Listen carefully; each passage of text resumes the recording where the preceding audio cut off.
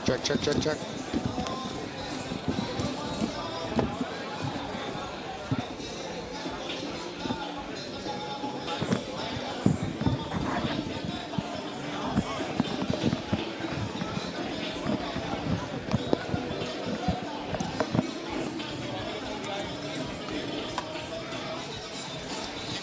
Yeah, this seats. Yeah, no. These seats are limp bird. There we go. They not as sturdy as they need to be. No, that's true.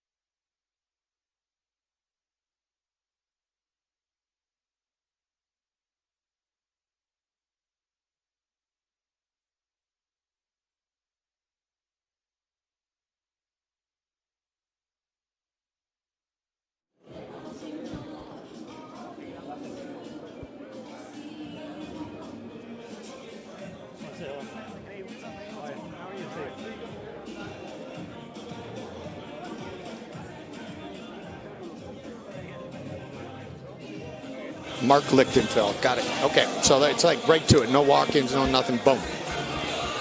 You got it. Okay, no problem. Hey!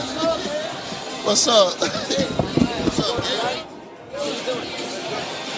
12 in and out, brother. 12 in and out. Check. Oh,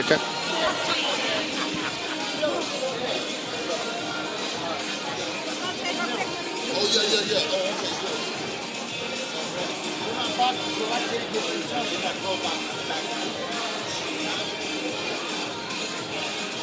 Wonderful. Yeah, all right, buddy. Holy, how are you? Good, man. How are you? Yeah. Really nice for the first show. Hey, I'm gonna pull that one chair out until we eat. Yeah, good call. Yeah. I'm in my coat. Oh, it's under. Get it out, man. Yes. So are you going to do color with you tonight? Yep. Yeah, it come. Okay. You remember when you guys were 16 at O'Connellton?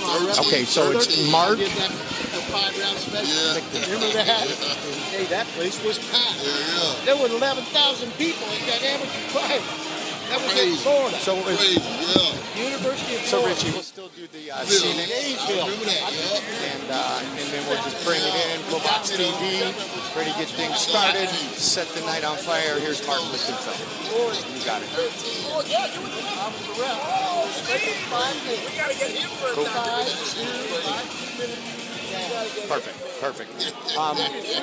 It probably won't be like this when we get going, but all the mics I think are pretty much open, so we're fighting all the gnats, or it's just really loud in here. Yeah, a little both. I tried putting in my earbuds, but then I can't bring them down low enough without having my earbuds blown, but they both work, so I may switch it in. Al Bernstein almost quit. Al was so figured out pissed. how they were cheating. Al was so pissed. Yeah. That's why they were having that way. Hey, Rob. So that's why they didn't. Yeah, I can hear it. People are just going to say, how the fuck they allow that in the United States? 1, 2, check. 1, 2, 3, 4. They won those things like the West Indies. He beat Joe from that quarter, this quarter, he come out and knocked him down 9-7. 9-7! He was crazy, man. Hey, let me know the information, right, about how they gonna. It's going to be on the 12th, March 12th. Okay. It's going to be at noon. The mass is at 12 o'clock. Very helpful too. It's on your Facebook. Well, we're going to put it out. That's right there off of Route 4 by the Hard Rock. Very helpful kids in school. We got the Eagle and we got the big bedroom. It's going to be from noon to 3 Richie, o'clock. can you see if audio can bring my entire box down? It's all the way down, and it's still really, really loud. Yeah, thank you very much, sir. Thank you. Hey, Dave, Mike Goldberg, nice to meet you. Thank you in advance, bud. Thanks, Dave. We got that covered. We got films and Iris. Check 1, 2, 3, 4, 5. First fight of the night, Anthony Curtis and Tommy Wu. Tommy Wu set to make his professional debut.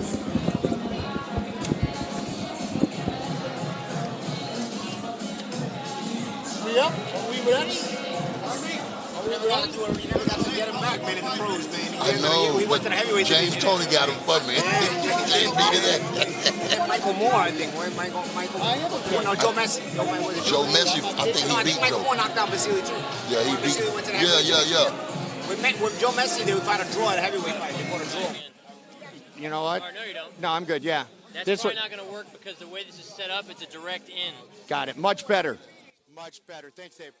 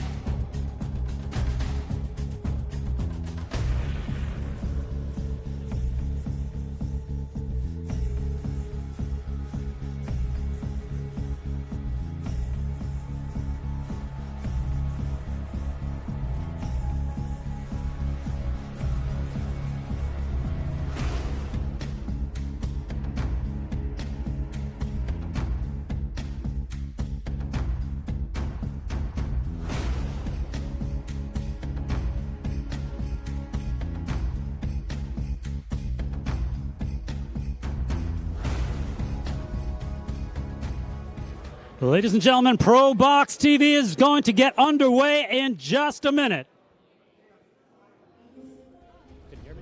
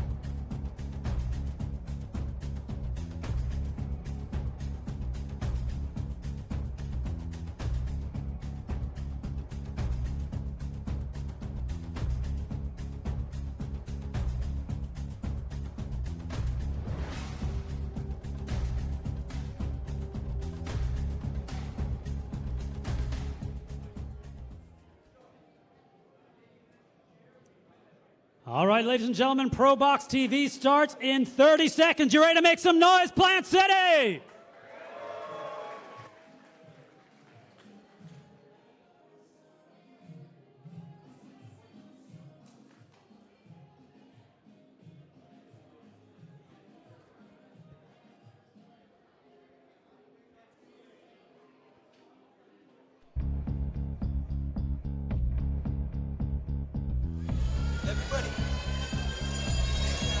A great look at beautiful Tampa, Florida, as we get set to give you a sneak peek of what Probox TV is all about. We start with our Future Stars series and a great fight to get things going here tonight. Mike Goldberg, Paulie Malignaggi, Roy Jones Jr., and Antonio Tarver. Yes, those three men, three of the best of all time, are my broadcast partners.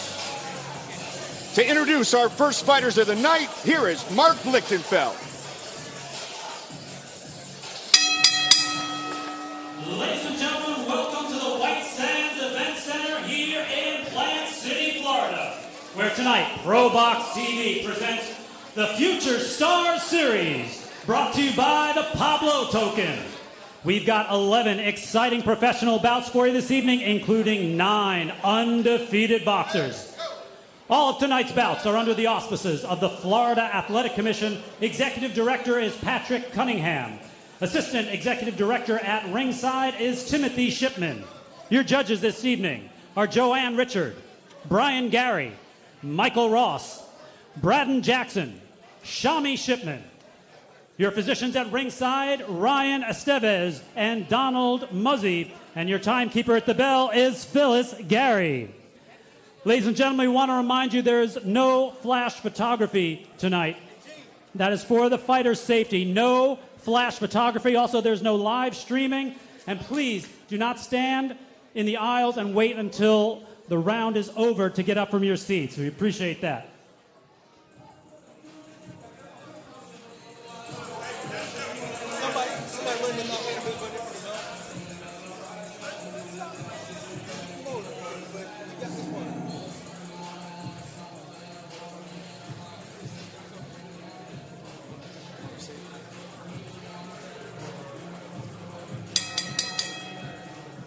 All right, ladies and gentlemen, our first bout is scheduled for 4 rounds in the welterweight division.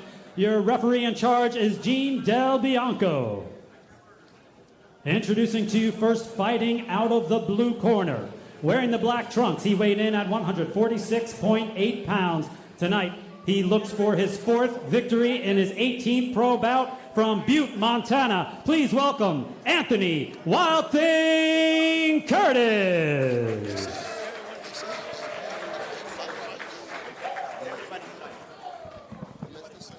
And now entering the ring, fighting out of the red corner, wearing the black with red. He weighed in at 148.4 pounds. Tonight, he makes his professional debut from Los Angeles, California. He is Thomas, the infamous Woo!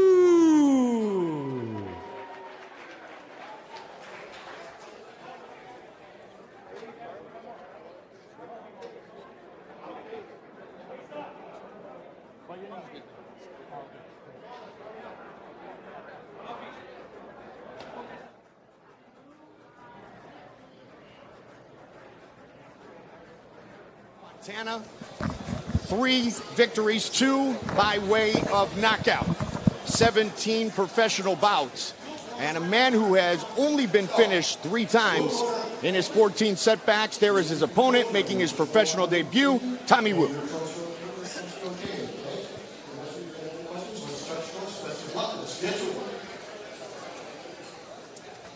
A lot of hype surrounding infamous Tommy Wu as we get started with a 4-round welterweight special attraction. Remind you, this is Probox TV.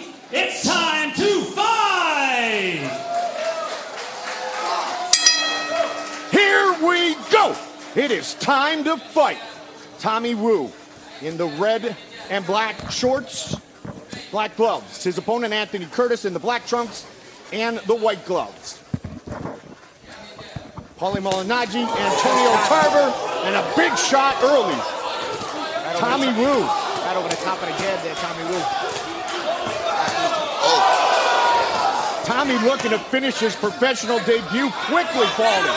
Yeah. This onslaught started with a counter right hand over the top of a lazy jab, and it certainly got the attention of the infamous Anthony Curtis. Now, I've seen Anthony Curtis take some whackings before, but this is unlike what I've seen him take before. A bigger opponent, a little bit crisper puncher, and I don't know how much of this he's going to take. And Roy, I mentioned 14 setbacks, but he's only been stopped 3 times. That's what I'm saying. I've seen him take a lot of shots from a lot of good fighters, and I never even seen him go down but once. So Wu will do something very spectacular here to put him down. Well, Wu's got to be careful not to get himself too excited, too anxious. Exactly. You know, it's a pro debut, but, you know, I mean, so you have a little bit of tenseness, a little bit of excitement in terms of wanting to impress the crowd, but you got a durable guy like Curtis in front of you, you don't want to punch yourself out. You have to be careful. And from experience, you know, Wu is making his debut, but if you do this for 2-3 rounds, you're going to spin yourself. Yeah. And with the more experienced fighter, might want to take him deep. Ooh, a right hand. Curtis let him know he's there. And I think Curtis is durable. He's got himself back into the fight, and I think even Wu understands that. He's trying to work back off the jab now and trying to stay calm. Tommy Wu trained under his father for much of his life, 4-time national amateur champion, 96 amateur fights, 85 victories. And he is a big name.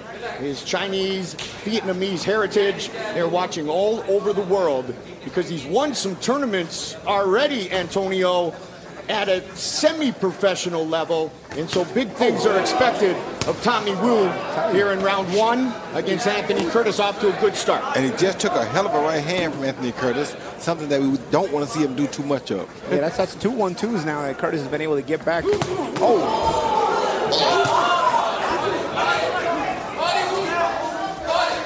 He's going to have to get out of there. And Wu is thrown with reckless abandon. And Curtis has to be careful here. Yeah, he does. The smaller guy. Much smaller than Wu. And he's pulling back, very dangerous. Some of those shots are missing, but man, you get caught like that, and you pull him back, it's a clean shot, and he's taking a few. Wow, it looked like he's going to make it through the first round, which I didn't think he would do. Yeah, the way the round started with that counter right hand over the top, I mean, it looked like it was going to be either a very long round for Curtis or or a short fight overall. But he got out. I'd say they should take a look at him in the corner, man. He might be too brave for his own good. He's a smaller man, and you could see he's much smaller.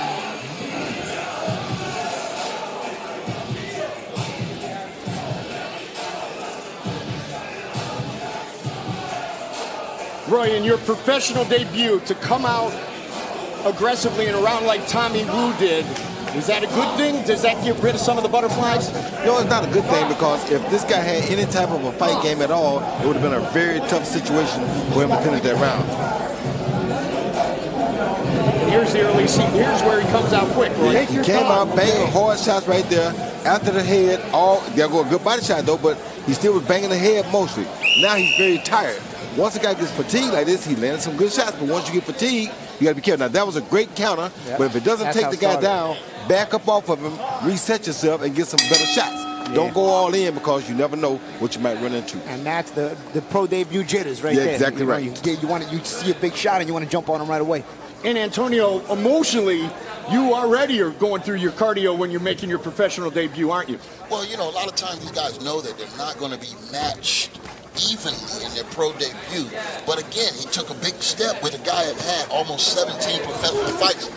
But I'm going to look to see, can Wu keep this momentum and see if he slows down a little bit when that lactic acid start building up. One thing about Wu that I think is good for him is he's much bigger than this guy. So by being so much bigger, this guy shouldn't be able to take the shots for over 3 rounds. Maybe the 3rd or 4th round, he may get him out. But he got to look at a long-term stoppage, not right now with a barrage of punches. Hey, Curtis is getting braver, though. You know? He is. Connected with the right upstairs and then the body shot. I'm telling you, I have seen Curtis take some major beatings, and he never hardly goes down. So Wu would do something very impressive here if he could just put him down. Now, if Wu can't put him down, if he can't finish him, and then what are we thinking? What are we saying then if this fight goes to distance? That's another 1-2. He's got to be careful taking those 1-2s. He seems like that. It seems like those 1-2 down the pipe is an effective shot to combination to use against Wu. He's taking 2 or 3 of them now. And granted, he's breathing hard. He's taking deep breaths right now, and this is where the experience starts. I'm telling you. I tell you, and this is where you also become a pro. When you get guys that are durable, guys that last in there, and they force you to know how to box your way through. And the one thing you don't want what you would call a journeyman like this to do is get confidence at all. Because they're going to make the fight much tougher if they get a little confidence that they can win. And now they know they can hang. Yeah, and Curtis has confidence already, as you see in his movement. He was talking to him a few seconds ago. I tell you what, Wu needs to stop doing, though. He needs to stop throwing everything so hard. He's got to start setting shots up. And inexperienced guys just don't know that at an early stage. But once they learn that, they're able to manage the fighter much better. And now Tommy Wu knows he is in a fight. 4-round welterweight fight to get things started here. Probox TV Future Stars Series. Another 1-2 from Curtis. And Wu is leaning back with his hands down. That's fatigue, gentlemen. That's just fatigue.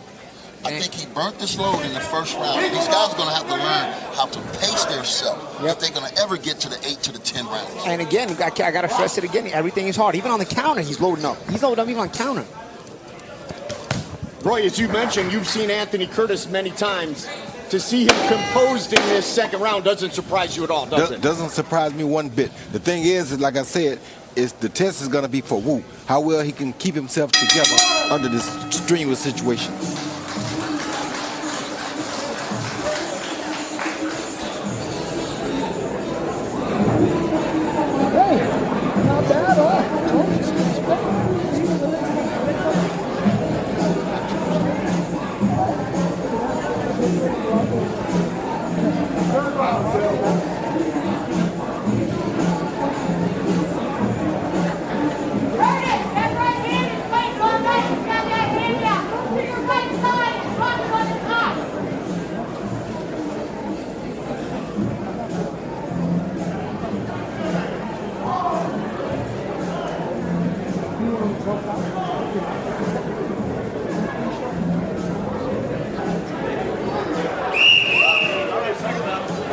Second go.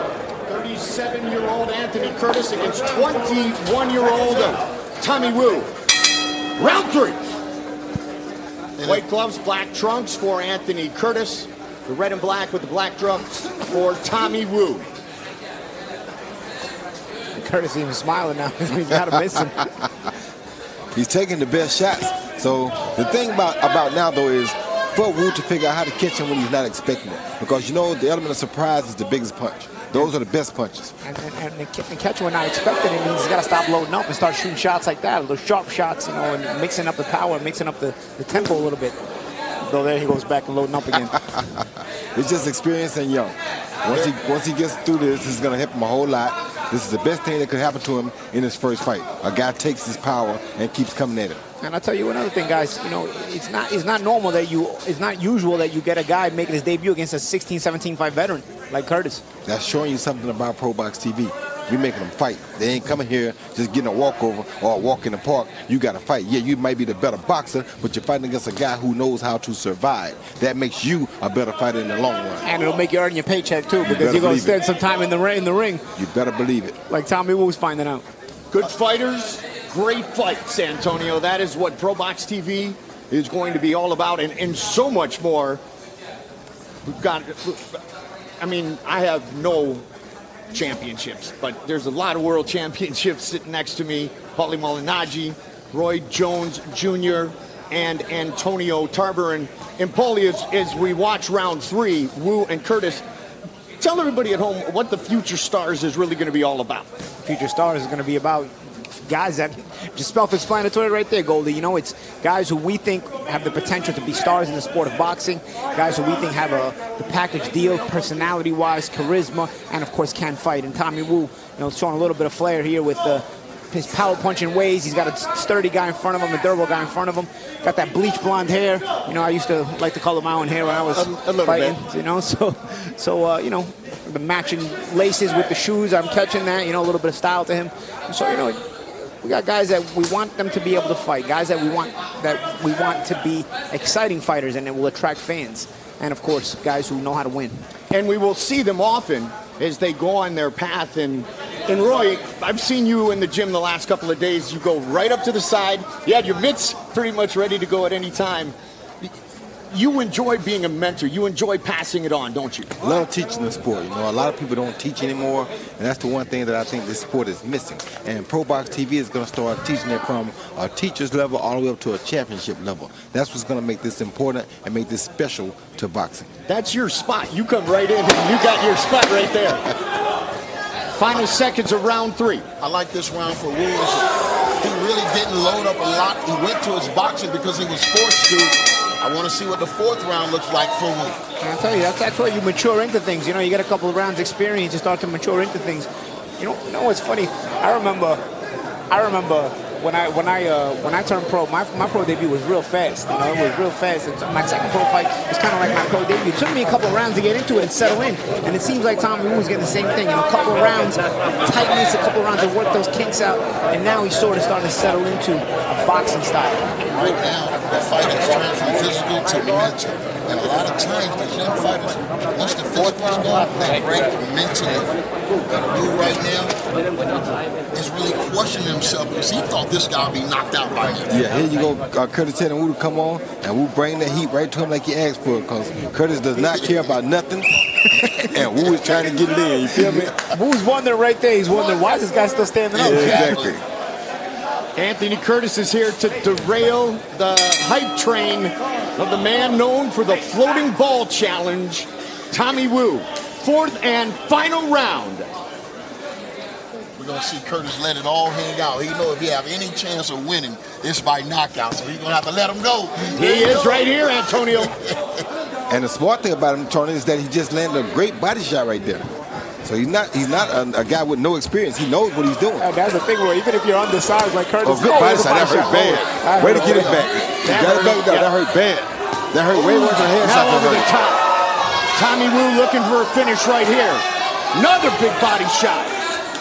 And all that started from that big body shot. Oh my! He reminded Wu. But he's gonna punch himself out again now. Right? He's breathing out again. Now Curtis is telling him, where you going? Tommy's shaking those arms out. Curtis needs this break though, because Curtis was hurt bad by that body shot. And this is another thing that happens. Sometimes a guy get caught with a good body shot, and it reminds him to go to the body. Yeah. So when he hit Wu to the body, it reminded Wu to go back to his body, and look what Wu did. Wu's really tired right now. You can see it on his face. Yeah, but he got the better of the exchange, so just take it easy, move away, don't get caught, and he's still winning the round. And Curtis is trying to shake off the body shot. Exactly. So. One tired of him, glad of it. But this is how young fighters grow. I mean, it's through the experience, through the hardship of the fight game, and this is it. I mean, mentally, you really have to have a strong mindset. Win, lose, or draw, Anthony Curtis is experienced. This is his 18th professional fight. He's 37 years old, Antonio. And much to your point, Tommy Wu's getting his first taste of professional boxing. He is. He's going to sleep good tonight, I tell you. But now, this is the best thing that could have happened to him. Yep. The best thing that could have happened to him. And that's what Gary Jonas is doing here.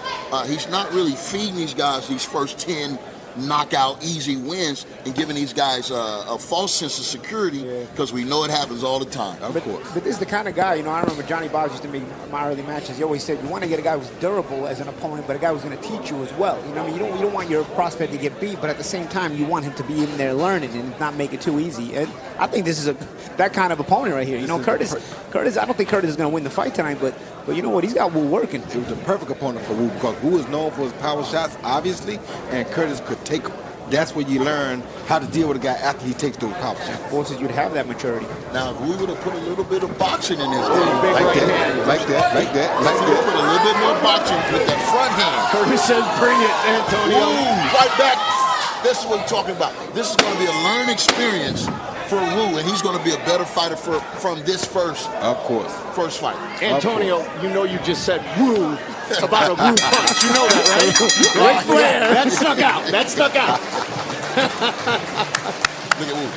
Great win, though. Great way to get things started. I respect both guys, man. I'll tell you. Got you. Wu gave it his all. He wanted to impress so badly, but, man, Curtis showed up and did his part. And, Roy, I just asked you about passing it on and being a mentor.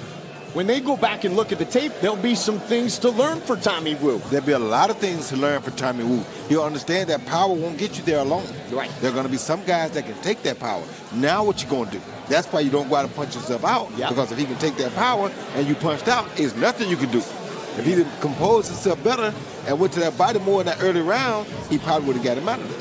I call it learning to fight in the gears. A sports car, you're an athlete, you're a professional athlete, you're like a Ferrari, a 5 or 6 gear car, and you got to learn to fight in all those gears. You can't keep it in 5th gear, and you can't always keep it in 1st gear, and that's the thing Tommy Wu's got to learn. Right now, a lot of times, I noticed he was either in 5th gear throwing everything hard or first just trying to catch his breath. He was in 1 gear, all out. Yeah, all out or nothing at all. Right, exactly. So these kind of fights will teach you that, I got to learn to navigate my way in 2nd, 3rd, and 4th gears as well, and to get through a fight. But for a young guy, I just want to say this. You're always thinking of, I'm going to knock this guy out. I'm going to have my, 5, 6 knockouts in a row. It's not about that. He got a lesson tonight. Yeah. The lesson was, as great as your power is, some guys can take it. You're going to have to, disguise a lot of that power. Set it up, set traps. You know what I mean? You don't have to punch so hard if you got the guy running into the punch. So use your boxing ability, use your legs, use your defense. There's so many facets to the game of boxing, and he's going to have all the time in the world to develop. That's why they call it boxing, not knockout.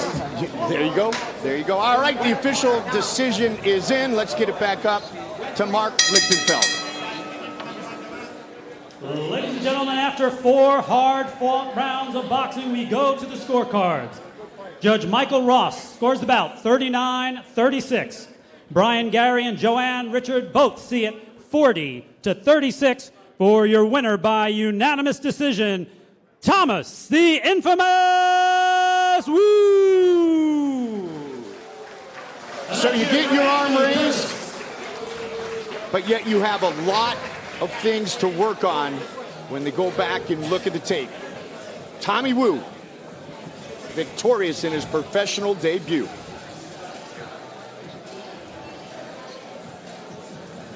And he came out flying, Antonio. Oh, yeah. All that power, all that energy. And all he had to do was spread it out a little bit. You didn't have to go 45 a minute all out. Spread it out. Get your 1 or 2 in. Reset. And I'll tell you, man, there was a right hand that Curtis took in that first round as he was throwing his own right hand. Yeah. Man, some guys would have been sleeping. No. Most guys. But not Anthony Curtis. No, sir. But that's crazy. All those power shots. We didn't even see a knockdown tonight. Not one. That's what I said. I would have been impressed if he could knock him down because I've never seen him knock down. They glad Curtis ain't got no power. That's what I mean. He was just that right opponent. You know, the guy who's durable, won't beat you, but will make you work on the things you need to work on. You know, Wu was going to go back to his house or back into the gym and back to the drawing board and be able to see the video and go over with his team the things that he needed to work on in this fight, because they were brought out in this fight, but they weren't enough to get him beat. And that's exactly the kind of opponent you want to show. I don't want the young fighter also to get discouraged because he had his hopes up so high. A lot of times you got to stay on solid ground. Don't get too high too quick. You know, stay humble. Tommy Wu by unanimous decision.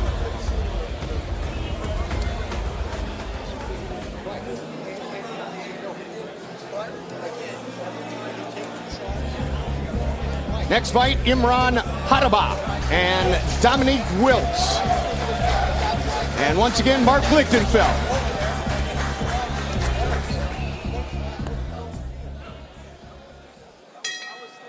Ladies and gentlemen, our next contest is scheduled for 4 rounds in the light heavyweight division. Your referee in charge is Dennis DeBon. Introducing to you first, fighting out of the blue corner, wearing the black with red. He weighed in at 177 pounds. Tonight, he's looking for his first win in his 3rd professional bout. From Houston, Texas, please welcome Dominique "D Murder" Wilt. And his opponent fighting out of the red corner, wearing the black with white. He weighed in at 174.8 pounds. A perfect young professional record, 3 wins, no losses, all 3 wins by knockout. From St. Petersburg, Florida, he is Imran El Toro Arabe Haddabah.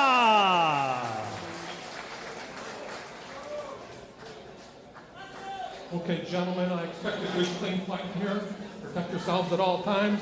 Obey my commands at all times. Touch them up. Come out boxing at the bell. Good luck.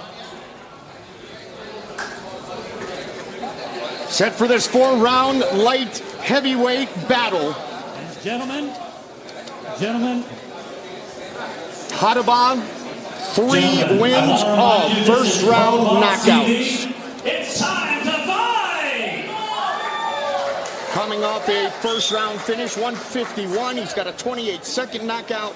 His professional debut, he stopped his opponent in 64 seconds.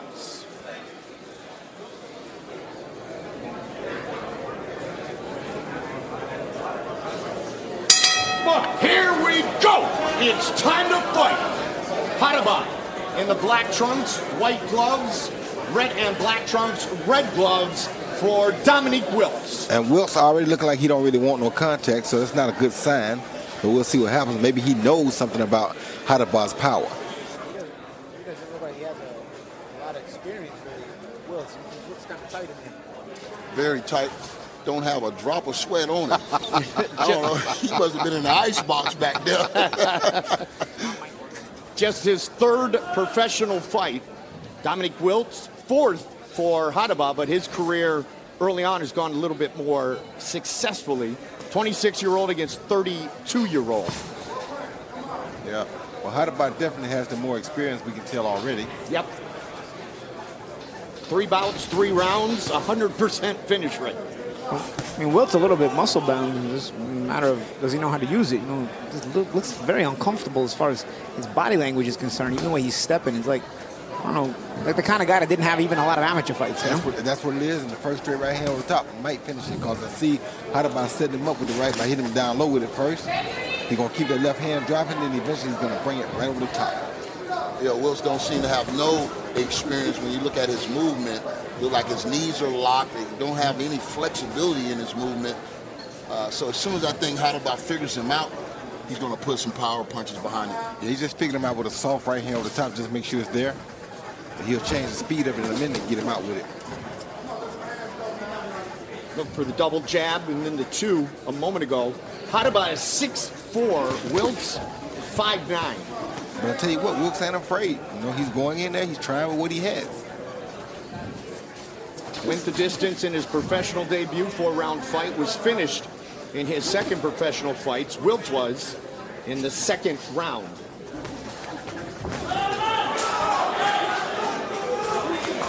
Light heavyweight battle scheduled for 4 rounds.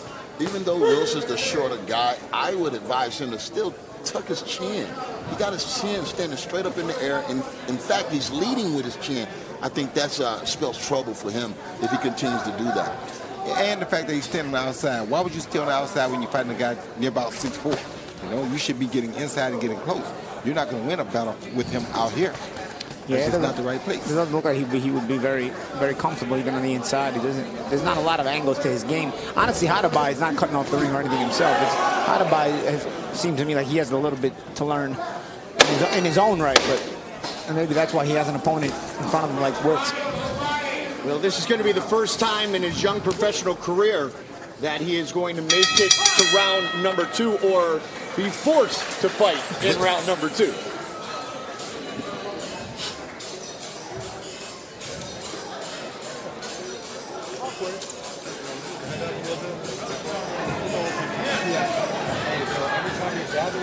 Paulo, you always talk about reach advantage or disadvantage. There's one thing having the reach advantage, there's another thing utilizing it. Yeah, exactly. And I think, you know, is one thing about Haddabah, he's got this height advantage and he's got this reach, but he's not using it to the advantage he could. And to me, honestly, he doesn't even have to really use the reach advantage in this case because he's not getting a lot in terms of resistance from Wilt. Wilt is sort of fighting only when he's forced to fight. He's sort of got a surviving mentality in there. So it's up to Haddabah to really put him in a position to where he's either going to quit or fight. And Haddabah first has got to start by cutting off the ring at least. You know, he's following. They went in the same direction the entire 3 minutes. They just moved in a clockwise direction the entire 3 minutes. And Haddabah won the round. He was busier, but he wasn't really able to create what he should have been creating. So I want to see if any adjustments can be made in this round. So it's a NASCAR race in reverse. Yeah. It's clockwise, right? And now I guess they're switching to the clock. Wilt's trying to move the other way. Exactly. Wilt's comes out right away and listens to what you say and moves to the right. Counterclockwise. You know what? His corner is above us, baby. That is true. That is true. Roy, obviously, you had success in 4 different weight classes, world championships there. So you faced the taller and longer fighter before. What was your approach when you had that opponent standing in front of you? In most cases, you want to either try to push the issue or stay way away from him. Either go all the way close to him or get all the way away from him. You can't fight him at a distance that he's fighting now because he's staying in their reach, but not your reach. Yep. Antonio, that's what you were talking about, right? Yeah, he's standing tall. Even when he's short, you got to break. There he goes. That chin up high is going to be his downfall, I believe. But more so than the 2 punches the 2 hands that Wilt has, I think that head might be the dangerous part of him tonight because he's under Haddabah in a fight like this. Head butts and stuff like that is probable. And I think again, I mean, we spent the whole first round talking about what Wilt should have been doing and not doing, but honestly, I'm starting to catch a lot of flaws in Haddabah. I'd like to see how he is. He fell in with that 1-2 right there. I mean, Wilt was just kind of giving it to him. He's not changing range or anything. It's up to you to, understand your own range in that 1-2. And Haddabah fell in and missed it. Even now, he's having a little trouble tracking his man down. Wilt has really made no attempts to get inside in this fight. And to be honest with you, with him surviving the way he's surviving, with 0-2 record, sometimes your job is just to survive. He's being smart enough to survive. If he can survive out here, then why not stay out there? He shouldn't be able to, but he is. I think Haddabah's finding his range right now. He's stepping on the power a little bit. I think he's looking for some results right here. And he finishes every combination with that right hand. He's not putting together anything past that 1 or 1-2. And he's leaving that right hand out there too. I mean, he's never coming back with a hook. Never putting a third or fourth punch in the combination. And when he did, left hand. The referee can't help you now.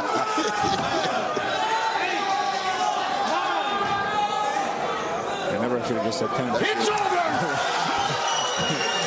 And ironically, I was saying Haddabah doesn't finish the combination. When he adds some punches to that combination, he managed to get him out of there with that hook that we hadn't seen thus far. And he finished with the left hand. You guys were just talking about he always finished with the right. He finished with the left. And he caught him on the side of the head. He never saw that punch coming. And it speaks to Haddabah's power. I think he got power in both hands, but he's going to have to learn how to line those opponents up. Yep, exactly. And you can tell the way Wilt went down that day, his power there. You know, sometimes you overwhelm a guy, you get that certain kind of stoppages. That was a powerful finish. Regardless of the quality or lack of quality Wilt is, that shot, you could tell the way Wilt went down. I mean, Wilt was so hurt, he was really looking for the referee to help him up, you know? So you could tell that this shot did its job, and there's some power there on the part of Haddabah.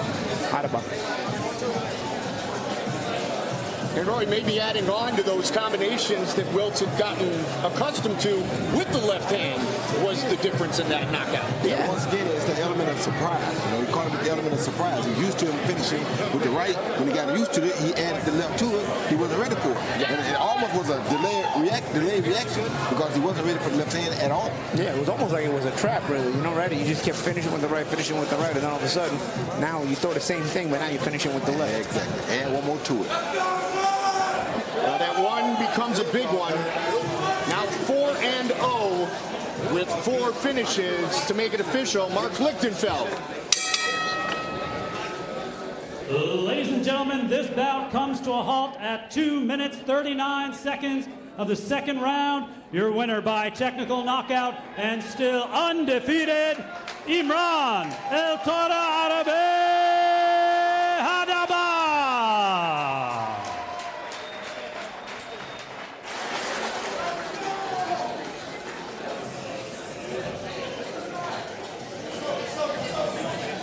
Let's take a look, guys, at how he finished the fight. And you will see Haddabah coming in with that jab, he threw the right hand again. That was the hook that he hadn't been throwing, the one that we was all speaking about him finishing with. So he added that hook to the once again, 1, 2, 3, bam, there's the one that we didn't see him finishing with earlier. He started finishing with it, and that got him the knockout. Because the guy was not expecting it. And I tell you, Wilt, I was going to say, he did not expect it. He thought he was out. He got underneath the right hand. He thought, I'm getting it out here. And the follow-up came with the hook.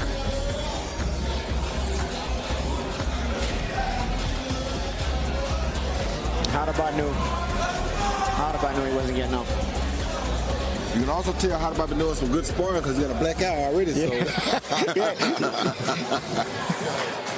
that blow behind the head?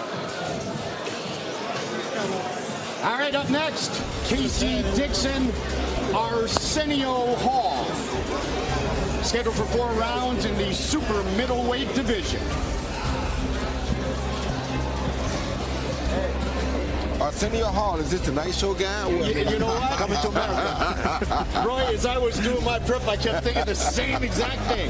And then I tried to look up some videos on Arsenio Hall, the boxer, and I just saw a lot of you boxers on the Arsenio Hall show. Right.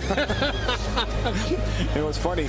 His parents played a trick on him, man, because you know he's young enough to where Arsenio Hall was already a famous guy when he was born. Knowing his last name was Hall, they still named him Arsenio. I mean, if it were Eddie Murphy, they would truly be coming to America, right, Antonio? Right, most definitely.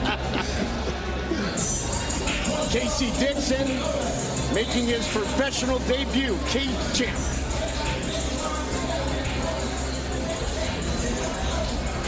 His half-brother, Najee Lopez, still to fight here tonight.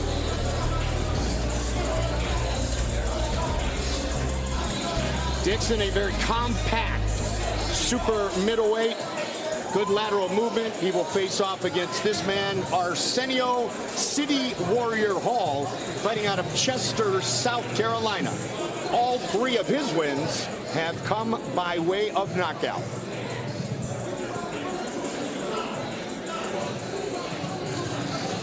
They stopped in 2 of those 5 setbacks. Sorry, Roy. No, I was just going to tell you, Casey Dixon did have a fight in Atlanta I was able to see it online. The fight was stopped as a no contest around about the third or fourth round. It's like the two fighters started meleeing in the ring. That'll usually be a no contest. And you know they're in Atlanta, so you know the fans start meleeing too. A-Town. Yeah, I heard somebody got threw over top rope. Yeah, it was wild, man. Something different. It was the battle in Buckhead. Right.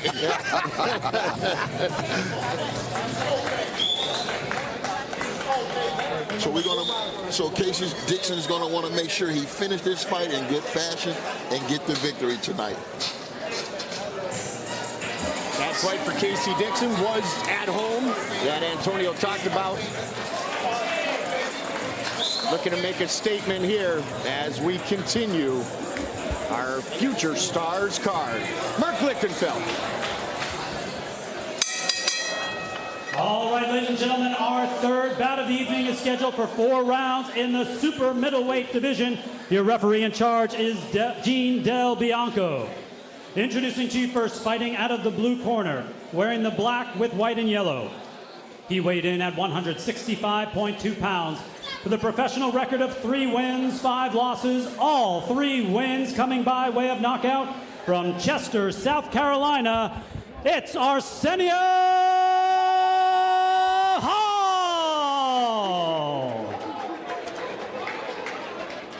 And his opponent fighting out of the red corner, wearing the black with white. He weighed in at 170.2 pounds, making his professional debut from Ellenwood, Georgia. He is Casey Dixon!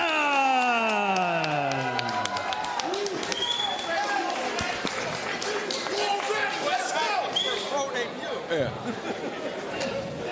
Well, you did explain to us how the Battle of Buckhead went. Right. So, you know, and we did hear some whoop whoops, and Roy, I saw you smile.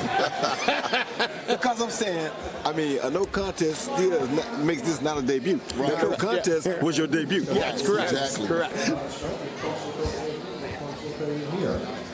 Unless there's any questions, let's best of luck. Let's get to one.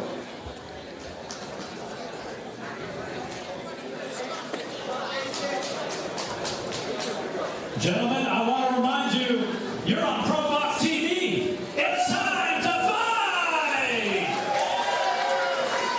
Casey Dixon, his first professional fight in the state of Florida against Arsenio.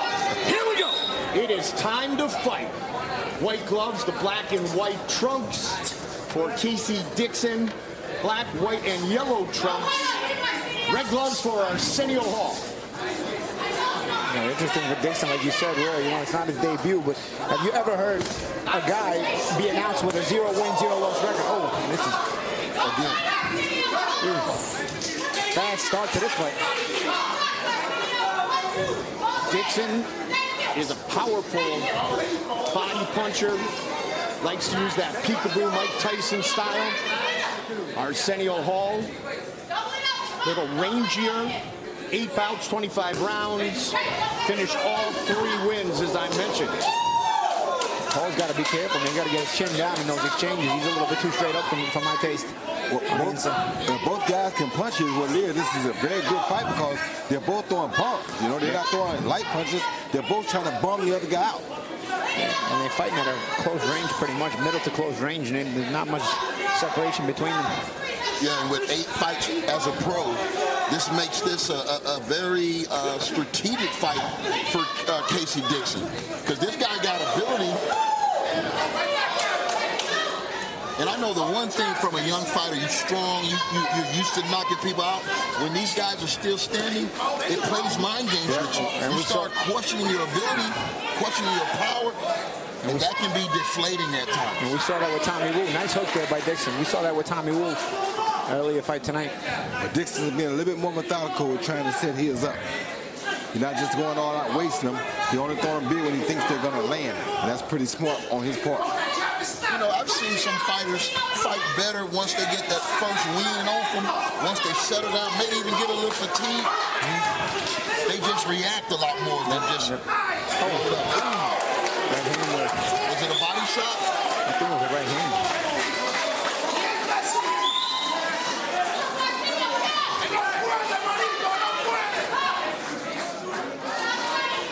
Arsenio Hall, good to continue. Big shot from Casey Dixon. You hear his corner saying, snap the jab, then go body again. There's that body shot. 30 seconds. Sneaky shot there. I told both of them throw a bomb. Arsenio just trying to go for the knockout. He knows if he don't knock him out, he's not going to win. But he's just trying to knock him out. And Dixon is doing the same thing now. This style of fight is Probox TV 101. This is what we love. They find out they don't like each other now, man. Well, they don't know each other one.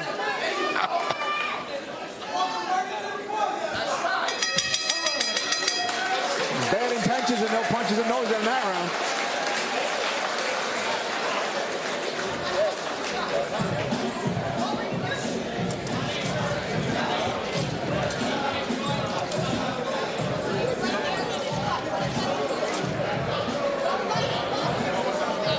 Last two fights for Arsenio Hall. Second round lost by TKO back in November of last year, but in October of last year, he scored a TKO victory at 223 of the second round in Queens, New York against Travis Toledo. Sneaky little punch led to the knockdown, Roy. And you're right, Antonio, with a body shot. Yeah, that was a street body shot right there. And he grimaced and he went down before the right hand because he could land to the head. So Tony, that was a good call. It was a body shot. Yeah, he threw the right hand last, but that wasn't what brought him down. That body shot brought him down. And he didn't even throw it hard. He just... That's the thing. You guys know what body shots, man. Just about placement. The element of surprise again. Big left hand by Casey. I know what they've been working on in the gym with him. They want to see him with a little bit more control with all that power. Good shot. Ooh. Another body shot. Casey Dixon with a ton of power, that compact frame. Looking to finish this fight.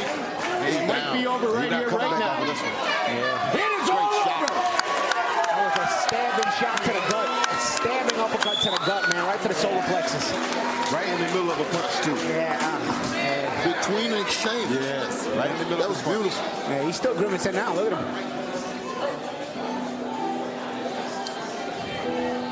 Antonio, you gave us a bit of a preview of what yourself and Roy and Paulie are going to do with these future stars, because you were just starting to say, hey, I know what they've been working on in the gym. Yeah. We hear 2 or 3 times out the week, these guys are training, and we're not taking over as trainers, but we're giving them tips from the pros, you know, and the trainers are really all for it. They appreciate when Paulie, Roy, and I are interacting with the fighters, and what we're trying to do is just give them something that they don't have now, experience. Yes. Experience. Even when we had the opportunity to go to Tampa to watch your son spar yesterday, afterwards, Paulie talked to him about some things, and I saw Junior's eyes light up. You're a world champion, Paulie is too, but it was a different voice from a different champion, and Antonio Jr. took it all in. Most definitely, and that's the difference that we can make. Yes. You know, Roy Jones walking to the gym is different. I'm nervous. I mean, these people, these kids have watched us, followed us pretty much all of our lives. They saw how we were successful in the ring, and they just look at us and say, you know what, there's a chance for me. Yep, and I'll tell you, man, it comes from even when we were coming up, I'm sure we all felt the same way. I can still remember the first champion I saw in Gleason's gym was Kevin Kelly, and I was in the dressing room getting ready to work out, and Kevin noticed me, like, with my eyes, like, oh man, that's Kevin Kelly, that was world champion. First champion I ever met, I just started in the gym, and he noticed it, and he was like, what's up, kid? Come over here, champion. You know, he gave me just 2 minutes of his time, but for me, it meant everything. You know, I was ready to give a great workout after that. I was so motivated to train after that, you know, just because he noticed me, he took the time. So, you know, it can mean a lot more to these young guys than a lot of times we realize when we take the time to speak to them, to give them our tips and understand them. Big finish for Casey Dixon to make it official. Once again, Mark Lichtenfeld. Ladies and gentlemen, this bout comes to a halt at 28 seconds of the second round. Your winner by technical knockout, Casey Dixon.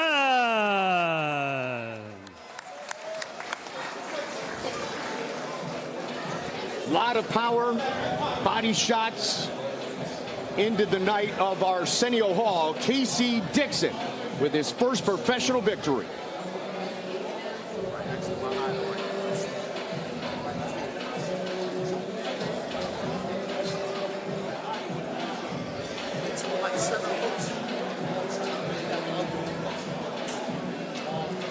The way young fighters' eyes light up when they meet you guys, and Roy, you talked about loving to teach and loving to pass it on.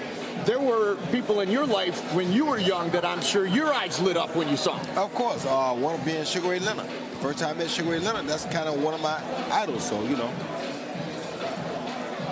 he got 2 knockdowns. Casey after him, that was that left body shot, right? Well, not yet, but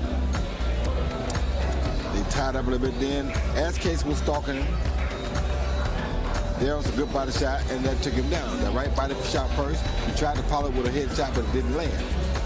In the second round, that was a great body shot, followed by a head shot. Then another body shot right in the middle of the action. The good thing you like about that is that Casey considered to go up and down. Yeah. You're going head right there, body there. Head there, body there. You feel me? He continued to go up and down, which is what you want to see a guy like him do. That carries him on to a lot further in his career. He was treating Arsenio like he was the punching bag. Yes, man. He was working up and down.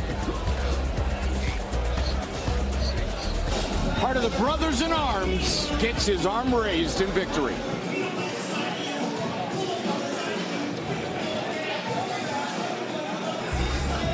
Next up, Maddox and Tinker. Light heavyweight matchup scheduled for 6 rounds.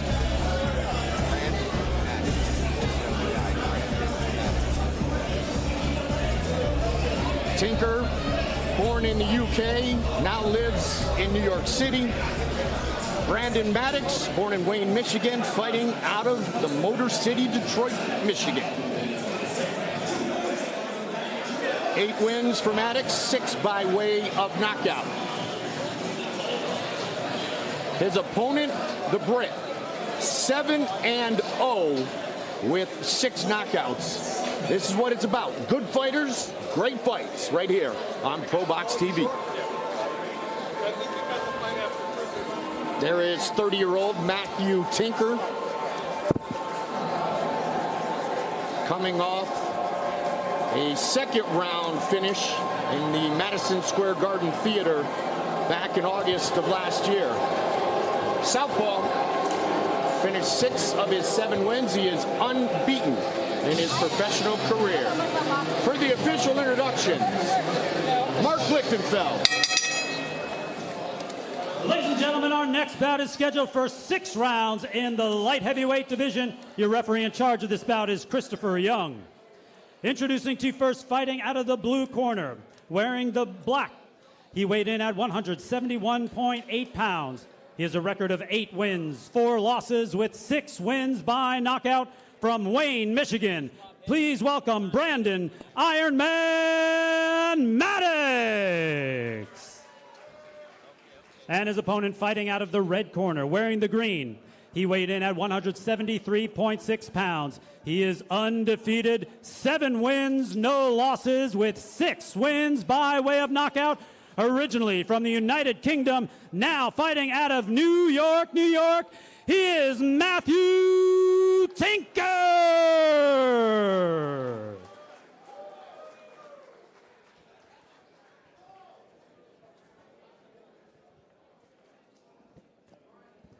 See instructions in the dressing room. Expect tough, clean fight. With my commands of all the time, particular sales all the time. I touch them up. He switched headsets, but I couldn't hear with the other ones. That box is for this headset. Matthew Tinker, It's not working. representing in his green gloves, green trunks. You're on Probox TV.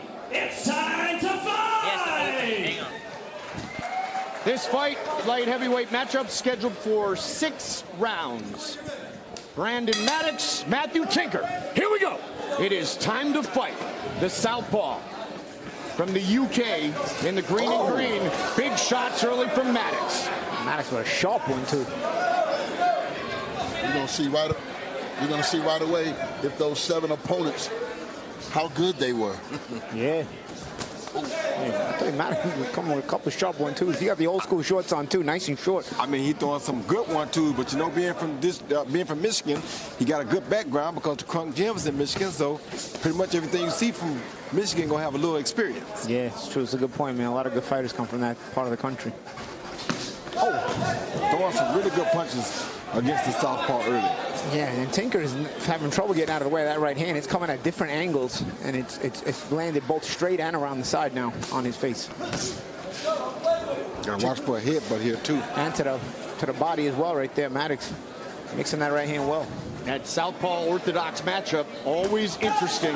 And so far, it's the orthodox fighter Maddox doing more damage here in round 1.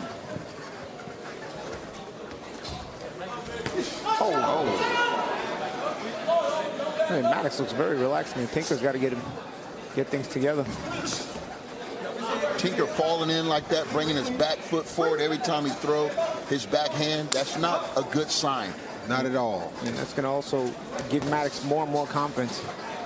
As you can see the body language of Maddox now, very relaxed. He's starting to pick off his man very well. Good start for Brandon Maddox. But as we know here, what will determine the outcome is what kind of conditions is Brandon Maddox in. It seems like he's starting to get a little slower already. That's not a good sign. Yeah, and Tinker needs that. Tinker's going to have to step up the pace a little bit and try to break Maddox down based on pace, because it doesn't look like he's going to be able to do it based on skill and talent here. All of these guys that are in the Future Stars series are going to have to learn how to control their conditioning. And that's a big, intricate part of elevating your game to the 8-round, 10-round, and eventually to the championship rounds.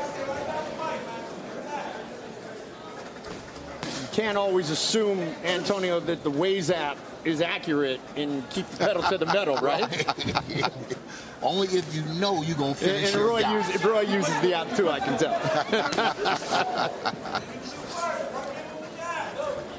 Final 30 seconds of round 1. Tinker looking to settle in, Paulie. Yeah, Tinker's looking to just pick up the pace a little bit more. Maddox, as Roy had said, has slowed down a little bit in the second half of the round. He's still throwing some sharp shots, or attempting to, but his output has definitively declined, and it's allowed Tinker to, although maybe not land as much, still gaining confidence to pick up the pace.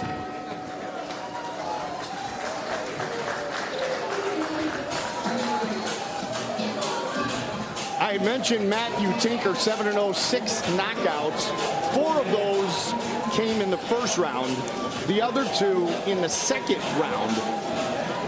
He did go the 6th round distance back in November of 2020, won by unanimous decision.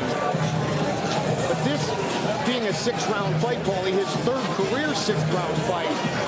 The last one ended in 1 minute and 30 seconds. Prior, he went all the way. So, much to your guys' point, it will be interesting to see the conditioning on both sides. Most definitely. Yeah, I think he's going to probably go some rounds tonight, because it doesn't look like Maddox is going to get out of there that easily. Based on that first round, not only does it look like he's going to have to go rounds, but he's going to have to make some adjustments and probably pick up the pace more, because it doesn't look like he's going to be able to box with Maddox. So he's going to have to rely on trying to wear him down. Round 2, the southpaw, born in the UK, fighting out of New York, Matthew Tinker.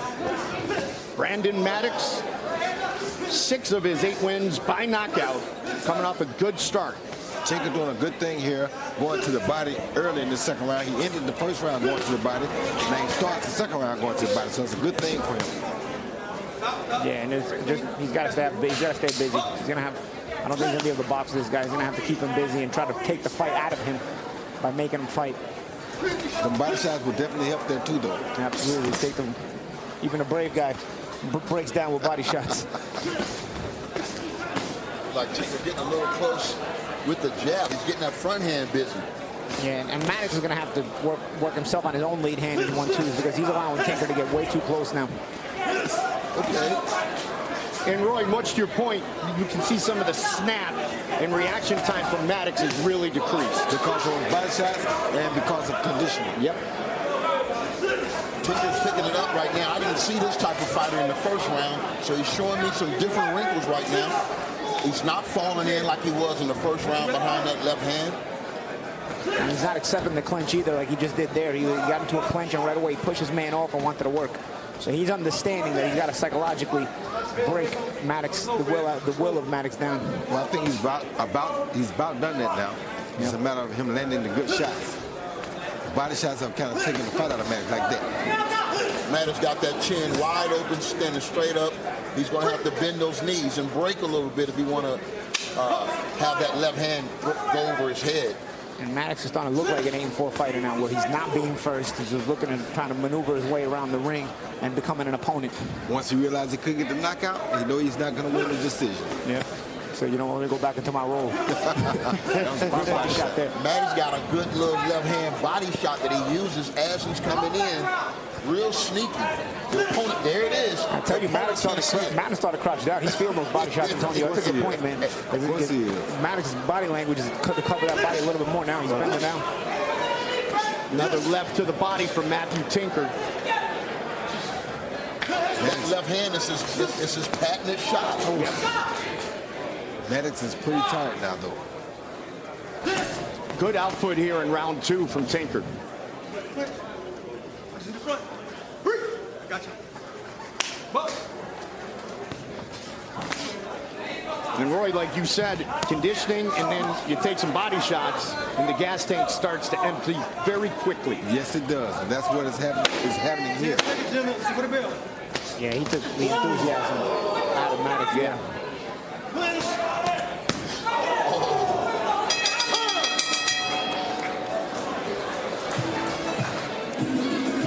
Ladies and gentlemen, we want to remind you we have 2 bars. You don't have to go to the front of the house. We've got a bar back behind the blue corner, behind the curtain, behind the blue corner.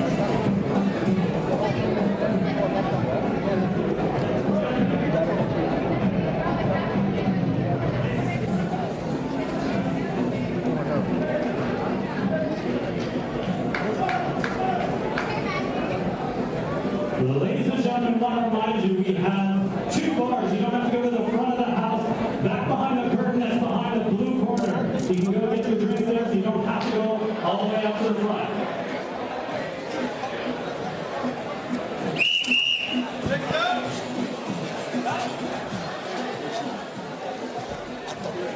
Round 3. Fight scheduled for 6 rounds. The southpaw Tinker, big round 2. Brandon Maddox trying to regain some momentum here in round 3. The other bad thing you hate about boxing is that you like to see what a guy like Maddox could do if he really got in shape. If he dedicated himself to the sport, how good could he really be? Because he came out here in the first part of the fight and showed that skillfully, he probably is the better fighter. But the condition has led it to be now almost an even fight or a fight with Tinker starting to take over. Yeah, and he almost resigned himself back to that opponent mentality. And that's the thing, when you got 4 losses already in 12 fights, you get a couple of shots, you resign yourself to that opponent mentality a lot sooner than a championship level fighter would, where he would still try to continue to try to win the fight. Maddox at this point is almost trying to just take what Tinker can give him, but not really try to create anything himself anymore. into Roy's point, that's one of the unique things, Paulie, about the Probox Future Stars and Contender Series. A lot of the fighters live right here, and they train right here, and they work together. They're pushed by the same coaches. None of those guys are going to come in bad shape because the coaches right here are not going to allow it. No, not at all. Ace of Beard and Mark Ferrate, they work you through and through. Every one of their fighters. Actually, both Ferrate brothers. I commend those young guys because at that level, young guys really don't commit and dedicate themselves like these young fighters, because that training camp stuff, you don't get that till you like contending or fighting for a world title. Right, yeah. They're here living in a training camp environment, and these guys are in shape. To be a champion, boxing has to be a lifestyle. You know, it's not, exactly, it's not just a hobby. Well, shout out to Probox too, because they are providing these guys with the opportunity to be able to come here. And if you want to do this, here's everything you need. All you got to do is box. We got food for you. We got a place for you to stay. We got everything you need. All you have to do is dedicate yourself. If you can't do that, then you don't want to fight. Amen. Amen. You got to be enthusiastic and passionate about this way of living. Oh! I tell you, man, my man Brandon Maddox has landed a few good right hands in the past 30 seconds. If he was in shape, he'd be something dangerous to see. Looking for the body again. Oh, body head combination there. Paulie, you and I were talking about a little while ago, and one of the fighters had said, if you walk into the gym and you're waiting for your trainer to get you started, and you're not hitting the bag, shadow boxing, doing something, then you're defeating the purpose. Yeah, of course, man. You gotta enthusiasm and passion are part of anything you do as a living. You know, that's how you improve and get better at anything you do as a living, and it certainly applies in boxing. The work is just too hard to not be passionate about it. You won't do it unless you're passionate about it. Get off his head, get off his head. I got you. Feature the Valle brothers still to come. And I watched an interview with them, Antonio, and that's what they talked about. They talked about boxing is their life. They both have had success modeling. And Dominic was even saying when he was asked about it, hey, if there's a gig doing something else and it's boxing time, that's my life. Boxing, boxing, boxing. If I got a little time, I'll do that. But I loved their mentality. They're both young. They're both going to showcase their skills for it. Oh, yeah, I can't wait. They're actually my neighbors. I didn't even know they lived in the same neighborhood. We knew they right around the corner. Yeah, both of these guys, you have their heads on straight. You know, they've dedicated their lives to boxing, and it takes that. It takes that. So I'm going to be looking forward to both of these guys showing us what they are working on from the camp Probox right here. And I can't wait. I'm excited about both careers. Some of the work late in the round. Maddox trying to stay in it. 6-round fight. Maddox came out with the pedal to the metal. Since then, Tinker has put together some good combinations. Yeah, Tinker threw some good body shots at the end of that last round. Straight left to the body like that. I mean, he threw a really good straight left and an under left. So I like his body work. I like his discipline. But he's seeming to fade just a little bit of himself, too. Tinker has had success with that left hand to the body. I believe Maddox is expecting that. He should whip that thing to the top one time. Exactly. Switch it up. He tried right there. He did. He listening to you. Good straight left. I can't hear myself over there. I can't hear myself in the headset. Those guys 5 minutes really good. Thank you. Oh, good body shot there, but again, yep. Tinker as well. David, I may have had you put it too low. Thank you. That was a good left hand there, but very good straight left hand. How y'all got this fight, man? Can you give Maddox a round so far? I mean, Maddox for sure won round one. After that, I'm not sure, but I tell you what, man, Maddox starts to get his way back in there. He gets his little moments, but he's not as consistent as he was in round one, because now Tinker can get back to him right away, because Maddox is not as fresh after landing those shots like he was in round one. But Tinker himself, he is doing is he's exposing the defensive lapses of Tinker and the kinks in the armor of Tinker as far as the defensive things he needs to learn, that's for sure. So again, it could be one of those fights where Tinker's learning, as we described earlier, but he can go back to the drawing board and work on some things that he realized he needs to work on based on this fight. And remember, guys, I had mentioned 7-0, 6 knockouts. All 6 of them came in the first 2 rounds. So this is, once again, going deep for Matthew Tinker. And it's the best thing that can happen for him once again. Yes, now right. He learns what it's like to fight a guy who can absorb your punches and keep coming at you. And that's what he's getting tonight. Absolutely. And punch you back in the mouth as well. He's taking his share of punches too. So it's not just going the rounds. You're also forced to think your way through the rounds. Yeah, that adversity, man, you have to go through it.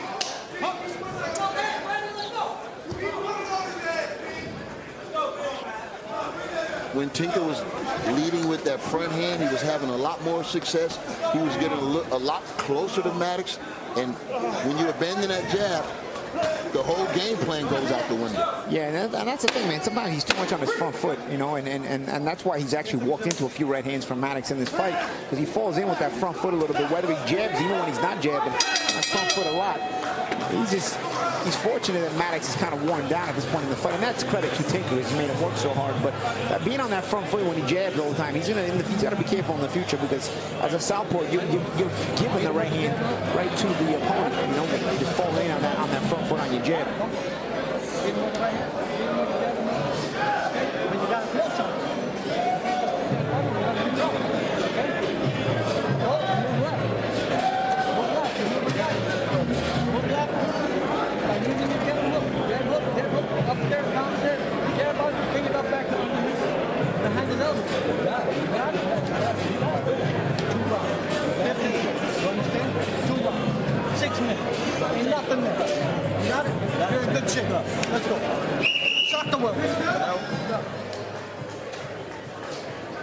This light heavyweight contest continues. Matthew Tinker 7-0. Brandon Maddox 8-4-1. Round 5.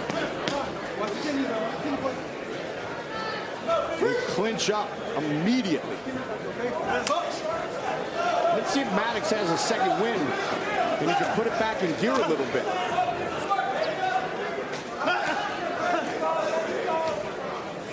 It seems like he has a semi-shoulder roll, but don't really block his body that much. I think Maddox, Tinker is going to the body to open the shoulder roll up a little bit for him. And he's getting to that body, so he's opening the head shots too. So once he lands the body shot a couple times, the head shot is there, like that. And I tell you, Tinker lands anywhere he can. He smacks him and turns the punches over. Anyway, he's just trying to rough Maddox up, let him know he's in a fight, and keep him in that fight. Keep it as rough and dirty as possible. Let the Tinker fight right now. Putting his hands together again, much to your point, Paulie. Yeah, what that does is if you don't have enough dig down in you, it'll take the fight out of you. You know, he's basically wearing Maddox out of this fight. Set up nicely with the jab. Anytime Tinker uses that jab, it's a different fight for him. When he leaves the jab alone, it's a harder fight for him. Yep. I agree, but I don't like him on that front foot when he jabs, man. I mean, a sharper opponent or an opponent that doesn't wear her down, because he was paying with the right hand in the first round. An opponent that won't wear it down can make him pay for falling in like that on his jab. You just give him the right hand or a nice counter right hand. When you do that, you see like how he went in right there, he abandoned the jab. You should still use the jab first with a range fight like that. Behind that range, he go behind like that. Makes it much safer. Yep. Also giving a decoy to the opponent, you don't give him something to think about. Yeah, he's using the jab in many different ways, and when he does utilize it, that's where he's been most effective, much to your guys' point. Good body shot from Maddox. Yeah, that was a more like, man, get away from me. the way he threw it, he's like, man, will you get off me?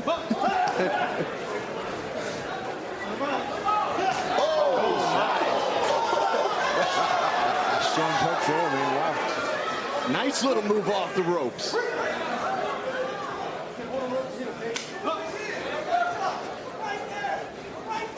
Gotta always be ready. Tinker with a sweet little move, landing a big left hand. Final 30 seconds of round 5. Nice left hand. Mike Goldberg, Paulie Malignaggi, Roy Jones Jr., and Antonio Tarver. Probox TV. I like the mix of left hands Tinker has. He throws him straight down the middle, and sometimes he'll come around the side. When Maddox gives him too much of a bladed angle on the right-handed stance, he'll come around the side with the left hand instead. And when Maddox is a bit more square, he throws the left hand straight down the middle. I like that little adjustment Tinker's making with his left hand.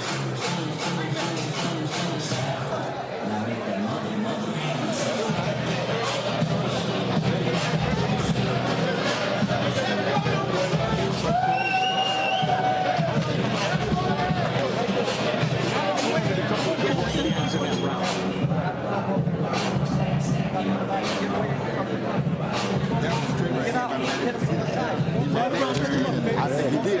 Grimace, right? Grimace if they landed that right hand. And again, another spinning right hand right now, but he did grimace up to that right hand, yes. But he definitely had to hurt it right there. Then you see Tinker come back and squat right there. But he hit more arm than they did head. I thought he got trapped in the rope. He just held the rope. Fatigue. Right. Touching gloves. This is the last round? Yep, 6th and final round. The southpaw Tinker, Maddox, orthodox stance. Matthew Tinker has been the busier of the two fighters. Maddox has had his moments, and he's going to let it unleash right here in the final 2 minutes and 40 seconds. Maddox just landed some good shots. I think they clapped heads then, but no cut. Maddox is good for a couple of good straight right hands early in the round before he gets tired, you know? Whoa, whoa. Oh, good body shot. He jumped in. Superman punch, right? Yeah, pretty much. Better believe it. Paulie, he heard you talk about Tinker being too much on his front foot, and Maddox has jumped over it. Maddox hurt that right hand, man. He just left landed. that time. Goes again. He left that time, too, though. He just landed a good shot, and he grimaced again with pain. I think he hurt his left that time. He may need to invest in a new hand wrapper. Now his hands are all the way down. Tinker's the kind of guy, man, he makes you throw punches. You know, because he's constantly in front of you. You got to throw punches. It'll wear you out. Look at a nice spin move by the referee, too. You saw it? Some athleticism by the referee tonight. There's Maddox trying to pop shot with the left hook. Ooh, and he walked Tinker right into it. Nice check. But he can't throw the right hand, guys. Yep. He hadn't thrown it in about a minute since he landed that straight right. Yep. You might not see it the rest of the fight. There's only this round left anyway. Great catch by you guys. We saw the grimace on the replay from last round. And then again, he won't throw it. Yeah, early when he did, he still won't throw it. Now it's obvious because it's there too. Now it's very obvious he's not throwing it. That might get him hurt. So he goes southpaw so he doesn't have to throw it. Oh, he did. Now, this is what boxing does. It makes you figure out what's inside of you, the character. You know, because I know that fatigue, you know, he's questioning right now. Fatigue, pain. But why hasn't he quit? Because there's a champion somewhere down deep. Yeah, absolutely. And he's got talent. Right, he's got talent. Uh-oh. I'll tell you, Tinker. I mean, he's looking to survive in this last round with one hand. When you question yourself, though, man, you got a guy like Tinker in front of you. You start questioning yourself more because Tinker will constantly brings this fight. And now Tinker smells the blood. He realizes he's got an injured animal in front of him, man, and he's like a predator trying to finish it off. Lucky for Maddox, Tinker ain't the best puncher. Yeah. So that's why Maddox is surviving. Because Tinker's definitely not a power puncher. So that's what allowed him to last 6 rounds. Also, Tinker's not very deceptive. You know, he's more effort than trickiness. They go the distance.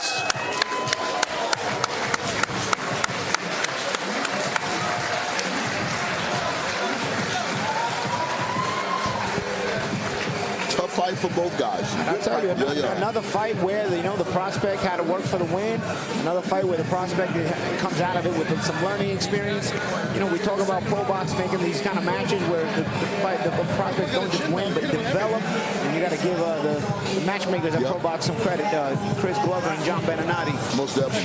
You know, because these are the kind of opponents where you're getting your proper work in and you're developing yourself. You're developing the prospect, turning him into the champion that you will hopefully eventually he blossoms into. And that's why it's important to get behind these future stars now so you can see their rise, see them come from the 6 to 8 to the 10-round fight. And when you look back, you can see that development makes you feel like you've been there the whole ride. Absolutely. And the most satisfying moment as a coach, and I personally experienced in hockey, is when you talk to a young fighter, a young player, and you're saying, you got to do this, you got to do this, you got to do this, and then they do it. And the only smile bigger than the one on their face is the one on your guy's face. Exactly. He got it. See, I told you it was going to work. And you want to hug them, you want to embrace it, because they work so diligently, and verbally you pounded it into them. No question about it. I know you know what I'm talking about. You know, it's rare when you get a guy that has been blessed with all the talent, but he still also has the work ethic. You know, that's an awesome combination, because a lot of times the guys with the most talent don't always have the best work ethic. They need coaches, they need trainers, because if they was relying to do it on their own, they won't do it. Hard work beats talent when talent refuses to work hard. Amen. Mark Lichtenfeld.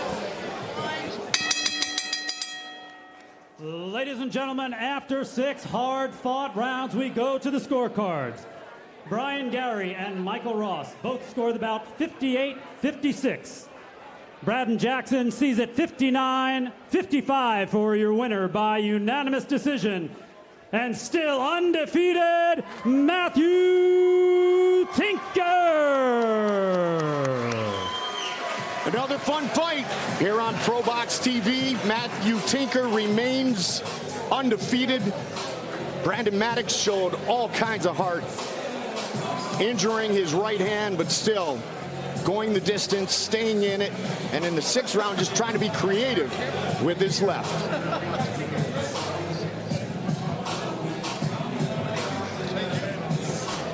Here's round 3. Yeah, you see Maddox having some good times in the round right here with the big punches like that straight right hand.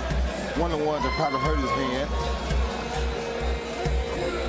But then round 4, 5, and 6, and just like you guys just said, the guy that was in better condition, the less talented guy, but the more dedicated guy started to take over the fight. And you see him keep bringing the fight to Maddox because he knows he's in better shape. You know, he's been in the gym more. Maddox is the better athlete, but Tinker's definitely the more dedicated fighter. Amen. And that's what happened right here in this fight tonight. And there you saw him hurt his hand again in that 6th round. He threw it right hand and he grimaced again, so we knew he hurt it. You know what's the worst thing for a young fighter is when he go back and look at a tape like this and he knows he could have did something different. Yeah. Tinker is 8-0 as a pro.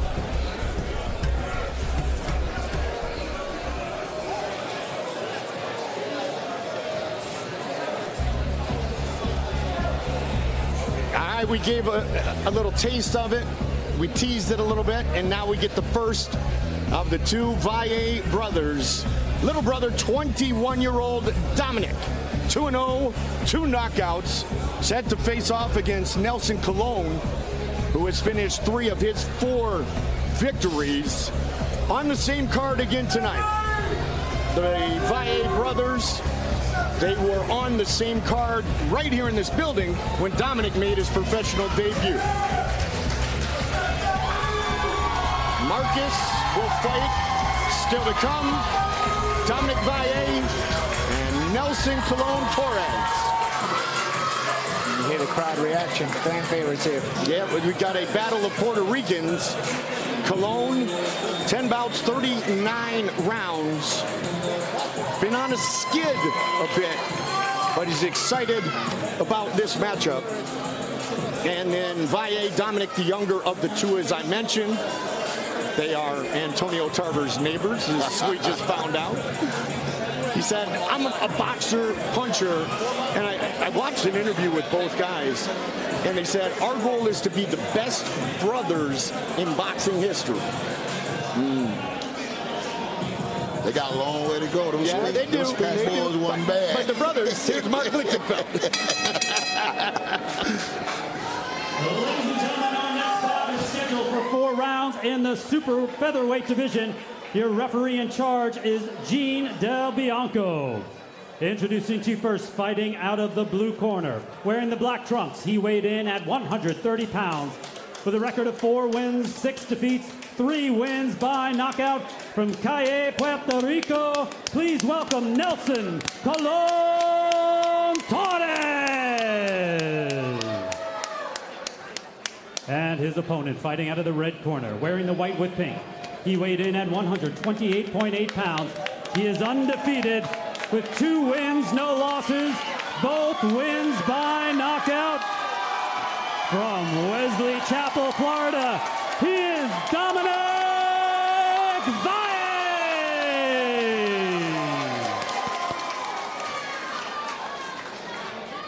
Tampa's definitely in the house. Yes. Puerto Rico represented. Okay, unless there's any questions, touch gloves, best of luck. Let's get to work. Colon Torres, born, still lives in Puerto Rico. Dominic Valle, Puerto Rican, wears that flag on his trunks. Gentlemen, I want to remind you, you're on Probox TV. It's time to fight! 4-round super featherweight special attraction. Here we go. It is time to fight. 21-year-old Dominic Valle. Very tall for this weight class.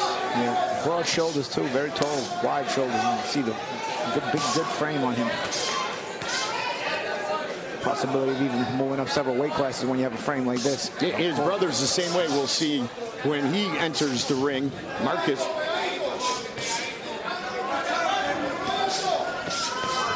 Both of the Valle brothers did admit they speak very little Spanish. They fight in that Puerto Rican style, which is what makes this matchup great. Someone said Puerto Ricans are born with a left hook. But the one thing about the Valles, and Paulie, I got to throw it, they started watching Miguel Cotto. And he said Cotto fights in their home became an event.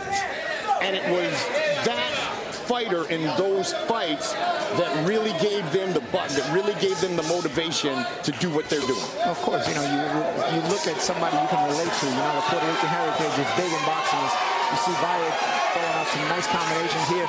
But I tell you, Colón Torres is a guy who's durable, man. He's a durable guy, and this guy fights. So it's another one of these opponents where the prospect tonight is going to have to work for it. And you see Valle getting off a bunch of punches, a bunch of combinations, but Torres is not going anywhere. A lot of time with these young fighters, it be a lot of energy. Wasting punches. Wasting punches. I want to see these guys box. You got a whole ring right there. Use the ring. You know, a lot of times these guys just start fighting before they ever let their boxing get in the game. Yeah, you know what it is, man? I think when you're early on in your career, a little bit anxious, and you think just because the guy's in punching range, you got to hit him with everything you can until he's not in punching range. You know, you can keep him in punching range and not totally shoot your entire arsenal at him. You can, and while he's still in punching range, you can control him. Like you just said, the whole goal of that, if you use the whole ring, then you cause distance to happen. And it gives you a chance to take your time and set your shot. Everything will have to be hard like this right now. Right now, everything's hard because you're staying on good pivot, I mean. And Colón Torres, Roy, just took a big uppercut.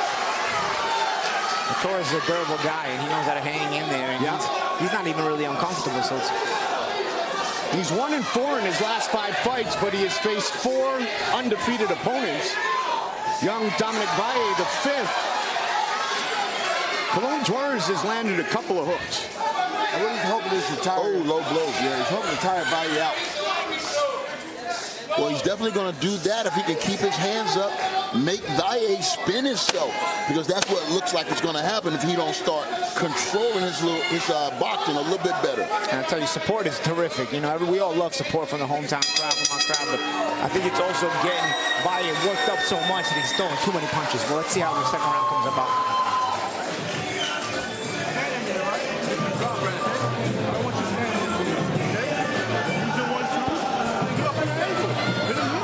Oftentimes, Roy, as you know, the most difficult fights in certain ways are the ones in your hometown.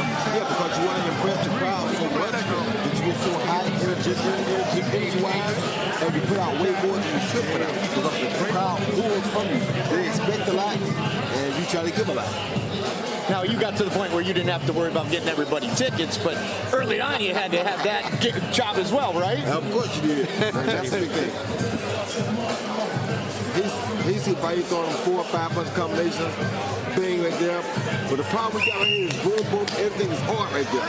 You got to change that speed just a little bit. Yeah, you're trying to calm him down, but you got a Puerto Rican fighter against another Puerto Rican fighter. You got a Puerto Rican crowd, and you got Big Pun playing in between rounds. I don't know how they're going to calm down now. That was a pretty uppercut at the end of that combination, too. Yeah, Antonio, we might as well be in Plant City, Puerto Rico. That's it. Yeah. Round 2, this one's scheduled for 4. Antonio, Dominic Valle has some fast hands up. He does. Like I said, I just want more control so you don't have to spin yourself. The guy's hands up. There's not a free shot there. Set it up. There you go. Yeah, that's one of those things where you got the guy in front of you with his hands up. It's going to be hard to penetrate him. So, you know, you using that lead hand and breaking them apart, setting those traps. You can even do what I used to like to see Fernando Vargas do when they had the gloves up. Not take that lead hand out of the way with your right hand and then come around it with a punch. Low blow. Keeping up a heck of a pace. Valle's in good shape. He sure is now. That, I must say, he's ahead of shape.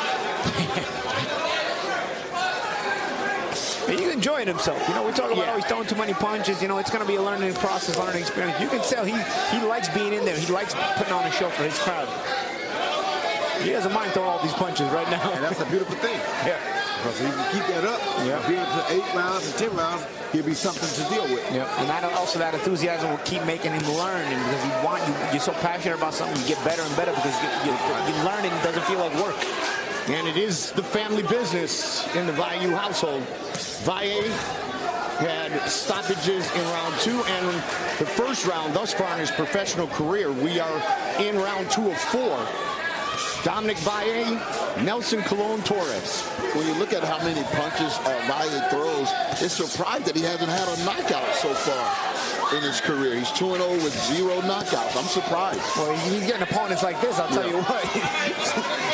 You know, matching him hard, right? Colon Torres is, you know, yesterday you could tell when somebody shows up for the check and somebody shows up to fight. Yesterday at the stand down, these two guys were grilling each other. You know, you could see Colon Torres didn't care what his record was. He knew he was coming to fight tonight, and that's what he's doing. He's got this high guard. He's walking Valle down the whole time. Sure, he's outmatched, out-talented, out-skilled, but he doesn't care. He's going to be in Valle's face all night here.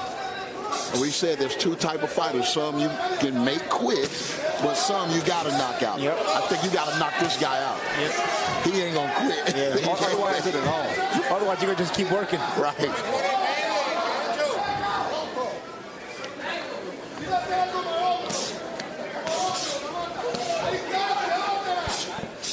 Well, they got it listed wrong on here. Yeah.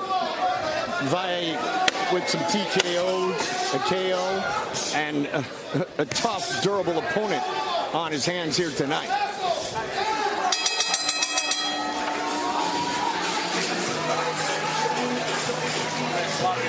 Sometimes the notes get it wrong. Right, champ. Sometimes the notes get it wrong, champ. We got 2-0, 2 knockouts for Valle. But tonight he's got a lot of work in front of him. Tonight he's got a guy he's going to have to work to get him out of there. This is not going to be a picnic. It's not going to be easy to get this guy out of the way.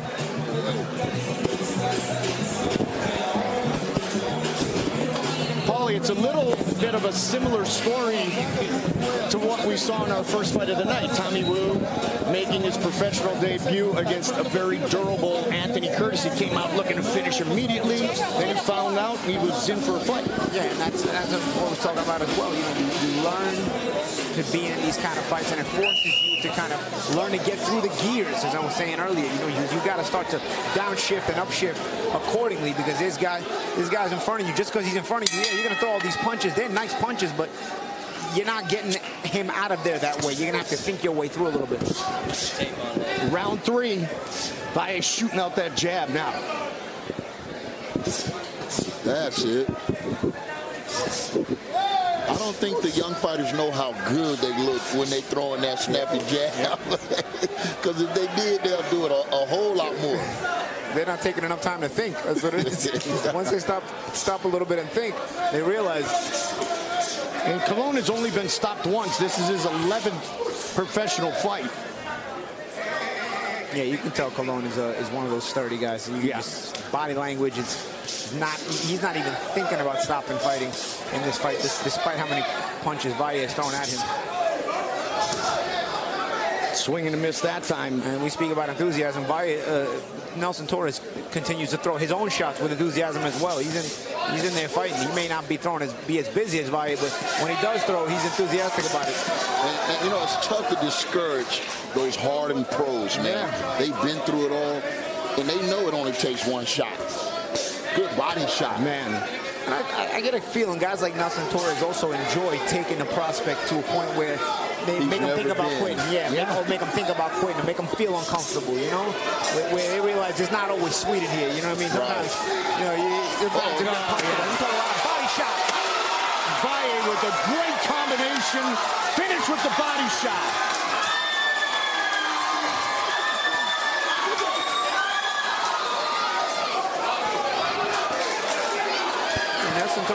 Nelson Torres got up though, man. He set that up beautifully, snuck that in. But the onslaught continues from 21-year-old Dominic Valle. I think Valle, It is all over. Dominic Valle.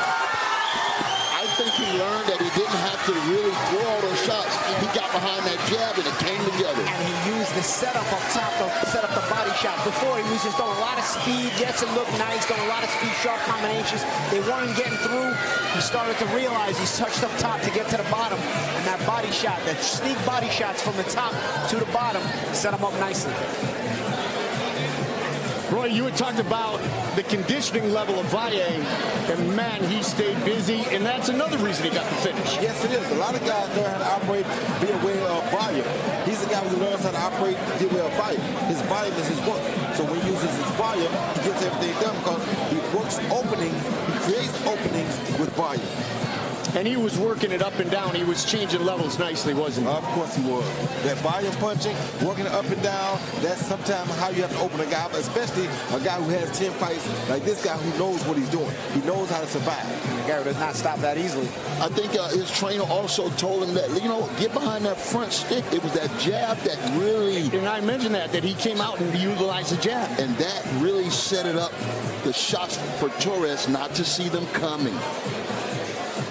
He didn't see those shots coming. No. And again, he had only been stopped once. One time. And got up the first time. Great win. Yes. By the young Dominic Valle. Hey, Torres got up both times. I mean, he was getting up again the second time, but the referee let him. It's true. This guy fights. To make it official, Mark Lichtenfeld.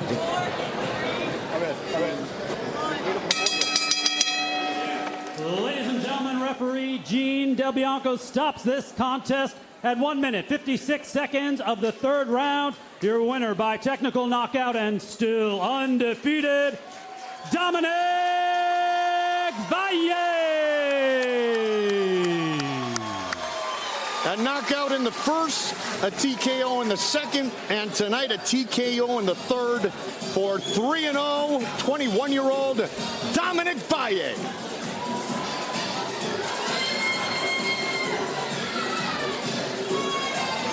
He put on a show.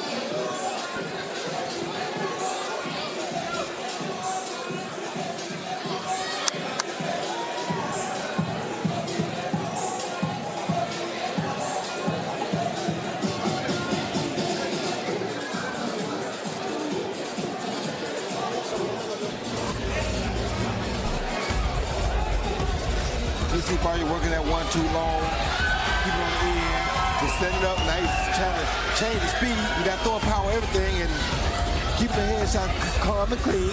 So good uppercut right there. So he doesn't burn himself out. Everything to the head, though, and I think that made the body shots so surprising later on. Everything speed, everything to the head early on.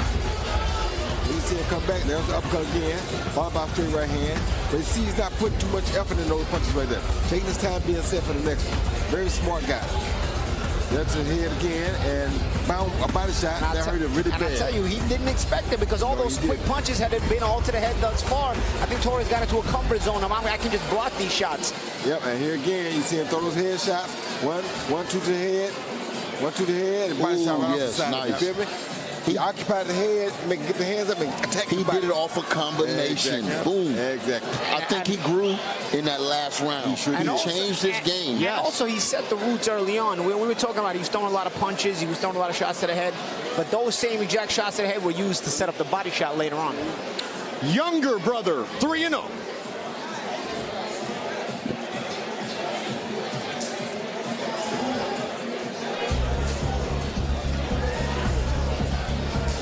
Fights are coming at us fast and furious. Julio Solis, Trenton Gibson. I tell you, there was a lot of bad blood at the weigh-in between these two yesterday. Yeah.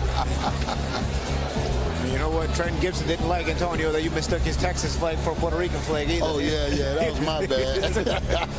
I saw one star.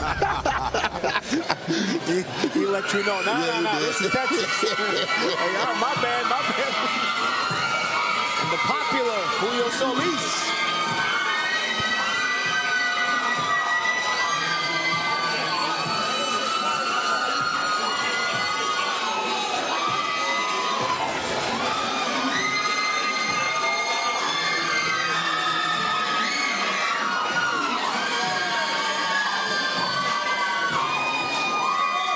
He's got a lot of fans He's in the from house. Tampa. This is a young kid from Tampa. Very talented. Tampa's own. And he came out to some really good music. That's part of the package. You got to come out to good songs. Let's get our next one going. Here is Mark Lichtenfeld. Ladies and gentlemen, our next bout is scheduled for 4 rounds in the lightweight division, and like all of our bouts tonight, it's brought to you by Pablo Tokens. Your referee in charge is Christopher Young. Introducing to you first, fighting out of the blue corner, wearing the black with gold trim. He weighed in at 134 pounds with a record of 1 win, no losses, from San Antonio, Texas, please welcome Trenton Gibson.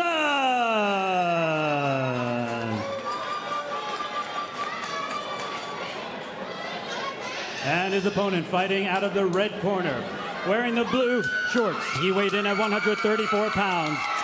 He is undefeated, a perfect record. 5 wins, no losses. All 5 wins coming by way of knockout from Tampa, Florida. He is Julio El Macho Solis.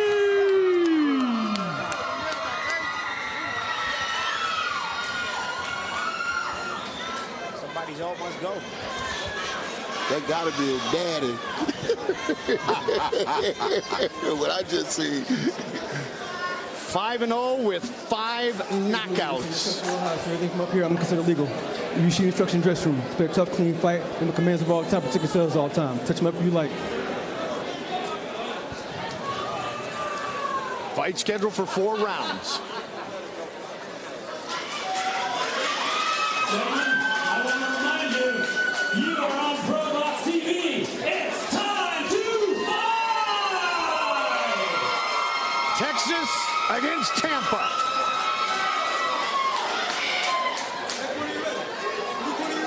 TNT, you got it. Here we go. It's time to fight.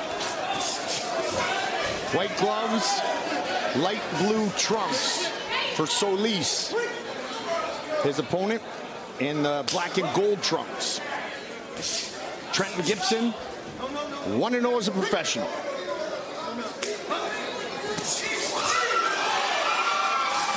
Putting them together early. They're both going for the knockout right away. They ain't wasting no time.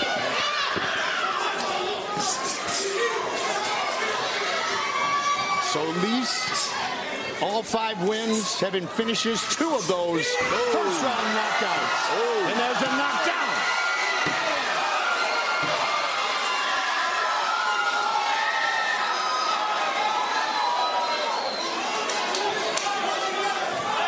He's looking for his 3rd first round finish.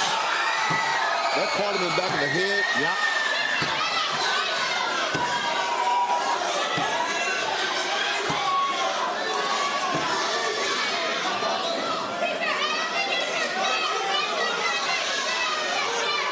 Still a lot of time here in round 1. But if there's 3 knockdowns in effect, this could be over right away. Hey, Gibson's still staying in that pocket despite being knocked down twice. He's still trying to fight. He's getting backed up by Solis, but he's not exactly avoiding the pocket either. He's getting in, but he's feeling mentally. This is Probox TV 101. It is all over, just like that. Wow. And you know what the surprising thing to me was? He didn't load at one time. All these came off with just combination punches. He got to have rocks in his gloves, man. That's some serious power. Curious about the first knockdown. The first knockdown to me looked a little bit balanced. The second one looked like a cupping shot on the top of the head, but it looked like a cupping shot. But that last knockdown, you know, that he got him taking me. I don't know if that was a body shot, but that last knockdown. Strong. Born in Puerto Rico, now calls Tampa home, and Roy Antonio just made a good point. He threw with power, but he didn't load up. Different than what we've seen from some other guys. When you throw your punches with skill and you throw them properly, you don't have to throw them hard for them to be powerful. And that's the one thing you see about Julio. He throws proper punches, which makes him powerful already. So when they come fast, they're just more powerful.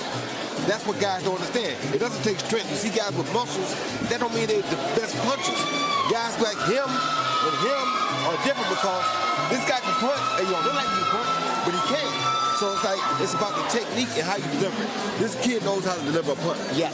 It starts from the canvas, Paulie, and then the hip turn, everything, right? Listen, your fundamentals will get the most out of what you got. If you have natural power, your fundamentals will bring that out of you naturally. You know, so loading up is never going to pay off whether you're not a puncher, because you're going to put yourself in harm's way by loading up.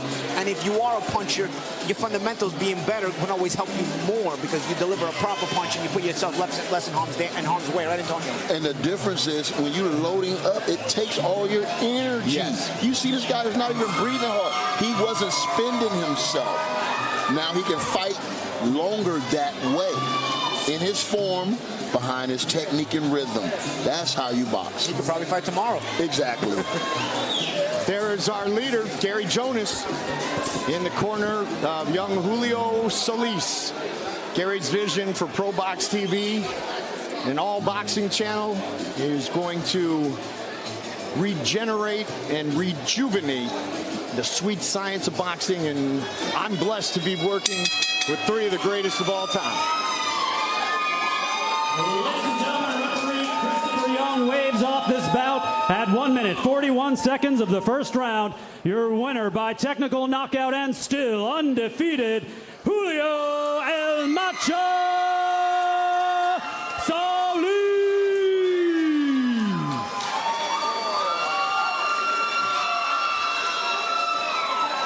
6-0, 6 knockouts, just 20 years old.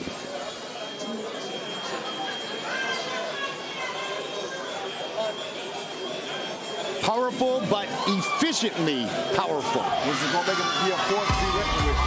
Right? You see him use that left hook to the head. That was the second knockdown. Okay, that was a quick right hand to the head. Man.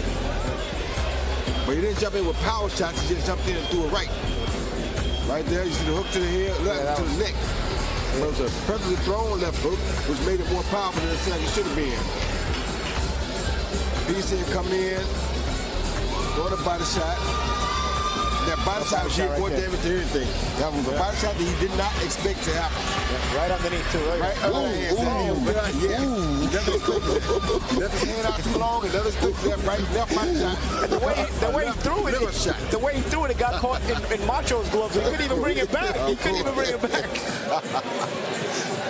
And all three of you reacted the same way to seeing that body shot, because something flashed in your memory bank, didn't it? All right, next up, big brother Marcus Valle and Robbie Rose. Dominic looked so impressive a moment ago, and now his big brother gets the opportunity to try to showcase. Here is his opponent, Robbie Rose, just 21 years old, fighting out of Richburg, South Carolina. I'll tell you the fun fact about Robbie Rose, his last win, he beat Vincent Gigante. That is as an Italian, I can tell you this, that is the grandson of the ex-mafia boss in New York, Vincent Gigante, who actually was an ex-pro himself, was a pretty good pro. Vincent Gigante, the mafia boss out of New York, passed away now, but he was actually a 25 professional fighter. So, Paulie, maybe that's why that fight was at the Rock, the Prudential Center in Newark. The grandson just got beat by Robbie Rose, so it goes to show you that the power of organized crime is going on in boxing. Is this where I go, that was Paulie Malignaggi who said that? Exactly, that was me, guys. Tonight, Robbie's got this guy in front of him. Yes. Big brother, Marcus Valle. 3-0, 3 knockouts. This is his third straight fight here inside the White Sands Event Center.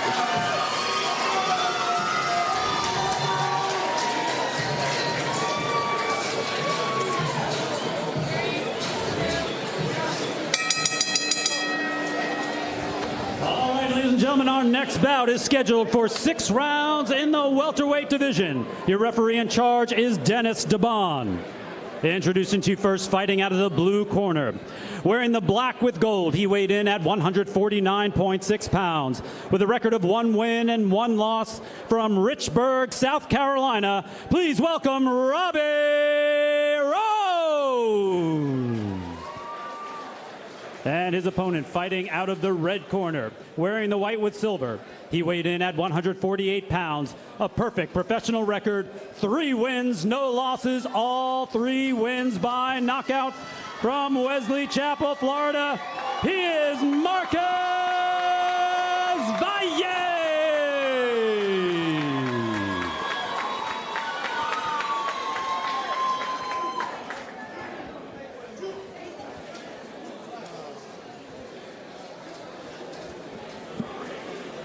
'23-year-old Marcus Valle.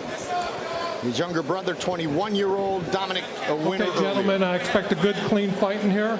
Protect yourselves at all times. Obey my commands at all times. Touch them up. Come out boxing at the bell. Good luck. Marcus Valle is huge for a welterweight. Yeah, and again, like his brother, yes, wide shoulders, tall frame, that has potential to probably move up several weight classes. He's going to end up at 160. Yeah, 168. Those big shoulder guys always can move up a lot more weight classes. We saw Tommy Hearns do that years ago. Of course. Here we go. It is time to fight. Welterweight matchup scheduled for 6 rounds. How you, Rose throwing that confident jab out there. You know, he got that win over Gigante last fight. He's confident. Why is stalking though? He ain't used to his work volume, I guarantee you. These body kids work, they don't believe in just waiting around. They putting punches and bunches on you. So if you're not ready to play, you're not gonna beat us. Body 6-1. Yeah, that got his attention. He's already broke him down already. Yeah, that body shot got his attention. That'll take the enthusiasm out of you real quick. Especially with his high bias. I like Marcus. Oh, there you go. That got him to the elbow, man. That got him to the elbow.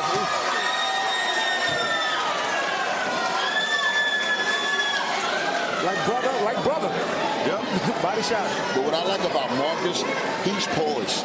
You know, he's really poised. He's calculating in the ring.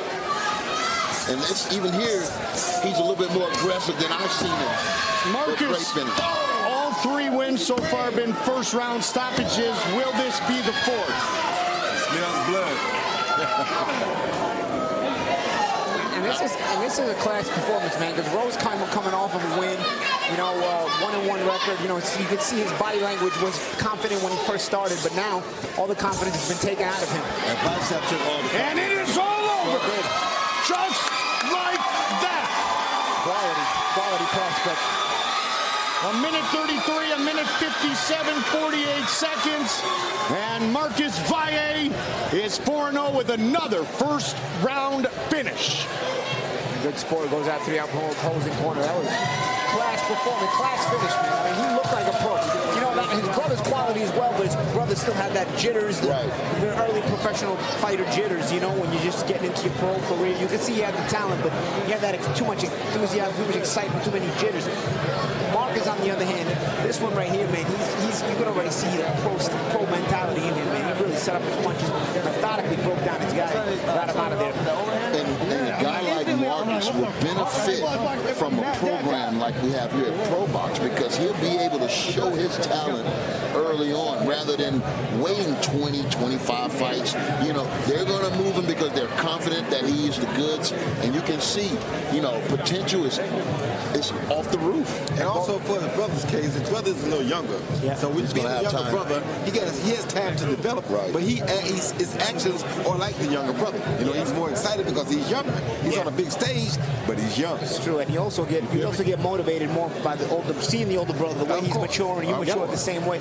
And both guys competing with each other, man. Both guys got body shot. You know, both guys got body shot knockouts tonight. And you know, with brothers, they're always competing with each other, right? Well, they say they've been boxing together. That's been the way they've lived their life, is boxing together. They put in the hard work. That interview I listened to, Antonio, they said a lot of the same things, and they were the right things. And now we're finding out that they just weren't saying them, they're doing them, and they are performing. And you know, they support each other. Yes. You know, it's good to be on the same boxing team, but when you can have someone live that dream with you, support you. Yes. When you're down, because you're not going to always have good days. That's when support is beneficial. Well, it's showcased tonight. They're the best brothers of the night, that's for sure. Yeah. Ladies and gentlemen, this bout comes to a halt at 1 minute, 29 seconds of the first round. Your winner by technical knockout and still undefeated, Marcus Valle.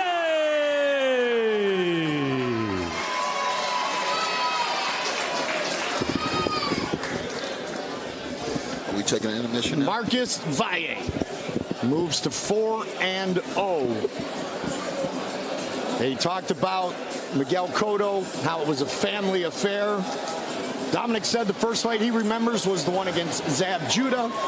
And the one that Marcus talked about was the fight between Cotto and Sugar Shane Mosley.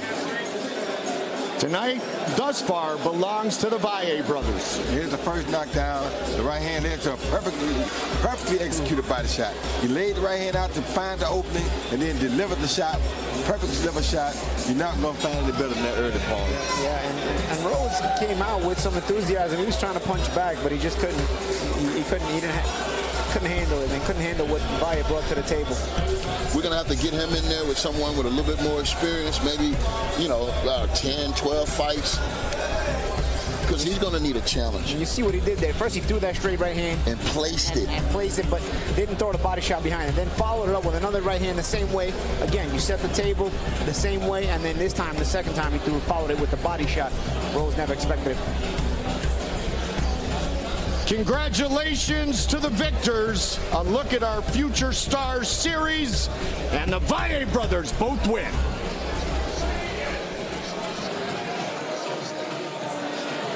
And thanks for being with us here on Probox TV. I hope you enjoyed our sneak peek of the Future Stars series. Our Contender series comes up in about 30 minutes. You will not want to miss that. We'll see you soon.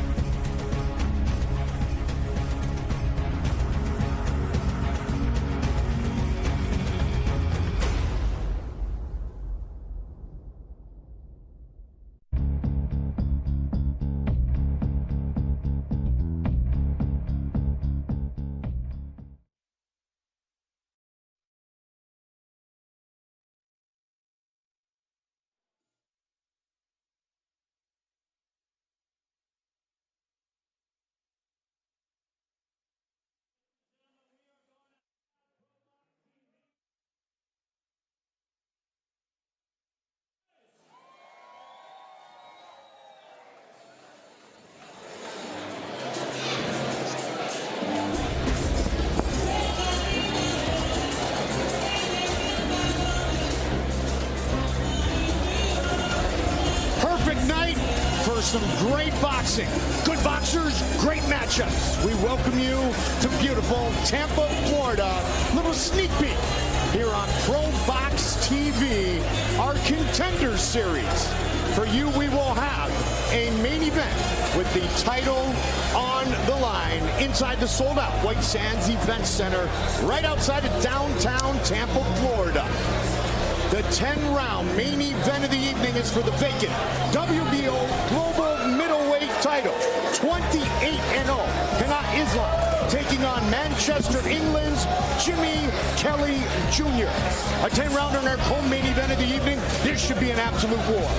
Jose Miguel Barrega and unbeaten 14-0 Peter Dobson from the Bronx. Also, the return, the highly anticipated return of Mark Reyes Jr.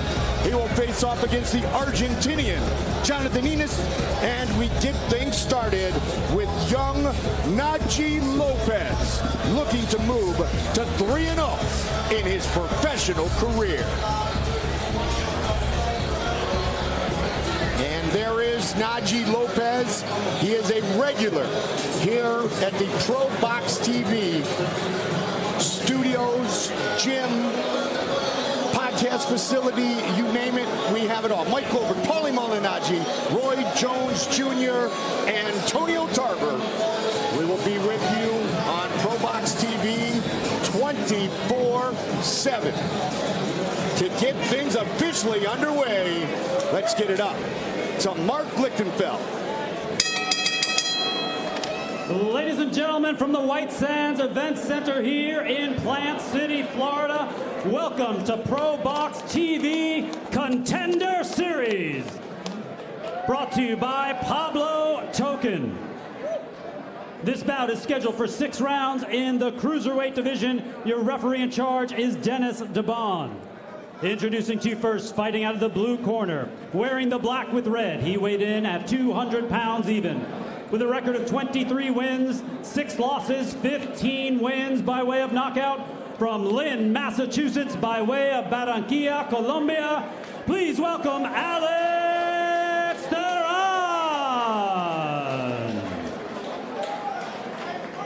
And his opponent fighting out of the red corner, wearing the white with blue. He weighed in at 195.6 pounds. A perfect young professional record, 2 wins, no losses, both wins by knockout. From Elmwood, Georgia, he is Naji Chino Lopez.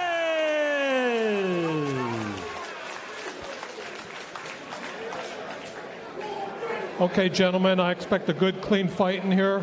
Protect yourselves at all times. Obey my commands at all times. Touch them up. Come out boxing at the bell. Good luck. 31-year-old Colombian Alex Theron against 22-year-old Naji Lopez. Gentlemen, you're about to fight on Probox TV.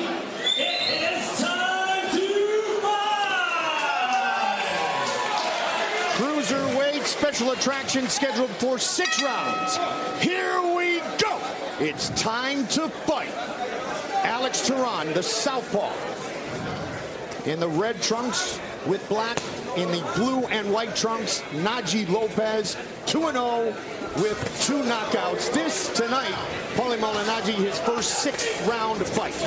And also something you'll notice about Lopez, he's so highly touted that Gary Jones here at Probox, the president of Probox, wanted to put him in tough, wanted to put him in with a veteran of 29 fights, test him out and see what he brings. You don't usually see a 2-0 prospects as young as Naji Lopez in with a guy who's 23-6. You know, not only does this guy have a lot of experience, but he's mostly a winner. So he's got a winning record, a very good record. So it'll be interesting to see how Naji Lopez reacts being in the ring with such an experienced fighter and a fighter that knows how to win like Theron. Roy Jones Jr., you've talked to me about it on numerous occasions. You like when young guys have to go against a grizzly veteran, though. They learn a lot. They're really in a fight, right? They learn a lot, and they have to be respectful because this grizzly veteran will take you out with 1 punch if you're not careful. So it's really big putting Naji in with this guy with so much experience so early. That shows you the confidence they have in Naji. But he has to be really careful because this guy's only goal is to land 1 punch and knock him out. Antonio, you have spent a lot of time, Antonio Tarver, a lot of time with Najee Lopez. Tell me what makes him special. Well, they're very high on him here at Probox. Gary Jonas just believes that this is a future star. I mean, but again, it's going to take development. He's going to have to, you know, get his lessons in. But I feel the same way from what I've seen. You know, the young guy has a world of talent. He's been trained properly. And he just got to get his lessons, and that comes with experience. The body shot there by Lopez got that on attention a little bit. Good counter by Tehran. Lopez, an elite amateur, competed for the U.S. and Puerto Rican national teams. Had the option of representing either in the 2020 Olympics. Unfortunately, he was derailed by a swollen eye, looking to derail his opponent here early on. Theron's being a little tricky there with those catch and shoots, but he's not getting off enough to discourage Najee Lopez, who's landing some very good shots of his own. He's throwing more of a set when he punches Theron in, but if he was throwing nothing, it would be really dangerous because he's throwing right at the right time. Yeah. He's punching in between Lopez's punches, which is what a crafty veteran is capable of doing. Good body shot. Body shot. Theron grimacing. He might not get up to that one. That was a tough one. He changed his feet on it. That was a good body shot. He heard the 10-second tap. He realized maybe he will get out of the round, so he got up.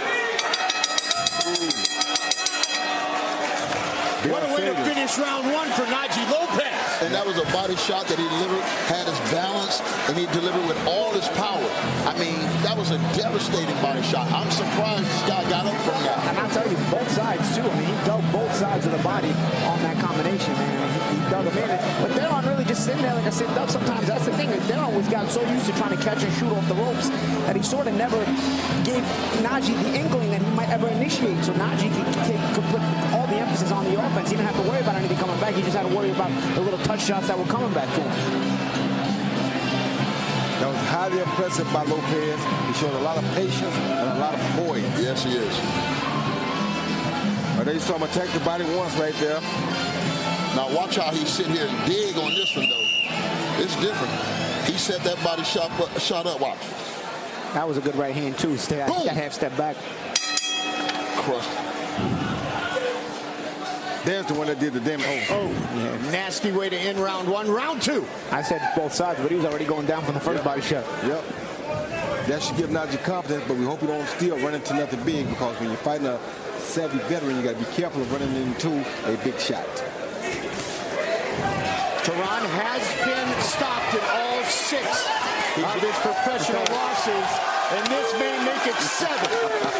He ain't coming back this time. He spit the mouthpiece out. Yeah, that body shot done it for him, man. That's the end of it. It is all over. Just like that. Najee Lopez is 3-0. That made it look easy, man. That is an impressive victory. It was. With that many fights and his second pro fight.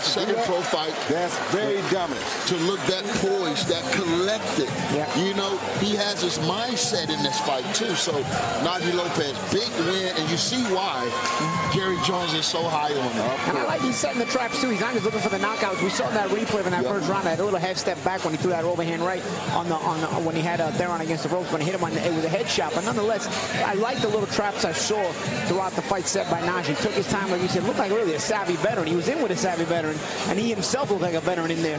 Well, in reality, he's just his third pro fight, but it goes to show you the testament to the amateur experience Najee has. He was a world-class amateur, and he really can catapult you to be a world-class pro if you develop the right way. And you know, every win is a great win, but it's how you win. And the way this young man performed tonight really speaks volumes. Now we ask ourselves, where does he go now? He just fought a guy with almost 30 fight experience. Where does he go now, champ? It's a very hard question, because he can't go backwards, he got to go forward. So where does he go? You know, does he pull the Lomachenko and start fighting top 15 or top 10 fighters now? We don't know, but you can't go backwards too far from that, because that would break his confidence. And this was a high confidence move. And also his momentum. And his momentum. People expect you. Nowadays, expectation. People have to create more and more expectation. And that's the thing about what you just said, Antonio, which it's not just winning, it's how you win. You separate yourself. You separate yourself from your fellow prospects. And when you're prospecting prospects, everybody's expecting you to win. So it's not just, and of course, not everybody's fighting guys with 35 veterans in this third pro fight, but nonetheless, you're still expected to win a certain way. And when you start separating yourself from the pack and winning in a more impressive way than your fellow prospects, people start to talk more about you. And like I said, you get that word that I said before, expectation. There's more expectation of you. And Najee Lopez is starting to create a lot of expectations for himself. Well, a great amateur career, as you guys mentioned, outstanding boxer at the 2019 Olympic National Qualifiers, two-time U.S. amateur champion, was on both the U.S. and Puerto Rican teams, and that experience was seen, even though he's 22, even though this was his third pro fight. Antonio, he was patiently productive. Yes, he was. And if you saw the earlier fights, it was a difference. A lot of these guys were so emotional in what they were doing, but Najee was cool as a fan. You know, it's like you in a burning building with flames all around you, but he's fanning. Yes. So, you know, that's the type of composure that we look for. Yes. Because if a guy can keep that type of composure, he can fight his way through anything. To make the victory for Najee Lopez official, here's Mark Lichtenfeld. Ladies and gentlemen, referee Dennis DeBon halts this contest at 33 seconds of the second round. Your winner by technical knockout and still undefeated, Najee Chino Lopez.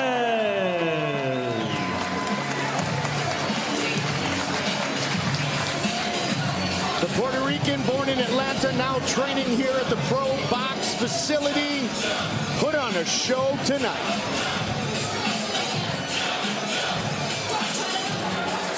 Here we see in round one, he's throwing with that touch jab, not throwing nothing hard, bouncing back and forth to change the look, and there goes a beautiful body shot followed by a head shot. Doing some very smart things before anything bad happened. Again, attacking the left, the straight right over top, then the left immediately to the body, and that took all the fire of the big guy. And again, a testament to him because he was getting hit. Of course. You know, he stayed in the pocket, got caught a couple times, didn't overreact, and got the job done. Beautiful left body shot to finish the job. Beautiful left body shot. And Roy, you saw it, and we talked about it. Paulie, at the end of that first round with the body shot, he stepped back. He took a breath, and then he attacked again. That's something that comes with maturing inside the ring. And also, you know, he noticed that his opponent was very defensive up against the ropes, so he wanted to kind of draw him out a little bit, wanted to get him comfortable coming off the ropes. When you got a guy on the ropes and he's locking up a lot of times, he can't find the opening, so he had hit him, and then all of a sudden he started giving that half-step back trap, and that's exactly what lured Theron out and got him caught with the shot. Najee Lopez gets the show started in style. Up next, welterweight matchup, Mark Reyes Jr. He has been out for well over a year, had some illness and injuries to overcome, but he is set to get back on the train, back to his winning ways, and look to move to 15-1 against Jonathan Ennis, who takes this fight on extremely short notice. But this one tonight is about Mark Reyes Jr. because the weight that he has had to have, and then different opponents throughout the week. Finally, Ennis steps in on short notice. Ennis is taking this fight. It's a big opportunity for the Argentinian, but Mark Reyes just wanted to get back in there. Yeah, it's long overdue. Yes. You know, he's had a few personal issues with his health. This COVID set a lot of folks down, but he's bounced back. He's worked really hard, and he's here to put on a show tonight because we all been waiting and anticipating on his return, and he's here now. Coming off a controversial split decision, the first loss of his career, 10-round majority decision. It was in February of 2021, so 2/17/2021. So we're talking about a year. If you ever lose as a competitor, Roy, you want to get right back in there the next day. Poor Mark Reyes has had to wait a year. Yeah, because of COVID, a lot of things have changed. Now you can't do things the way you used to do them or the way you want to do them. It's like riding a motorcycle. If you fall off, you want to get back on as quick as possible or it's over. Let's see if Mark Reyes comes back triumphantly as he gets set for this welterweight matchup. Here's Mark Lichtenfeld. All right, ladies and gentlemen, we are scheduled for 10 rounds in the welterweight division. Your referee in charge of this bout is Gene Del Bianco. Introducing to you first, fighting out of the blue corner, wearing the blue with white. He weighed in at 151.4 pounds. With a record of 27 wins, 17 losses, 1 draw, 11 wins by knockout from Dolores, Buenos Aires, Argentina. Please welcome Jonathan El Potro Ennis. And his opponent out of the red corner, wearing the turquoise and black. He weighed in at 151.8 pounds. His record, an excellent one. 14 wins, just 1 loss, with 12 big wins by knockout from Tampa, Florida. He is Marquez Jr.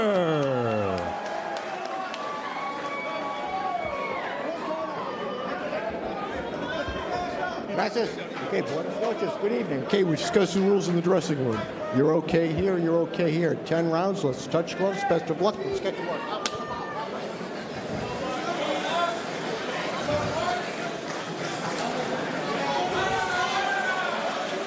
Gentlemen, you are on Probox TV. That means it's time to fight!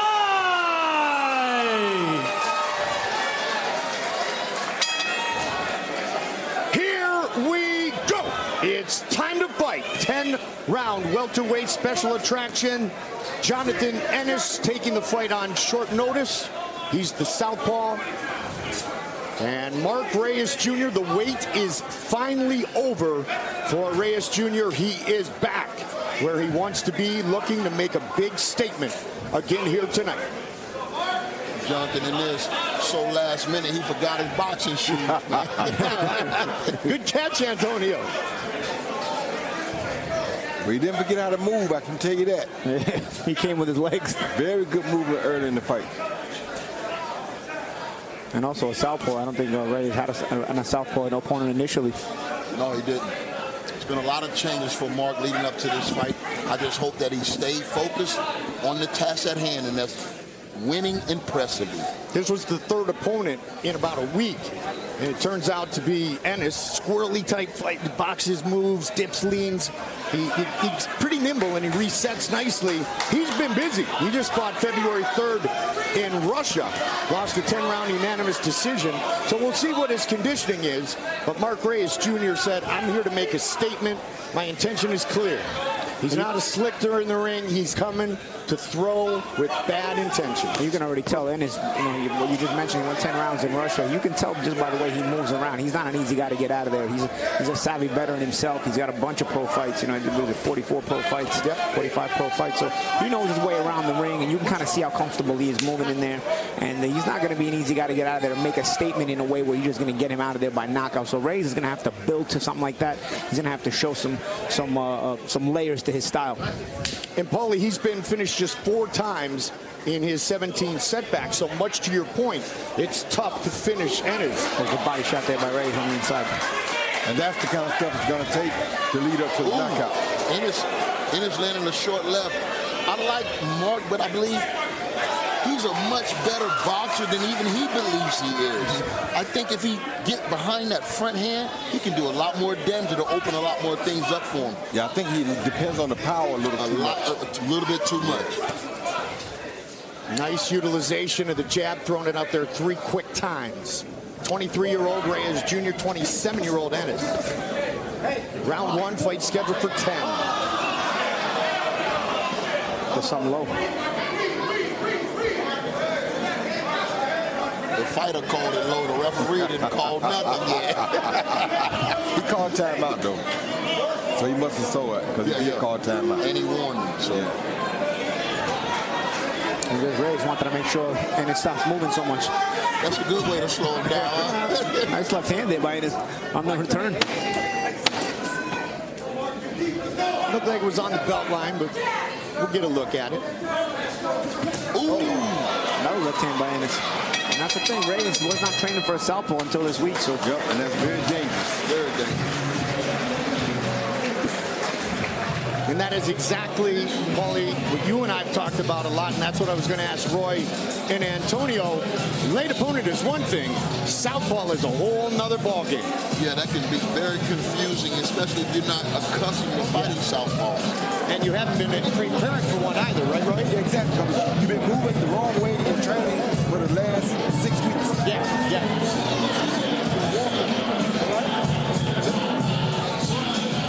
Yeah, here you go, the low blow that they said. Couldn't see it from that side because he was on the opposite side. We're still not going to be able to see. Yeah, we still here.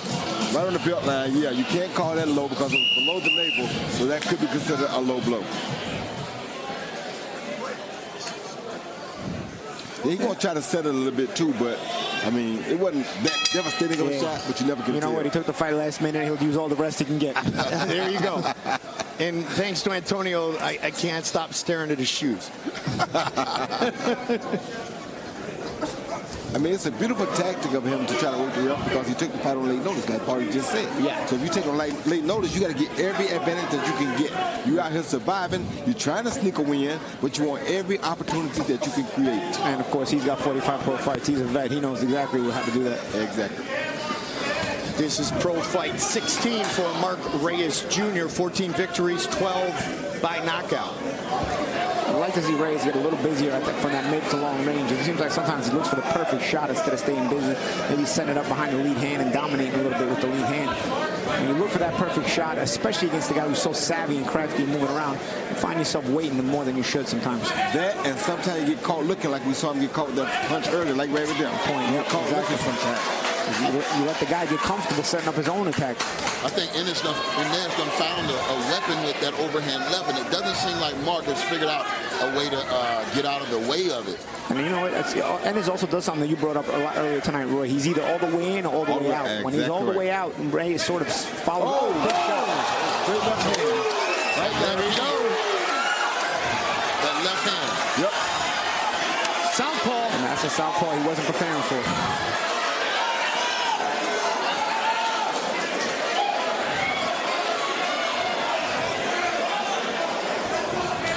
I think Ennis just got a big shot of confidence. Why would Mark get? Mark need to really be trying to clear his head right now. Give himself a little bit of time because he still could be rocked. He is hurt. Yeah, he's got it. He still could be hurt. He's still rocked. And Ennis knows it. Ennis ultra aggressive here. Got to hold a little bit. He got to hold and quit fighting. Hold on. You know what? Believe it or not, this is what makes Mark exciting. He's a little vulnerable. Right. But this is his fight. This is his style of fight. You know, so I wouldn't be surprised in one of these exchanges, Mark finds his home with a big shot. Just got a nice left hook. And now he's in a pop shot right hand instead of a big one. Ennis is here to fight, baby. Good shot. You always have to be careful with those left hands he's taking. Round two, and what action we've had.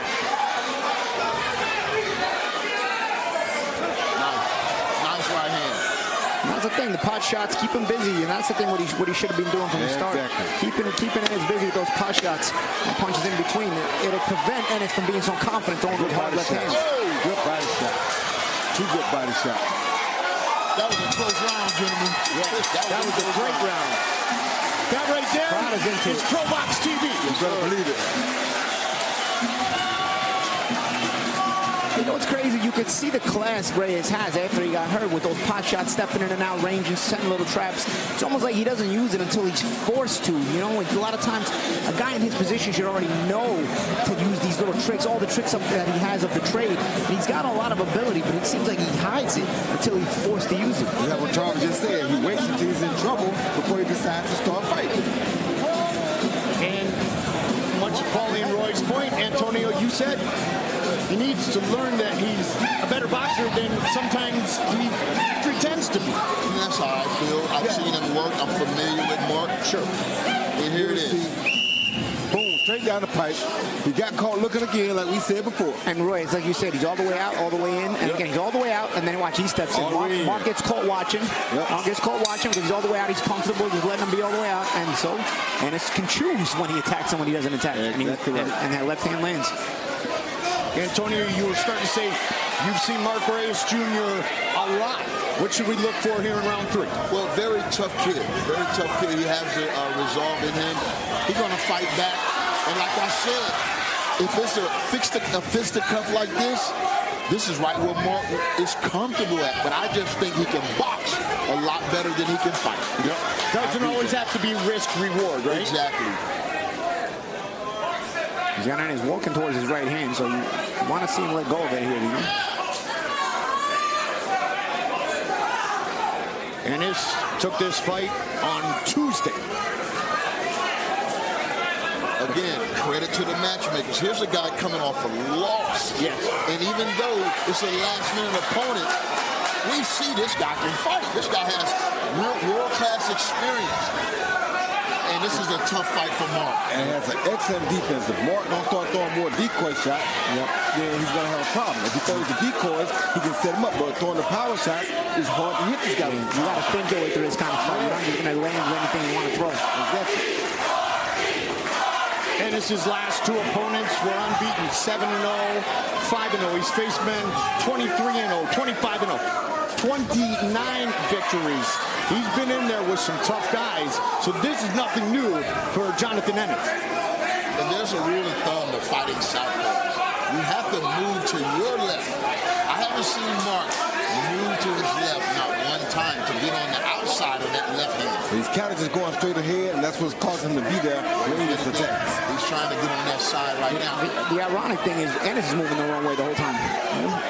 As a southpaw. That's one of my little tricks. I never moved to the southpaw side. I always moved left. I think you guys both did that when you fought the opposite stances. Of course.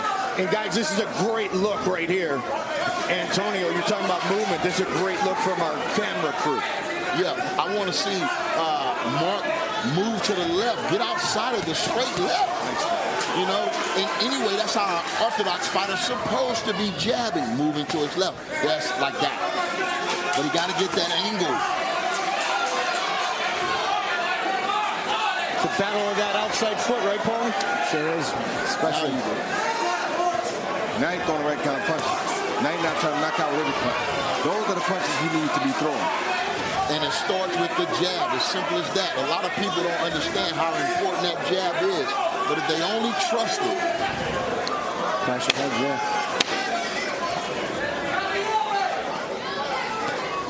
Fight scheduled for 10 rounds, and what a great start.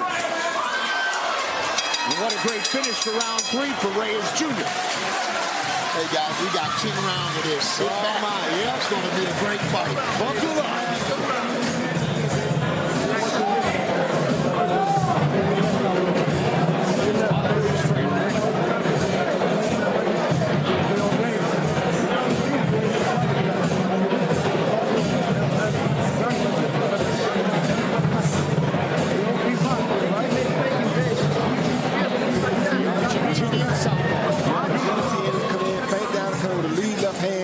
Caught Mark high on the head. But the thing about the Argentinian now is that because he only took the fight on 3-day notice, he may not be in the proper condition. So his punches may not have as much on him now as they had in the early round. And we're going to pay close attention to see if he starts fading round 4 and 5. But it's up to Mark to press him. It's up to Mark to force him to work. Right now, I still didn't see in that round Ennis being forced to work when he didn't want to work. Ennis was able to be all the way on the outside again, to use the roid phrase, all the way out and all the way in when he chose to. He didn't have to fight when he didn't want to fight. Mark has to do more of this. Force him to fight, force him to defend, force him to just be alert all the time, instead of letting him dictate when it's time to fight and when it's not time to fight. And Ennis not known as a man with heavy hands to start with, but he utilizes his style to counter that. Look at that Mark now. That's the kind of Mark we want to see. This is the one we need to see all the time. But it's also because Ennis is a little bit more flat-footed right now. So let's see if... And do keep in mind, a lot has been going on in the world for Mark Reyes Jr. the past year, and he's far from someone making their pro debut, but he's making a long-awaited return to the ring. Just in the past week. Yeah, there we go. So maybe it did take a couple of rounds, Paulie, for him to start to feel it. Yeah, of course, of course. It's taken 3 rounds so far. Yes, it has. But now he's mixing it up. Now he's using the jab. Now he's looking more fluent, even in the feet, you know.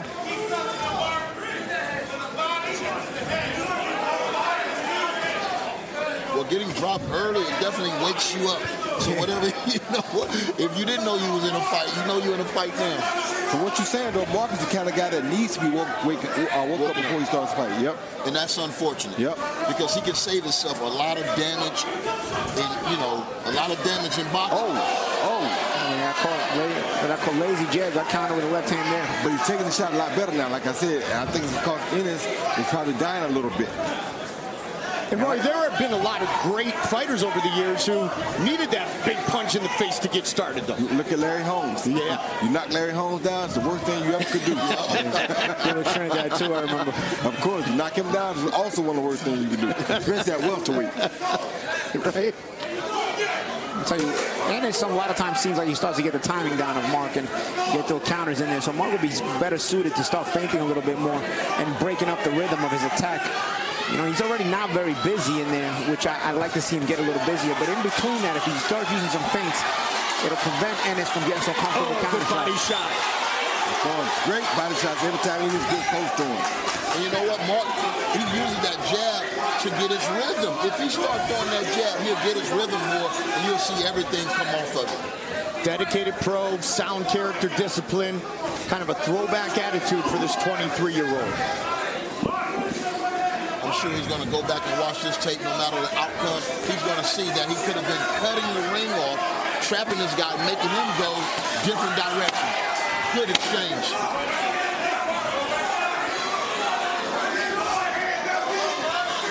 Ooh, good left hand. Getting out of more and more of the straight crosses now.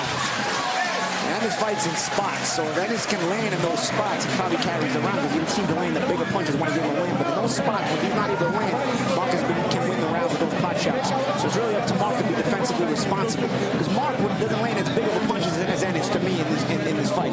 When the big punches are landed, it's by Ennis. But Mark can be the more consistent guy, so it's just a matter of not taking those big shots that Ennis tends to land at times. And by that token, late opponent changes, we mentioned, to a southpaw, and Ennis has worked that left hand brilliantly. Right there, you see the overhand left as a counter. Then right here, you see it come again, counter the jab, and the straight left comes down the top. And that's what I mean by that token right there, that left hand. Those are the left hands he's got to be careful with. Yep.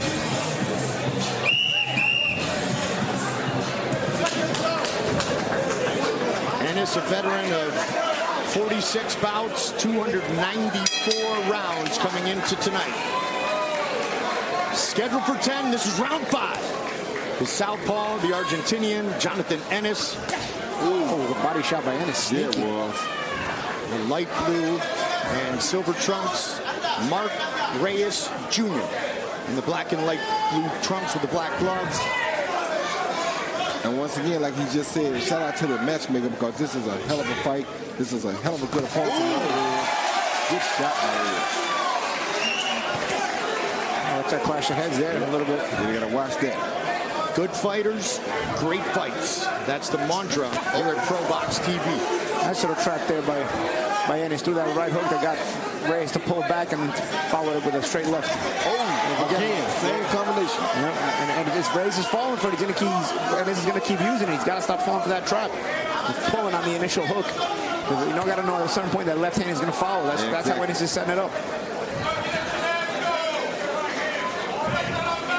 Some swelling on the right eye of Mark Reyes now.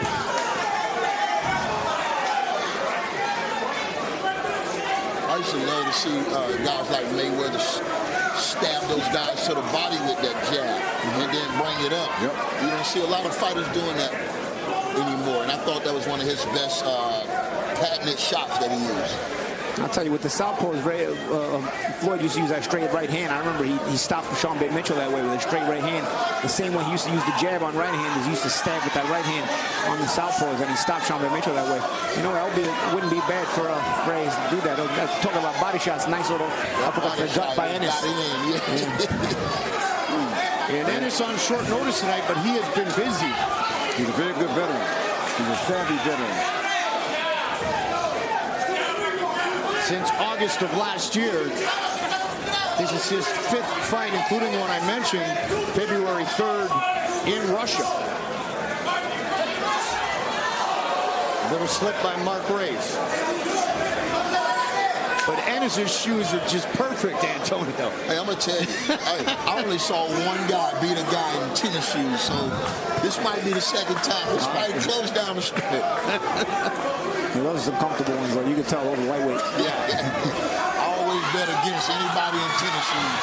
Endorsement opportunity on the line, though.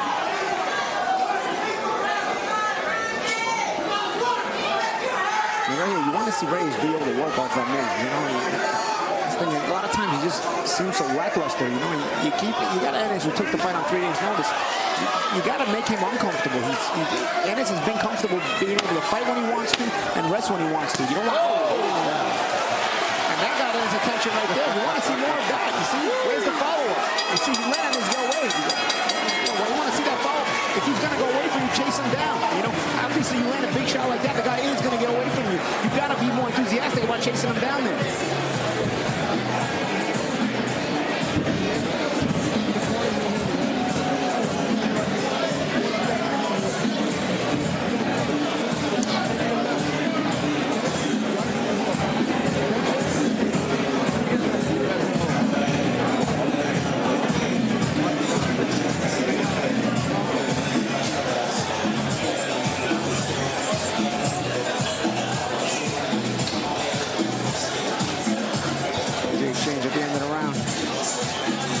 Great hook coming in.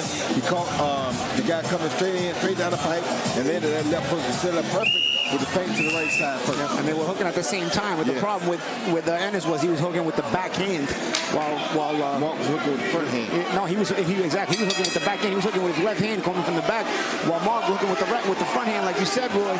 And it's a shorter shot. Exactly. He's going to get there first.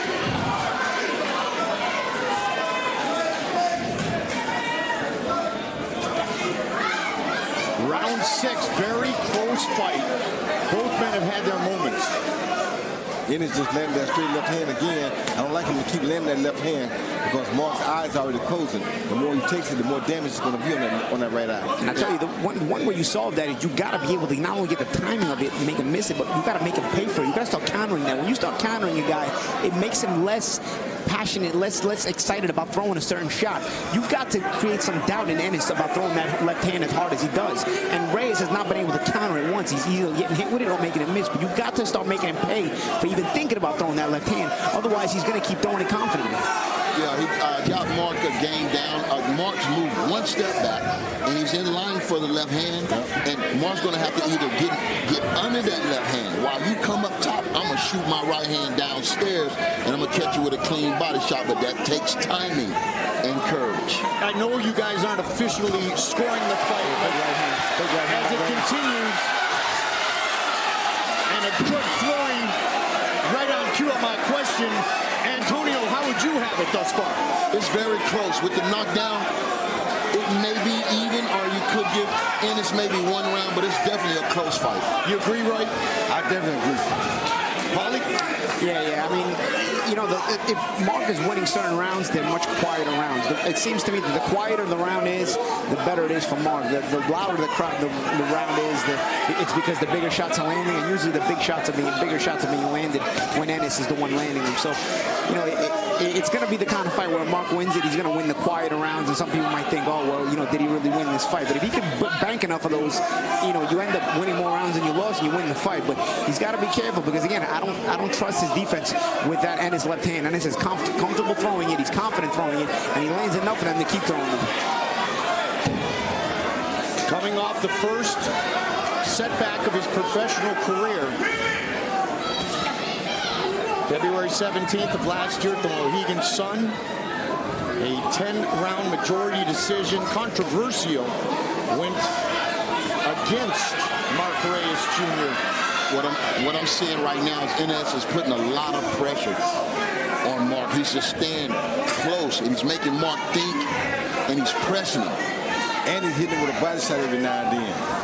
And while Mark is trying to recover here and catch his breath, Ennis is not giving him that room to do that. Second career 10-rounder for Mark Reyes Jr. Guys, you said buckle up, we're in for a fight, and this is true.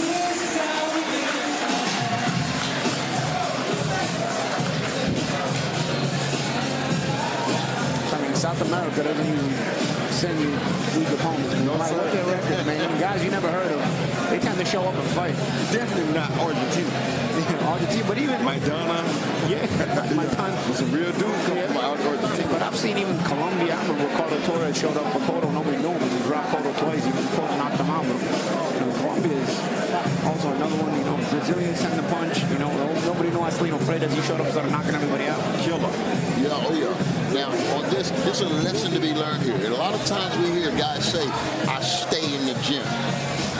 Oftentimes they don't stay in the gym. This guy stays in the gym. You see me? He has an opportunity tonight. Absolutely. That probably, if he wasn't in the gym training, he probably wouldn't have had. He wouldn't have been able to take advantage of it even if he took the fight. You got to stay ready to keep from getting ready. Yeah. And if he had his damn shoes, you don't know what might happen. He wins this fight, he'll be able to afford some good ones too. Oh, good shot by Mark. Who could hit my Mark? Ennis and Reyes Jr. putting on a show. Two great hooks by Mark Williams. But you see, look at Ennis' psychology. Ennis takes a big shot. He reacts like he gave the big shot. He attacks more. It's crazy, and he gets in Mark's head. Look, Mark now calms down. Mark was having a good beginning of the round, and now Mark is attacking, starting to slow down again. Ennis, when Mark lands a big shot, he just takes his time. Ennis is the one reacting every time, whether he's landing the big shot or taking the big shot. Mark has got to take control of this fight right now. We're at round 7, and somebody's got to take control of it and start bossing this fight. And Mark, to me, is the guy that needs to do that more because Ennis has the knockdown. Ennis has more confidence. 27 career wins for Jonathan Ennis. No relation to Duran in this, guys. The spelling is different. Same weight class, though. They could fight. He has fought literally all over the world, coming off that fight in Russia. One before was in Massachusetts, couple at home in Argentina, Miami, Puerto Rico, Norway. He's been all over. This guy has seen it all, and he's putting on a show, and he's giving Reyes a true test. Big left from Reyes Jr.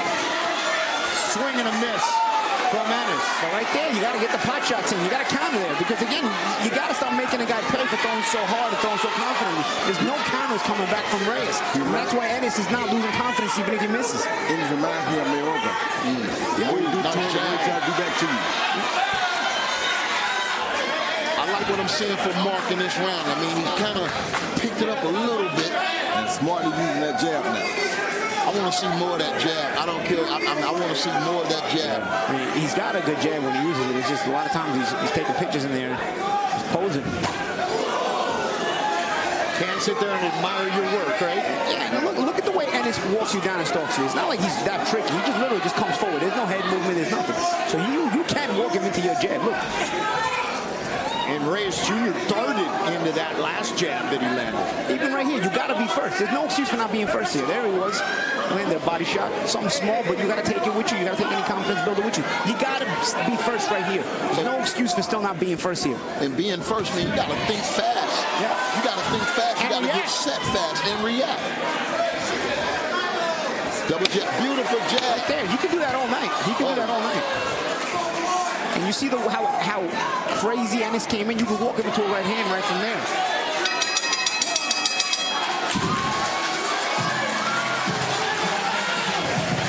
What a great welterweight fight. Still to come, our co-main event of the evening. A little bit of bad blood between Jose Miguel Barrega and Peter Dixon. Our co-main event still to come here on Probox TV.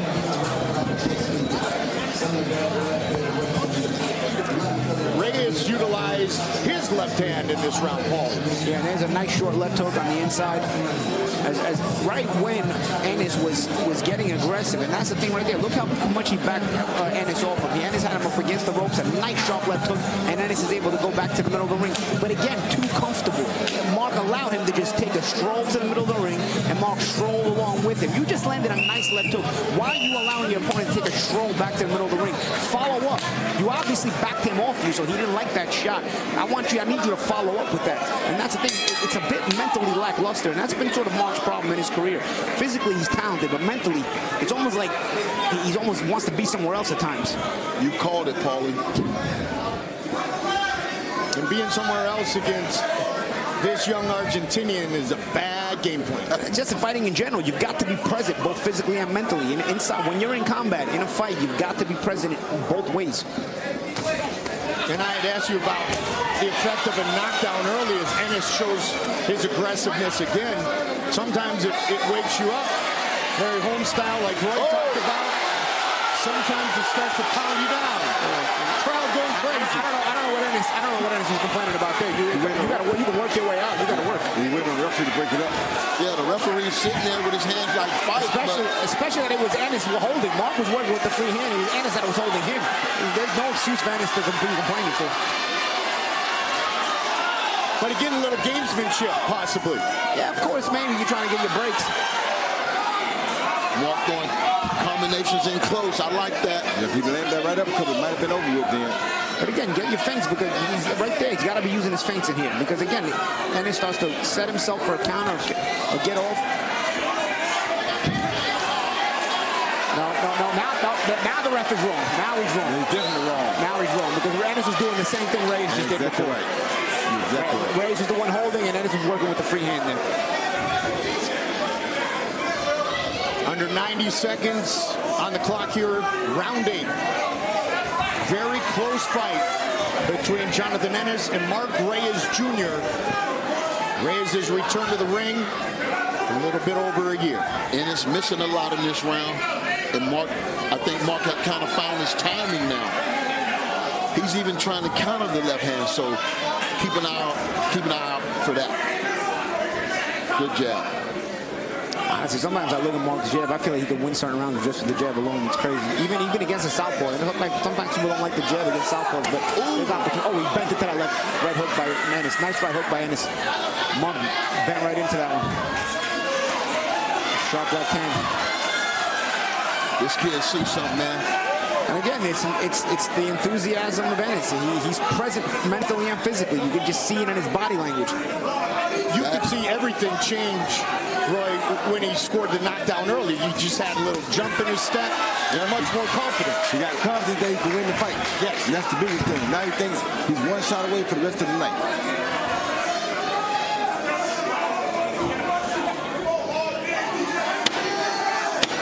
You guys have talked about it, though. Ennis likes to swing away. But Reyes Jr. hasn't been able to make him pay as much as I'm sure his corner would like to see thus far. Round 9.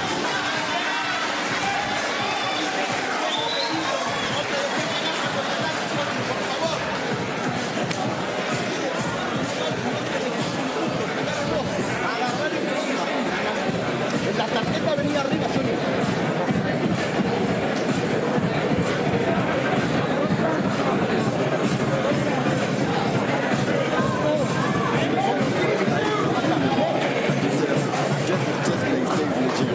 See Reyes holding on the left hand, takes it out and hits it, which is something you do.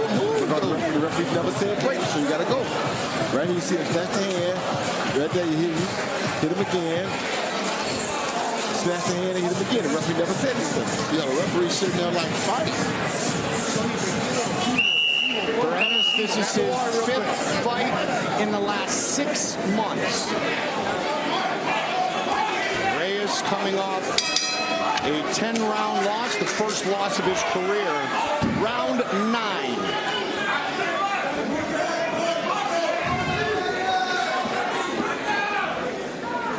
Anybody's fight. You gotta give Reyes credit. Come off his first loss, and we fighting a guy this tough and this competitive, and for him to still stay in this fight like this is saying a lot about him and how much love he really has for the sport of boxing. Oh, he's definitely a proud fighter. You know, he just, like I said, the talent is off the charts, but it just has to be honed, man. You got to hone those skills. And like Paulie said, that jab can make things a lot different. I think the jab can make this fight a lot easier, but he has to trust it. He has to believe in it. Good jab. Yes. You see why that happened? Because he didn't pull back on the hook left hand. He went underneath it, came around, and was able to set up a counter. Small, subtle things, but when you do it right, you can build on it. He hurt him. He hurt him. Come on. Mark hurt him with an overhand right. Yes, he did. He might have let that opportunity slip. Yeah, and it's just taking his time. Oh! Big swing and a miss. Over and over again for Ennis. Reyes Jr. turning the corner. Just missed. Hurt again. He hurt him with a right. Hurt again. Ennis hurt him with a right. Hurt again. Mark has to hold. Hold him, hold him. Put his hands up. Mark has to hold. Hold him, Mark. How good is this? Reyes has to hold. Trying to finish. I don't know why he's not holding. Now he is. Now he's trying to hold him. But he held because Ennis fell into him. He got to move. He's hurt. He's hurt. Hands up. There's a minute left. He's got to be careful. Mark took a lot of punishment. I think Ennis might be a little punched out too. Ennis threw a lot of hard punches. If he isn't, he's in the greatest condition that we've ever seen. I don't know if Mark has it. I don't know if he has it. He's still trying to throw one desperation shot. Even that grimace Mark just gave, it's not a good sign. Very tough fight. Ennis has 11 career knockouts. Reyes has only lost by decision. Under 30 seconds, round 9. Yeah, Ennis is punched out. So luckily Mark may make it out of this round. Yeah, Mark, he might make it out of this round, but he can't take advantage of his fatigue right now. He can't. Come on, Mark, suck it up.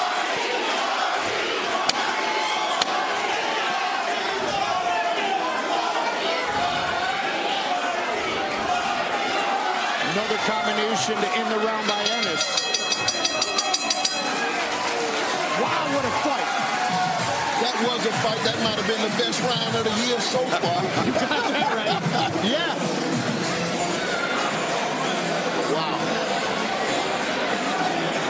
And again, Antonio, get back to what you said. If you get ready, you don't have to get ready. Ennis is clearly ready for a fight. And he took the fight on short saw a real short hook that got in between. It really hurt Mark bad. Probox TV, baby. Yeah, now here he's already hurt. He's already hurt. Here he's already hurt. Oh, right there. That's the one that hurt him. Yeah, that's the one that did it right there. And you know what it was? The shorter hook, because Mark was going to throw his own left hook, and then Ennis threw a shorter right hook in there. Exactly. And Ennis is active now, knowing he's hurt, since he's hurt, and just about punching himself out. Nobody shots in. Nobody shot. Not one body shot landed. Nobody shot. That might have actually been That could have made the difference, for sure. But boy, again, it's something you said with the fundamentals. Again, we talked about earlier, a few rounds ago, Mark threw the hook with the lead hand, Ennis threw it with the backhand, and Mark's hook was able to land first. Last round, both with the lead hand, but the shorter hook was by Ennis. Exactly. They're giving him additional time, checking him with the doctor. Of course. Yeah, by the way, I never agreed with this. No. In our day, you used to check you between rounds, not at the beginning of the next round. Yeah, why not between rounds? I saw this with Deontay Wilder and then Luis Ortiz as well. Deontay got mad that I called that on the air, but it was the same thing. 10th and final round. With the knockdown and then that dominating round that could have been a 10-8. I don't know how the judges have it. Yeah, I mean, I feel like Reyes needs a big round here. Yeah, it is anybody's fight, but it might be Ennis in the driver's seat. Yeah, I mean, we'll see how much the crowd affects the judges. It's a big Reyes crowd. Reyes is a big fan favorite here in the area, but hasn't thrown one punch in the 10th round.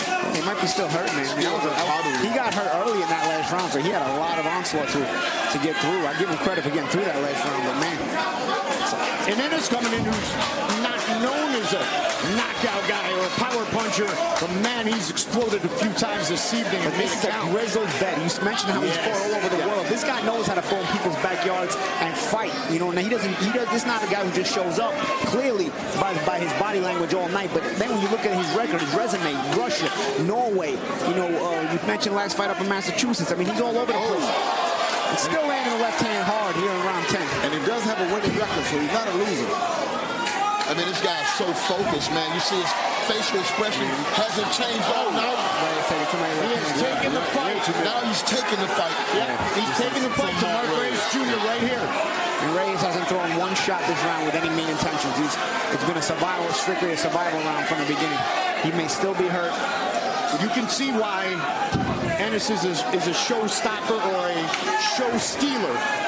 Stopped only 4 times, 17 career losses in trying to defeat Mark Reyes Jr. here on Mark Reyes' home turf here tonight. Never know what the judges are writing down, but we do know that this has been one heck of a fight. Yes, it has. And that's the thing about boxing that separates us from other sports. You can't have a bad night. You see, Mark is a talented guy, but a bad night changes the trajectory of a lot of direction of your career. Hey, you can look at his losses all you want, but he beat 27 pros. And this is a guy that travels a lot, so he's getting those wins the hard way. Now, right now, even from the left eye, I see a cut on Mark on the bottom left. Yeah. It's been a tough, hard fight for Mark. Yes, it has. I mean, Mark has character. He's gone through a very tough fight. Never looked like he was going to quit. Actually fought his way back through some hard rounds. Headbutt there by Ennis. Oh, and now followed by a left hand. Mark. They go the distance. What a good fight. Great fight. Ennis was ready to go sit down. He thinks the fight. Ennis can fight another few rounds. He was waiting for the stool. It's those lightweight shoes. I tell you, man. Ennis didn't even know the fight was over. He was waiting for the stool, and his trainer's like, "What are you talking about? Jump on the rope. Jump on me."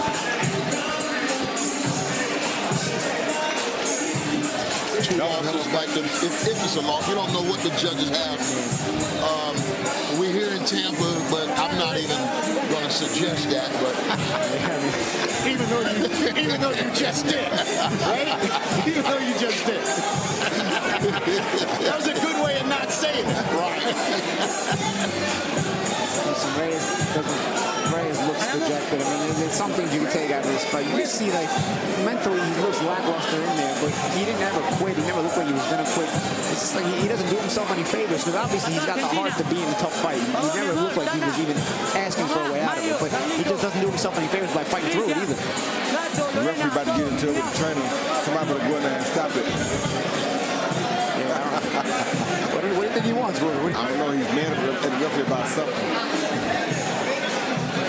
From the look, the body language of Mark Reyes Jr., and then that of Jonathan Ennis, that could tell a story, but we don't know until the judges' scorecards.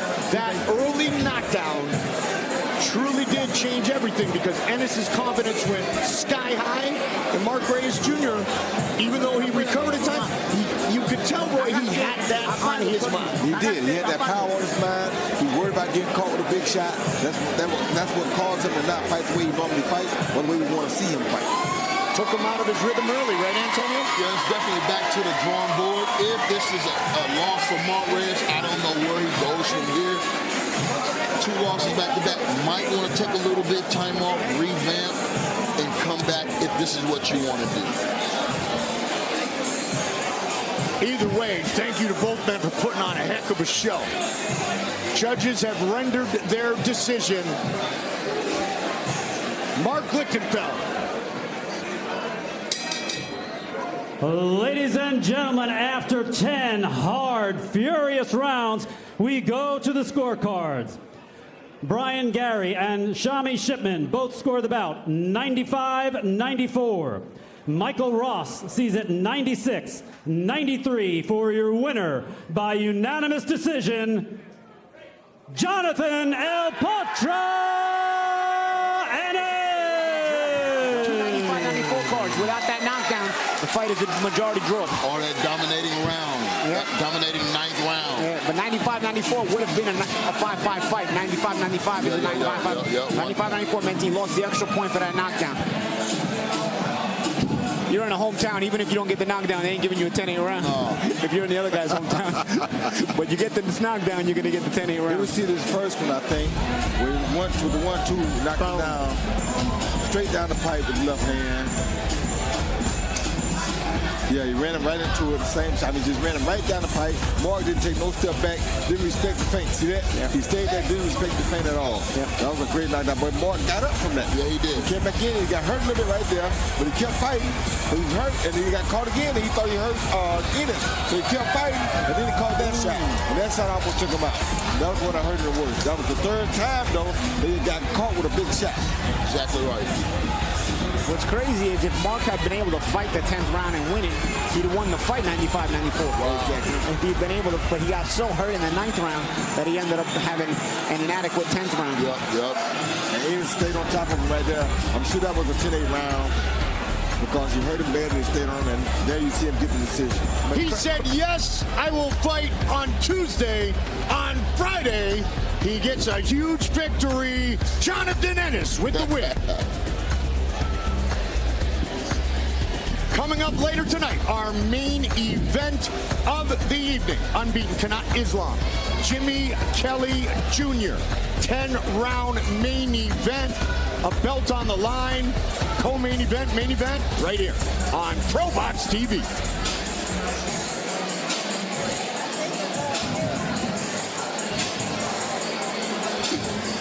Next up, Jose Miguel Barrega, 19-3, 16 wins by way of knockout, facing unbeaten Peter Dobson, who is 14-0, 9 knockouts, fighting out of the Bronx in New York.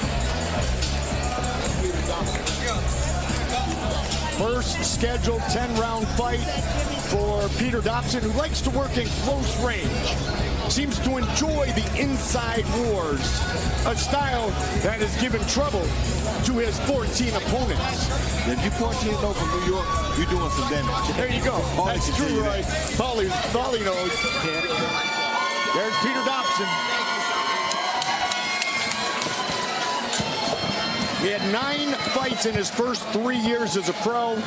Then had some get-me-scheduled issues, if you will. Fought once in 2018, once in 2019, then not until May of 2021. But he's stayed busy since then. This will be his 4th fight since that matchup. His opponent, the proud Mexican, his first 10 pro fights were all in Mexico. Since that time, all of his battles have been here in the U.S. Let's get the official introduction.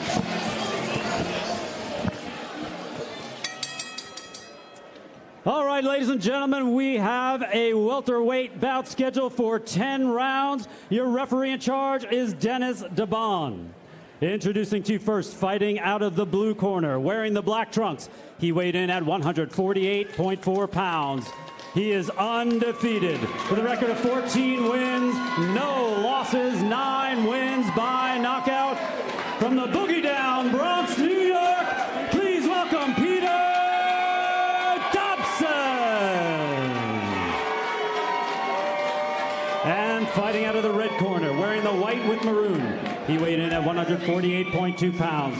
With a record of 19 wins, just 3 defeats, 16 wins, coming by way of knockout from Aguascalientes, Mexico. He is Jose Miguel Barrego.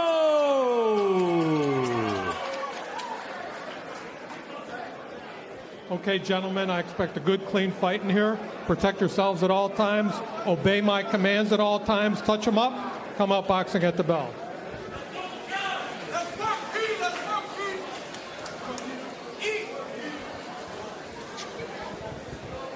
Gentlemen, may I remind you, you are on Probox TV. So it's time to fight!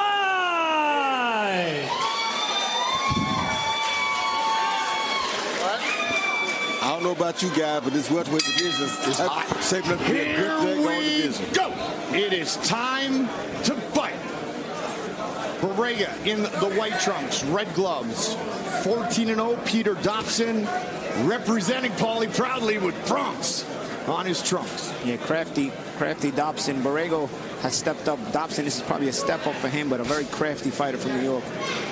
Very well schooled, showing solid power.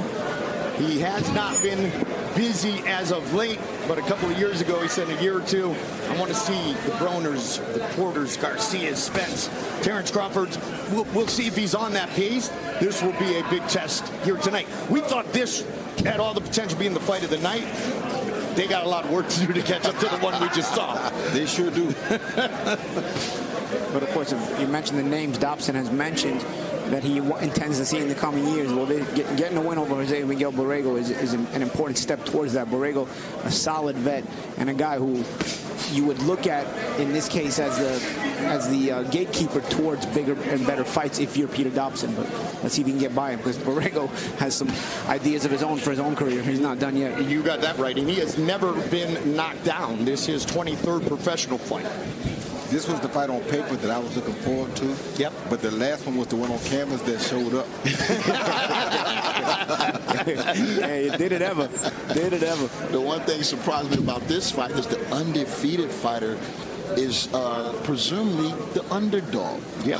How can we have that? Man never lost, but he's an underdog to Borrego coming into this fight. That also goes to the Probox philosophy of forget about this and that. We're just going to put two good fighters, great fighters in and have incredible matchups, Antonio. Yep, that's it. And to Borrego's credit, he has 3 losses, but he's never been stopped.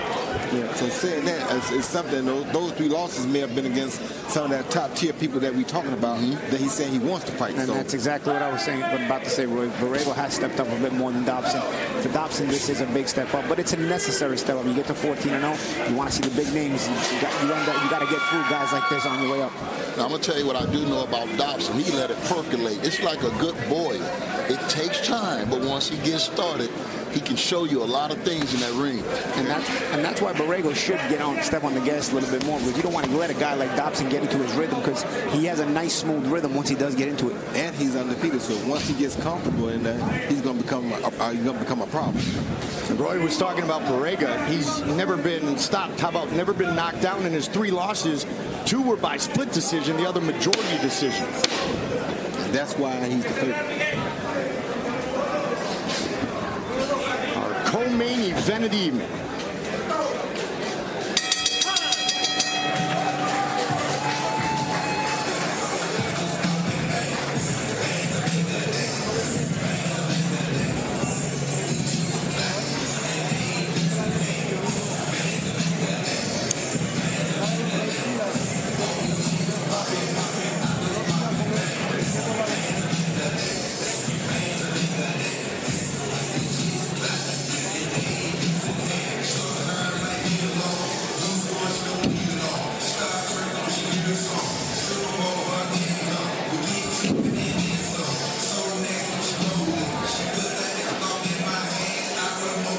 You see Borrego's experience coming in.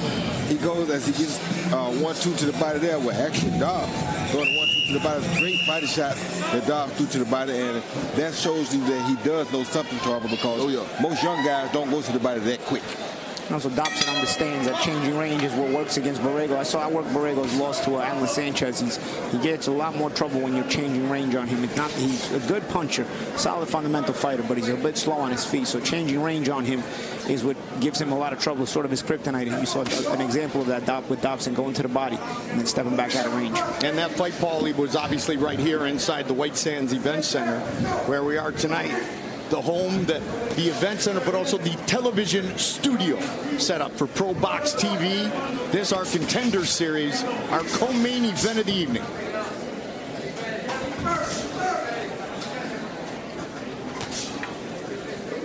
I like the way Dobbs is going up and down with his attack. Sometimes he jabs up, sometimes he jabs down, sometimes he jabs up, jumps in and throws 2 body shots. He's doing a lot of different changes up and down, and that's a good thing. A very smart, intelligent boxer, I can see. Good body shots. I mean, you look at the body of work that our fighters have showcased tonight inside the Probox TV ring. This is just a sneak peek. This is just a little preview of what is to come. Ooh, nice body shot. Yeah, Dobson is investing in the body a lot early in the fight, and it could pay dividends because a guy like Borrego, who's known as a heavy puncher, you want to take the steam out of those shots, just in case he does start to corner you. But right now, it's Dobson cornering Borrego. And one thing I noticed, Dobson he's having his way. Now he's going to pick it up, and you're going to really see this guy's ability. But, you know, he's lulled Borrego to sleep already. Yep. You know? Is he percolating?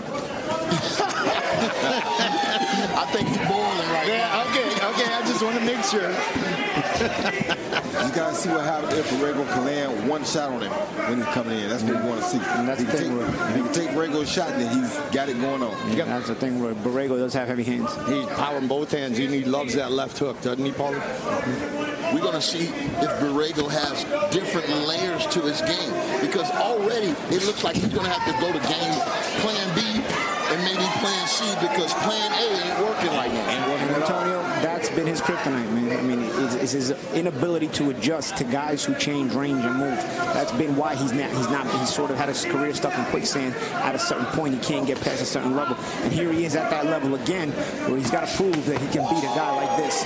Well, this is the second undefeated fighter that Borrego has faced in his professional career. I'll tell you what, if Dobson win this fight, man, we're going to have to start looking at him as the opponent and start putting this guy on the A list or the A side. Well, the good thing about Probox TV is that he's really not on the B side. He's really in an even fight here, you know. This is second chance. Right. We don't care who goes or who wins. We're just going for gusto. You feel me? You see right there, Borrego's blocking, okay, but he's not answering back there. You know, you finally got your man in range. Your man is going Dobson. It's going in and out of range, in and out of range. You finally got your man to stay in range. You're blocking everything. Where's the fire back? Where's the catch and shoot? That tells you that he's more worried about the punches coming at him than he is about throwing back at the guy. Well, in that case, it's going to be a long night. Because the way it looks right now, that's the only time he's going to be close to Dobson is when Dobson is the one attacking. And I saw this fight. Once I saw Dobson, I felt like this would be one of those fights. If there was an upset, it would be on this. You did tell me that earlier. Yeah. Some punches in bunches from the kid from the Bronx. Yeah, once Dobson starts and gets him in that shell, he takes advantage of it. He continues to throw. And he's attacking the body more so than the head, which is a very good thing for the long run. Nothing. Nothing back. And you saw a little shake of the head by Borrego. Okay, so you blocked 75% of those. Maybe one or two got through. It's still two things. One or two did land, and also the other guy's busy, you are not. Three things, and you lost a round. which in turn, A plus B equals C, right? When Borrego can start to find a home for that left hook, he shortens his opponent's nights. But it's been Dobson who's controlled pace and been the busier of the two men thus far early in our co-main event of the evening. And as Paulie said, in the big picture, this is a much-needed win for Dobson if he wants to face off against the caliber of fighters that he says he wants to see. Borrego attempted to catch and shoot there. He missed it, but at least I like the attempt. Yeah, he caught one there. Yeah, he got him in. And you know what, guys? I think Borrego's going to have to make this an ugly fight in order to turn the tide. He's not going to be able to stand in front of Dobson and box. You got to go right to him. You're exactly right, like you're doing now. Now, where's the body work? Where's the body work? And I'll tell you something else. Borrego now is pressing Dobson. Dobson has to understand how to control the fight without throwing too many shots. Does he know how to do that? Does he know how to win the round without throwing too many shots? If Borrego continues to press like this. You still know how to go to the body, I'll tell you that much. The body shot's back off Borrego. Borrego, body. Where's the body? Yep.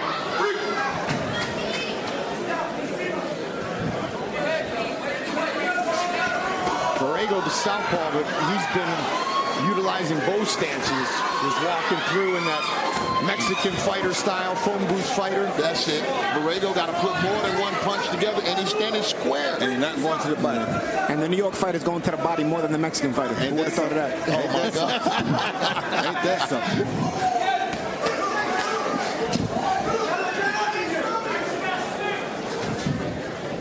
Brooklyn can cheer on the Bronx, right? Yeah, of course. You know what? Five boroughs. I knew you were going to say that.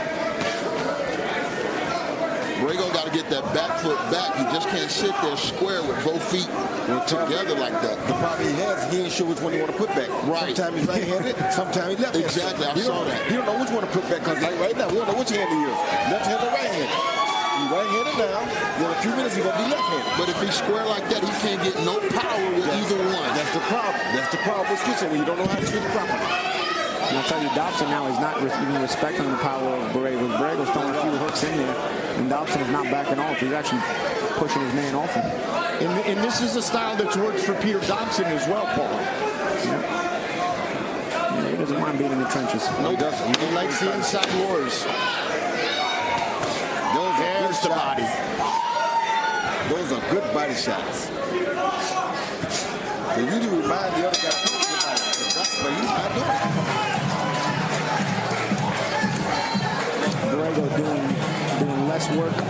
Dobson doing the better work on top of it.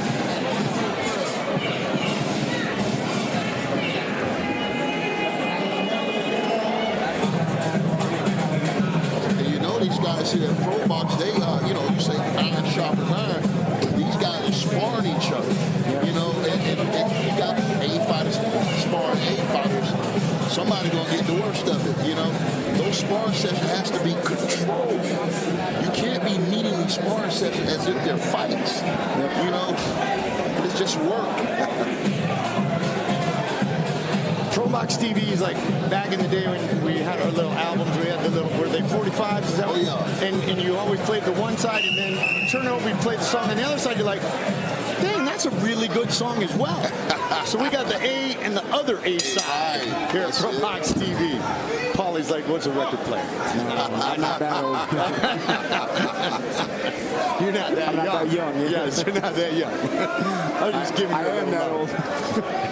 Mike Goldberg, Antonio Tarver, Roy Jones Jr., Paulie Malignaggi.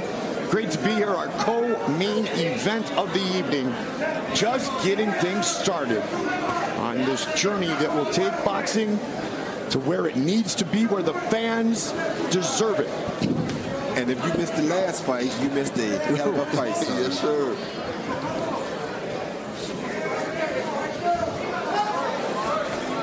And this one ain't shaping up to be too bad yet. I just think the real fight hasn't broken out yet. That's what Dobbs got to come in. Borrego has to do the win right here. He has to pressure him. You don't pressure him. Body shot right underneath. My gosh. Well placed by Dobson. Yeah, it was.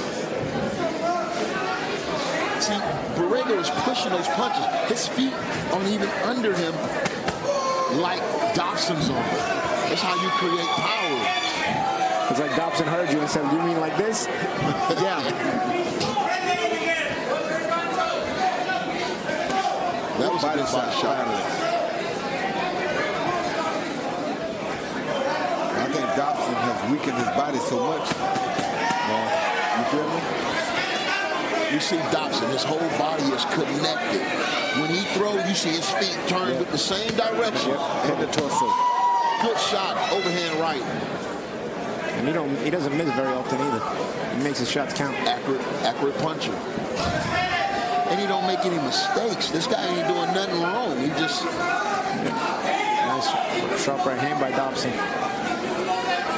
I like the way he budgets his energy. When he's moving, he's not over moving. When he's punching, he's not over punching. And that's a consummate pro, to be able to control your conditioning. Savvy. He's not letting the pressure of Borrego and Borrego upset like this, make him work too much, because that was something I was curious about. Some guys come undone when you press them. They start, getting panicky and throwing too many shots, getting too crazy. But Dobson has kept it under control, even when Borrego tries to step up the pressure a little bit. He has a complete understanding of what he wants to do in the ring, and he's executing. He is systematically breaking down his opponent. And destroying that body. Like that. It's destroying the body of a guy who loves to go to the body. I can't tell. Yeah. It's like he's hitting the heavy bag at this point. It's not even much caught that back. one, Roy. I caught that one. I only see him throw one good body shot tonight. Yeah. And again, look at that back foot. That back foot is not placed. Because he don't know whether he's left-handed or right-handed. Yeah, he's moving. He's confused. Southpaw, Northpaw, whatever. Even Paul, he ain't sure what he is. By the way, Roy just took the lead for line of the night, guys.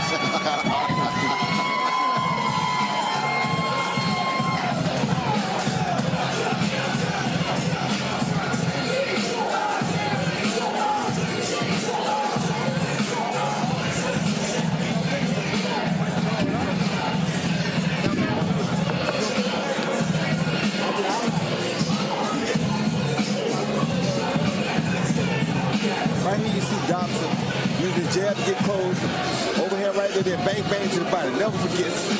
He ain't finishes with an uppercut that time, but every time he gets close, he never forgets to go to that body. And that's what you call a seasoned pro. He's fighting like a veteran right now.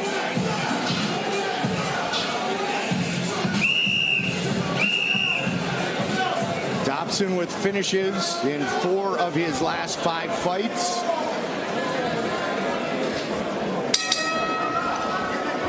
Proudly representing the Bronx. Did spend some time in the Real Deal stable. Part of the Evander Holyfield topped outfit just for a minute or so. But proud young man who has done some great work. The Bronx boxer has taken advantage of his opponent's body. Boom.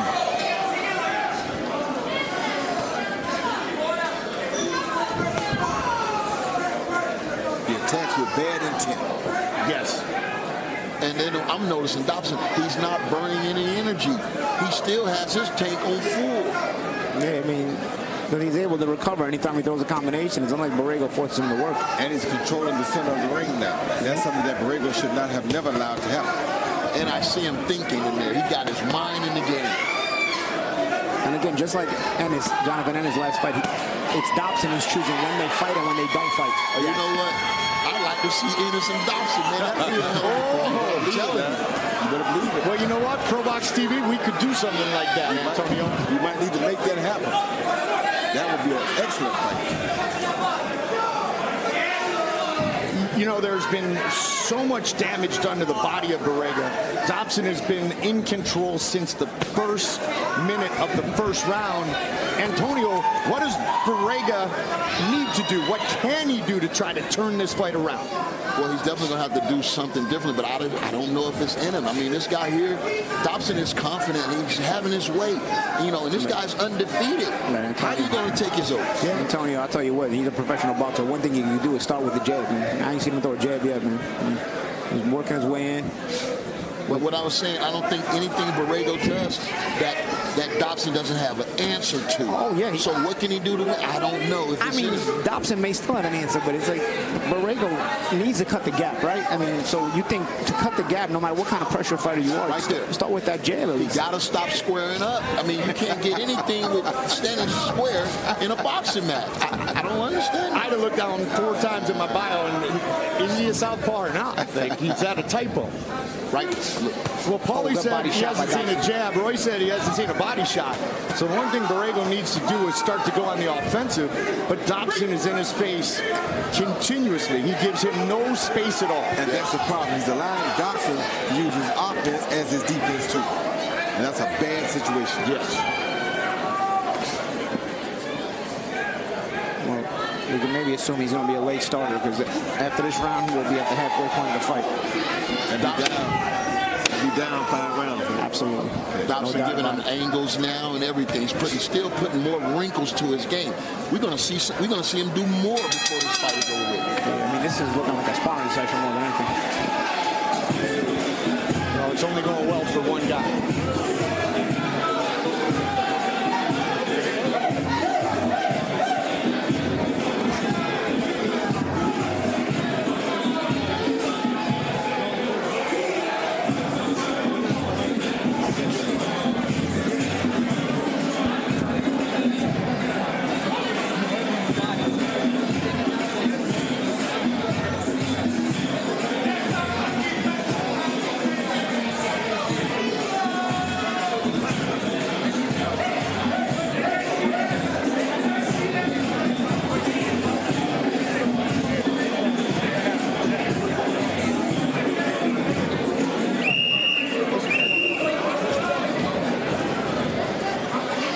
See the maturity of Peter Dobson as well.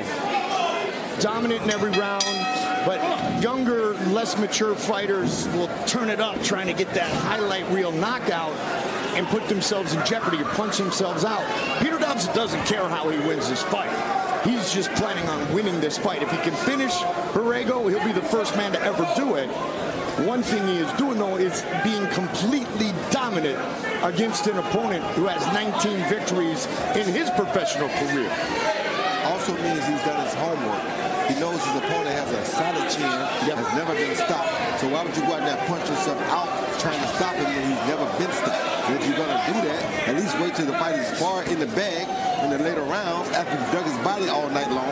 Then you try. But in the meanwhile, do what the record says. The record says the man goes the distance. Stick to the game plan. I'll tell you what, Borrego has picked up the pace this round. It's the official start of the second half of the fight. Borrego has been in Dobson's face the entire round. But I think he's been weakened too much from the body shots already. I was going to ask you that. Yeah, how much does he really have left?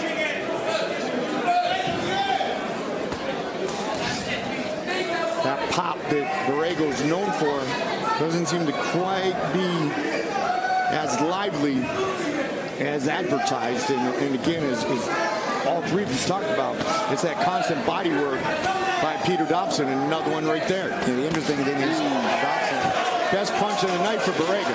The interesting thing is, though, Dobson seems comfortable in there. For a guy with Borrego's punching reputation, you would think Dobson would at least be uncomfortable, be on the inside like this, but he's very comfortable. Now he's actually getting the better of the exchanges. And having a great time in there, fight banging with Borrego. That's different. I didn't expect that. We don't even need the whole ring for this fight. No. Get us a phone booth. But here's the thing, if Borrego can't win a round fighting at this distance, you might as well pack up because he ain't going to win tonight. He still got hope for wearing Dobson down, though, you know. That's his only hope right now at this point. By not going to the body. That doesn't help. And I can understand why all of the hype and the excitement was behind Borrego. Man, he has been in the ring and training camps with the likes of Danny Garcia, Errol Spence, and Adrian Broner. But I tell you, sparring all those champions, sometimes you can't get out of that gym. Yeah, and also having a great chin and being a sort of a pressure guy, it makes you a perfect sparring partner, you know? You mean those champions that Peter Dobson would like to face down the road? Yeah, exactly. I heard those names before. Nice combination by Dobson. Nice follow-up. I'll tell you what, if Dobson is able to finish Borrego here tonight, man, they got to be talking championship for this gentleman, man. He's worked up, he's earned it, he's busted his butt, he's took these type of fights, and he's still undefeated, champ. Yep. I've seen a lot. Oh! I'll be honest, I'll be shocked if he stops him. I don't think Borrego's in a position to be stopped, but the body shots, he's landing some crisp combinations, crisp punches. It's been an impressive performance by Dobson. Well, no one has, stoppage or not, no one has ever been this dominant against Borrego. Yeah, he's had split decision losses, majority, but this has been going to class, and the teacher is Peter Dobson. Yeah, he's been outclassed tonight so far. But we know boxing, anything can happen. Of course. And we did see the best punch of the night by Borrego in that last round. Yeah, he seen Borrego come out off of that counter with a big left hook, caught Dobson in the middle of his own left hook. But look, he was squared. His legs were squared. He took the power off his own shots. Yeah, Dobson came back with a body shot. Ooh, what a good combination. Double left, right hand, straight down the pipe. Wow. Nothing Borrego is doing is discouraging Dobson. Not a thing. Including that punch he landed. It was, but you guys kept saying, oh, he's square on the inside. He landed a nice hook, but his feet are square. There's no torque. Yeah, there's no torque there. No power. And he's been getting beaten up to the body for 6 rounds. Co-main event of the evening. Peter Dobson had a couple of years break, quote unquote, promotional issues. He's not been in a hurry to make up for lost time, but he's doing exactly that. Like I said, the second chance program. There you go. Perfect. I teed that up, and Roy, you just hit it out of the park. Perfect. And I'm going to tell you, I've sat ringside to a lot of shows. Tonight, competitiveness has been really no match. That's it. You know, every fight has been competitive. You know, every fight has to have an A and a B side, but like Roy said before, it's 50-50 fights, regardless who the A and B side is. And the results of tonight are showing that, you know. Dobson is on the B side corner dominating the fight. Last fight, Jonathan Ennis was on the B side, you know, dominating the fight. Now look at Dobson, shorting those shots up now. Yeah. He's snatching it now. A well-matched, well-produced show, of course. Like I said, I wouldn't really call it the B side. Maybe with the guys that live here, right? You know, they may be on the A and B side, but these other guys, like this fight right here, I mean, and he lives here. Yeah. And he ain't really the B side, like you said before the fight. This could be an upset as far as what they had. Right. But this guy in his blue corner came here to win. Yes, sir. He's undefeated and he's acting like it. It's like a gift at Christmas. You flip that record to the other side and the other song's good too. It's what we got here. This is the Probox mantra. This is what the fans of boxing deserve. Battles like we just had with Ennis. This one, incredible as well. Dixon. Oh, that was a beautiful exchange. Yeah, it was. Both guys landed some sharp shots in close. And you can see why Borrega's never been stopped. Oh, good uppercut again. Dixon's found a home for that uppercut of late. Ran some nice, sharp, solid ones. Great chin on Borrego again, but not enough return or no return at all most of the time. Quick double jab from Peter Dixon. Again, no feet. Look at his footwork. And he's crossing his feet as he's chasing. He's walking around the ring, and that's a no-no.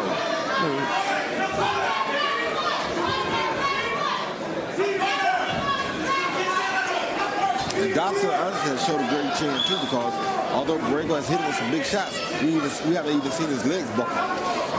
Oh yeah, he might have a solid chin. He's been way too comfortable for my liking as far as Dixon, as far as Borrego is concerned. The way Dixon reacts to Borrego's punches, way too comfortable for a guy like Borrego, who's had the punching reputation. It's unnerving to see a guy like Dixon be so comfortable even when you do touch him. This is why I feel like young fighters don't go around sparring with all the old champions. Yeah, because you can get ruined in the sparring. You get ruined in training camp. More important than mentality. Most young fighters do get ruined before they even step in the ring. And you know what's crazy? Like I talked about last fight, Monk Ray sometimes looks a little bit lackluster. He's got the physical capabilities, but mentally, he's like he's not in the fight. I see the same thing in Borrego this fight, you know, where you can see the physical capabilities, but he's kind of moseying along, going through the motions, not getting off. You know, it's almost like he could care less if he's here or not. Little more back and forth in the round we just saw. But Dixon always seems to either have all the landings or an answer for the few Borrega has had. He landed right there, 4 punches, 4 solid punches. Borrego's still coming, but nothing's happening. Like Paulie said, he's just looking. He's looking and catching. Looking and catching. You can't win like that. And the punch selection of Dixon, comes from underneath, comes from around the side, comes down the middle, picks the body as well. Nice punch selection. Very savvy boxers is Peter Dixon. And Borrega has had some trouble in his career cutting off the ring. And Roy, you pointed out earlier, Dixon has just owned the center of the ring for the majority of this fight. And now he's won like 7 rounds to me, he won 7 out of 8 rounds, or 6 out of 7 rounds. And he knows he's in control, so now he's giving up a little real estate because all he has to do is last the fight, and he's won it. There you go. Not get hurt, not get knocked out, don't do nothing stupid. Exactly right. And Goldie, you made a good point. I mean, Borrego not learning to cut the ring off at this point in his career. Nice body shot by Dixon, nice little sneak uppercut. But that was his problem with Alan Sanchez. Alan Sanchez just moved and boxed circles around the ring, and Borrego never caught up to him. And you would think after that kind of result, no, the same body shot by Dixon, that uppercut to the gut is really becoming a repetitive thing now. Borrego should not only understand that it's coming, he should also learn how to counter it at this point. Dixon smooth, man. he placing those shots. He ain't throwing. He know exactly where they going. There it is. Again. He's an outspoken guy, but man, he's backing up anything he's ever said here tonight on Probox TV. And Borrego's just chasing him around. And by the time he gets set to throw, Dixon's gone.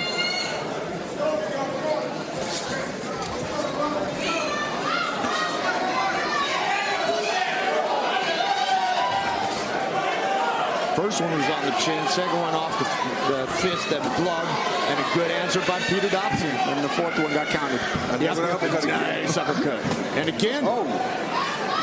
I tell you what, though, he's sharp. Borrega has a chin. He definitely got a chin. He has a chin. Chin of granite. But he was taking some man-up body. He was taking some big shots. Look at that. Unanswered, though. Unanswered.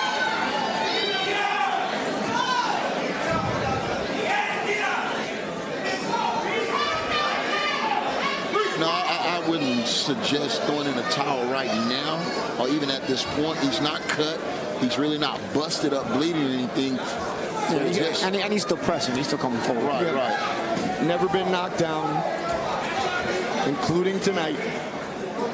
And, you know, maybe he don't have a shot at winning this fight, but like I said, some fighters you can make quit, some you have to knock out.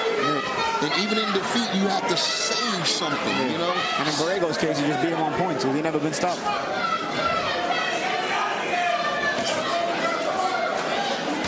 I'm sure the corner is watching very closely.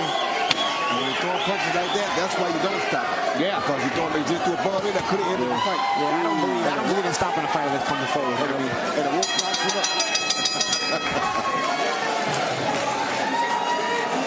Borrego's been coming forward all night. He's been losing all night, but he's been coming forward all night. So it shows you that he's not uncomfortable. He's just losing. So Najee Lopez gives us a highlight reel finish. Jonathan Ennis looks spectacular in the upset. This co-main event is all about the boxer from the Bronx. We still have our main event in the evening. And don't you leave out that more wins. There you go. So far, that's the fight of the night. Yes, indeed. And shout out to the Probox green card girls. I don't know what they found them at. Well, we at LA. I've been waiting 2 hours for you to say wherever they found them. I'm going after first. This is when I say that was Antonio Tarver and Paulie Malignaggi, who said Roy and I just kind of took it in. Round number 9. Dominant performance by Dobson, looking to move to 15-0.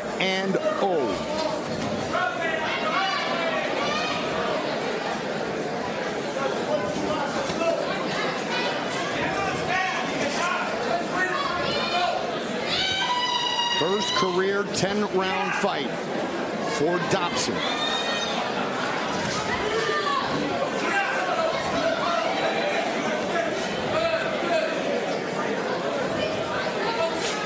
That's another reason. That's another reason he wouldn't be in favor of the fight, because this is his first 10-round fight. Right. And Borrego's been 10 rounds several times.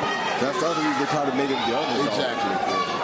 Fifth 10-round fight for Borrego, Roy, and he's gone the distance 3 times.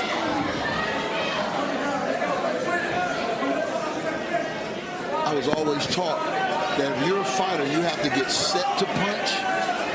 That, you know, you'll never be able to create that power, because the guy's going to be gone. You know, you got to stay ready to punch.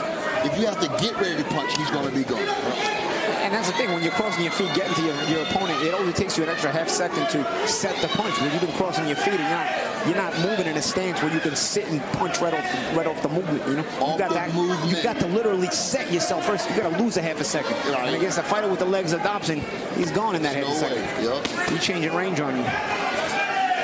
And Borrego can shake his head no, but he hasn't had many yeses in these exchanges tonight.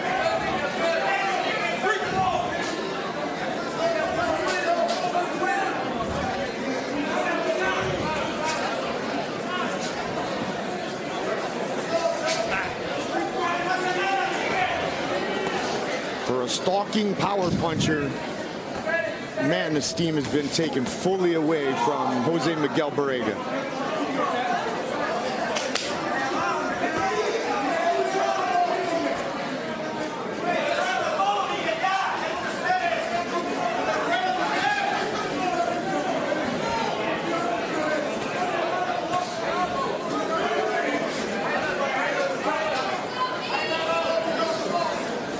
You were talking about the Ferrari earlier tonight, Paulie. You know what? Dobson has stayed in third, fourth gear, and he's been zooming all night. He's happy with that. He's like, I can max this out. I can win this race. I don't have to be too fast to do what he needs to do. Yeah, he's got control of the center of the ring. He can go into first gear. Literally, about 20 seconds ago, he circled the entire ring without throwing a punch. He has to do that because Borrego doesn't cut the ring off, and he can put it into second, third, or fourth when he's got to throw punches. Very comfortable, very savvy performance. Great shot selection. Impressive, you know. it's not something that's going to completely wow you, but what's impressive to a fighter like me, like Roy, or like Antonio, is his ability to control the ring and to be comfortable in any situation he's been in tonight against a veteran of the likes of Borrego. Still outrace a lot of cards in fourth gear if he got a Ferrari. He's still going to win the race most times. Yeah. Is it an event center or is it a television studio? It is both. Probox TV. This is just a sneak peek, you guys. May 20th. It's a big night when we launch the global Probox TV app, and I mean global. These fans have seen some tremendous fights from our future stars and now our contenders. 10th and final round of our co-main event of the evening.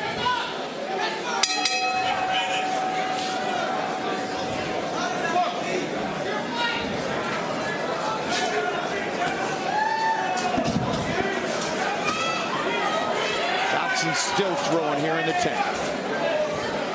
For a guy that hasn't gone 10 rounds, he's gone this 10 rounds very comfortably. Certainly has, hasn't he, Antonio? He's breathing really smooth. He's not, panicking. I like this whole fight about Dobson. Like Paulie said, when you're comfortable, you can go all night, and that's a beautiful body shot right there. But he did it off a double jab, broke down, and then did the body shot. Man, that's working. Yeah, that's what I said earlier too. I love the punch selection. Very savvy. Almost like a real veteran, man. He's in there and he's in a situation of a step up in his career, but he's been very, very comfortable. And he's 10 for 10 with the uppercut. But there you go again. He can't miss with it. Uh-oh. He might be wanting to try to finish something. Borrego ain't going nowhere. Now he's 11 for 11 with the uppercut. Yeah, he turned Borrego into a sparring partner tonight. Borrego lost every round, maybe bar one. 12 ain't enough, though. We take it back to 15. Yeah, that's true.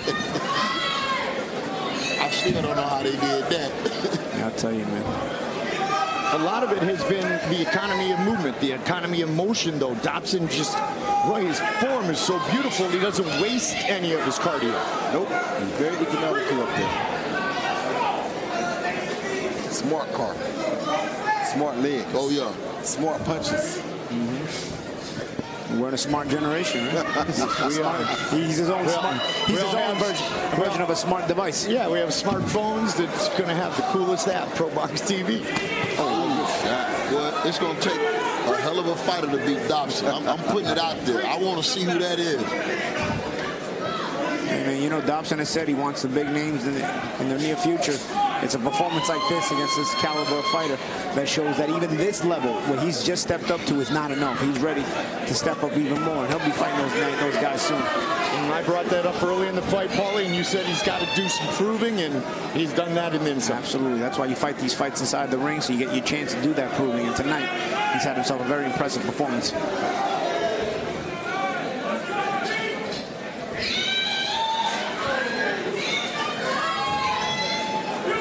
Borrego, I gotta be honest, man. He fought like he forgot he was fighting tonight. He fought like he was fighting tomorrow, and maybe he forgot that. And they called him at the last minute and said, "Yo, you're fighting tonight." And they wrapped him up and got in there because he never woke up. You were just expecting. You see the potential this guy has. The punching reputation that he has. And again, it's been frustrating to see his inability to create things. And they say styles make fights. This was just a horrible style for Dobson. Dobson beat Borrego at his own game.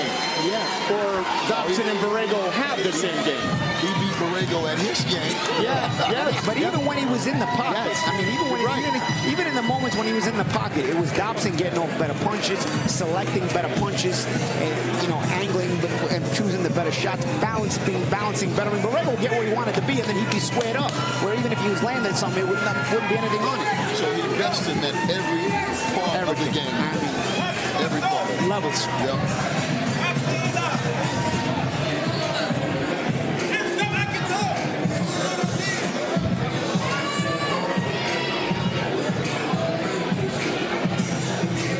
Oh, that's his family back there.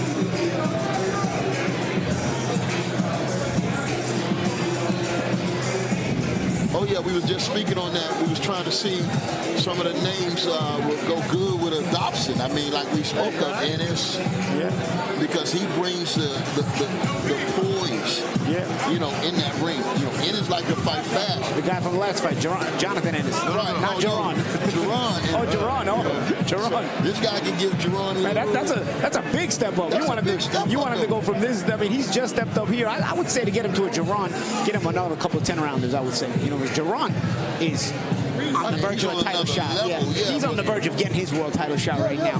I'd say Dobson at 15 pro fights. He just had his first 10-round fight. Give him a couple of more step-ups. You know, he already stepped up here in class with flying colors. Give him a couple little more steps up. You know, and get him to 18, 19, and 0 before you put him in there with the top 10 guy. What about the other eight? Is that just for the fight?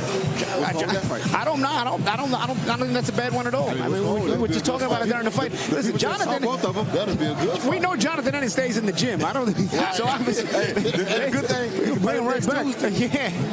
That would be a good fight. Mark Lichtenfeld with our official decision. Ladies and gentlemen, after 10 rib-cracking rounds, we go to the scorecards. Joanne Richards sees it 97-93.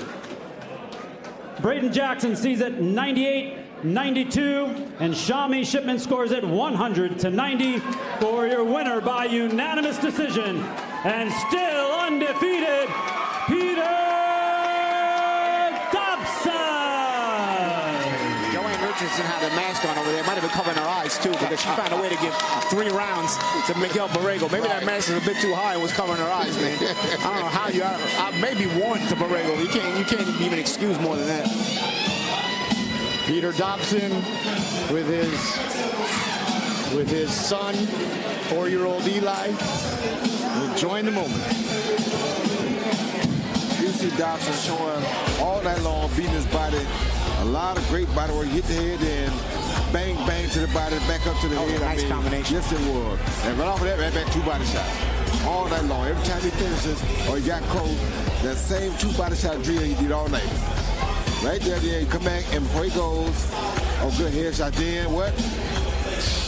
He didn't do it that time, but 9 times out of 10, every time he finishes the combination, he ended it with 2 good body shots. And as like Antonio said, he was 10 out of 10 with the uppercut. Perfect.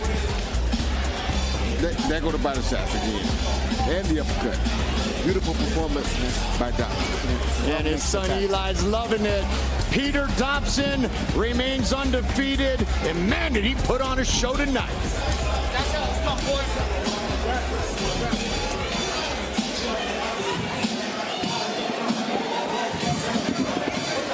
We are set now for our main event of the evening. 28-0, Canat Islam against 25-2, Jimmy Kelly. For Kelly, this is the first time he will be fighting here in the U.S. This fight is for the vacant WBO Global Middleweight title. 37-year-old fighting out of the camp here now at Probox.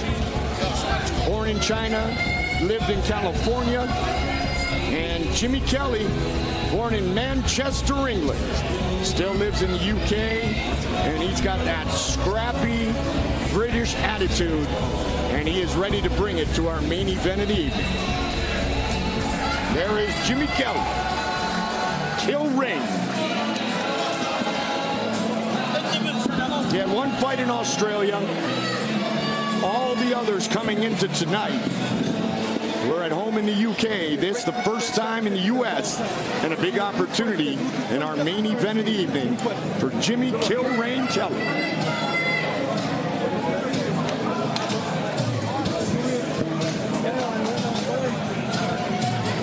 His father in his corner, as always, once again here tonight.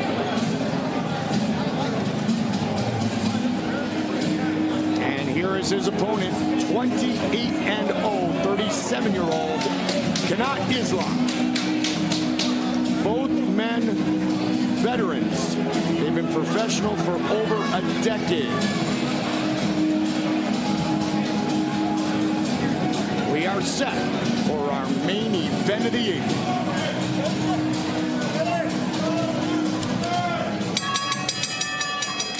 Ladies and gentlemen, from the White Sands Event Center here in Plant City, Florida, this is your Probox TV main event of the evening, brought to you by Pablo Token.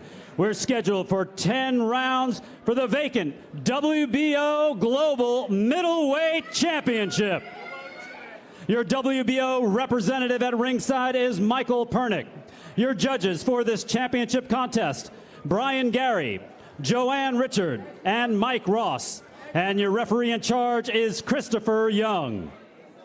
Introducing to you first, fighting out of the blue corner, wearing the black with gold. He weighed in at 157.4 pounds with a record of 25 wins, 2 losses, 10 wins by knockout.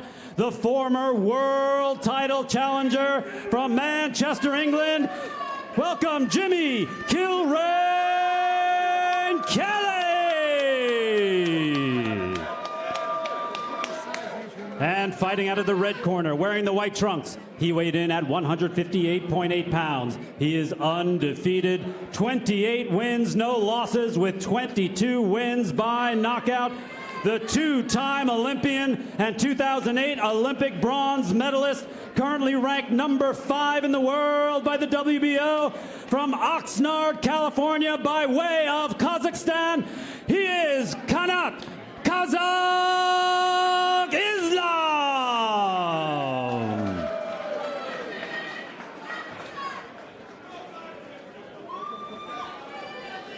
Okay, Jimmy, anything from here up I'm considered legal. Anything from here I'm considered illegal. Listen, gentlemen, this is a championship fight. You can receive instruction in the dressing room, expect a tough, clean fight, give my commands of all the time, protect yourselves all the time. Gentlemen, my job is to reinforce the rules and count to 10, and y'all two are the judges. Now let's touch them up. Gentlemen, I want to remind you, you are on Probox TV, so you know that it means it's time to fight!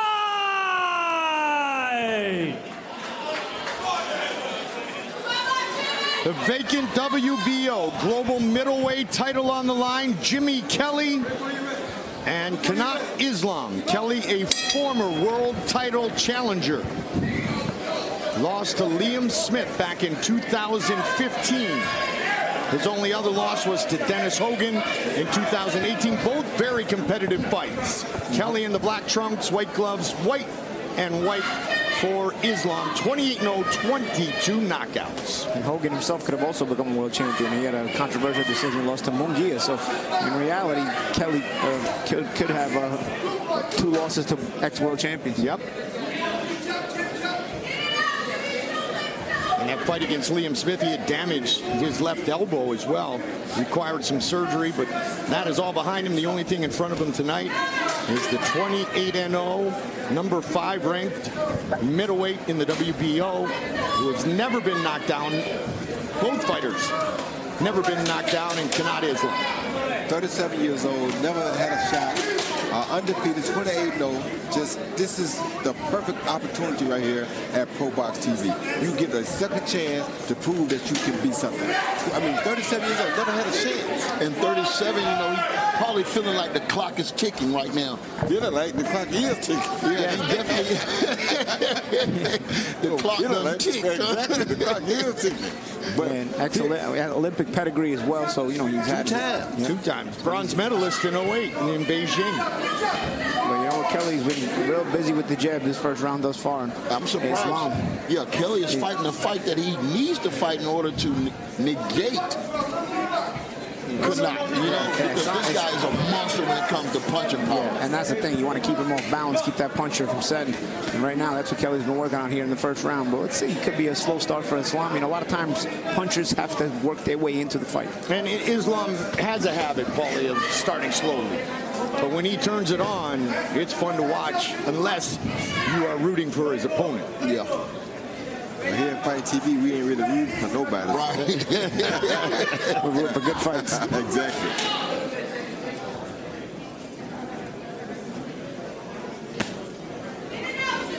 I mean, there are a few guys we know, like Lopez and Mark Reyes Jr. We do kind of root for those guys because we know them, but we do want to see them have good fights too, because that's the only way they're going to get better. You either win or you learn. That's right. And I only have one way. It's only one way for me. I got to call what I see. That's you it. know what I mean? If you just grabbed a pair of Nike shoes from the rack before you walked in like Ennis, or you got the beautiful shoes of a world champion to be.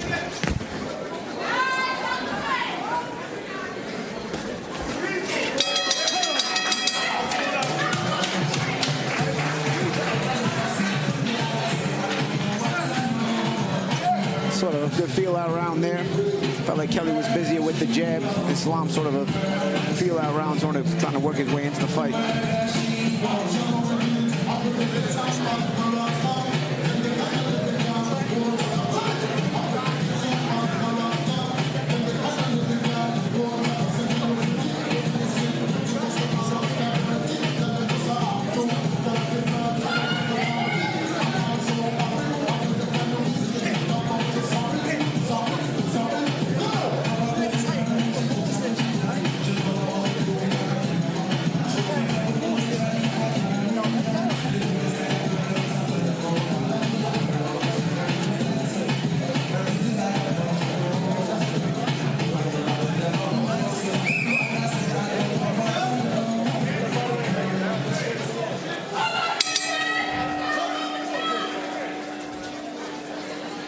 Round two.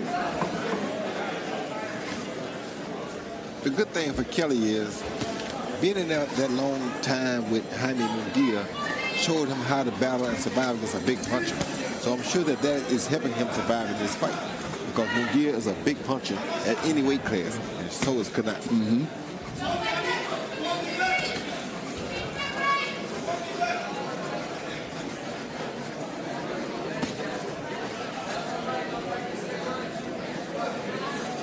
Loss to Hogan was a 12-round fight for Jimmy Kelly.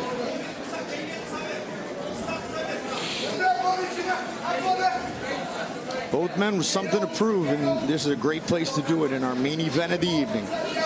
Mike Gilbert, Paulie Malignaggi, Roy Jones Jr., Antonio Tarver. And we see those mean intentions, Kelly, as Canat Islam is getting closer. So Kelly's got to watch himself and stay busy with that left hand. And nice shot to the body. And Kelly made a smart move right there with that body shot. And it's long turn southpaw there, and a nice right hand there by Jimmy Kelly.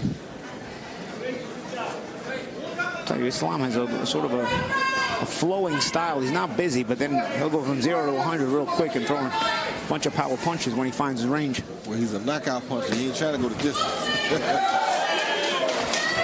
Speaking of savvy, nice move there by Jimmy Kelly to spin around. Yeah, Islam. Kelly definitely has the right game plan to neutralize Canat, but he's going to have to get a little bit more aggressive with it and put some power shots together, because I think that's the only way he's going to gain Canat's respect and slow him down a little bit. He's going to have to hurt him with something. Putting a lot of hands on him, do I tell you that? Surprisingly, yeah. Yeah, and Islam is not really busy enough that if he's not landing any of those big spurts that he has, he's not going to be able to win the round, not being busy. And that's one of the storylines, you guys, that I brought up, is that Islam has a habit of starting slowly. You don't want to give Kelly a couple of early rounds, and then you're trying to work from behind. You saw that little shoulder bump in the inside by Islam, a little savvy veteran move, a little dirty trick there. Shoulder right to the face of Jimmy Kelly. Switching up his stance to southpaw. And we know Canat knows how to box. I mean, two Olympics tells you that. But a lot of times when you're that powerful guy, you've been mowing everybody down with the knockouts. It's kind of hard to go back to the basics sometimes. And that's what his problem is right now. Yeah, he's actually going to the southpaw stance instead of the basics. They're in love with the knockout punch. Good body shots there by Kelly. Good combination there.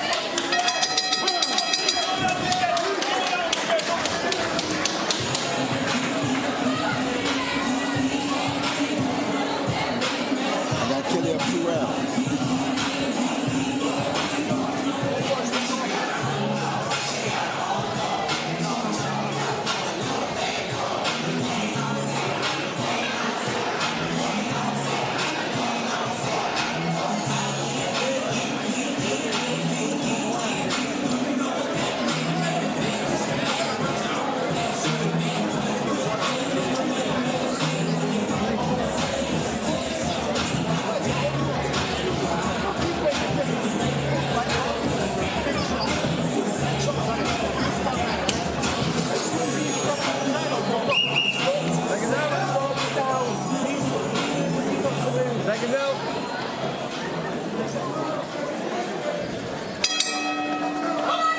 With Superman and the Magic Men tonight here in the broadcast booth.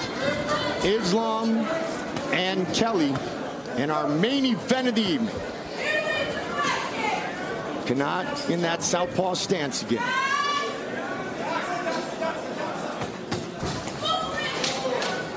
At least he's jabbing out of southpaw stance, though. Ooh. I tell you what, Kelly sometimes goes on the attack, and Islam is going to have to at least start to counterpunch Kelly when Kelly goes on those attacks as well. Because right now Islam is just straight leg right there too. You know, there's no counterpunch coming back.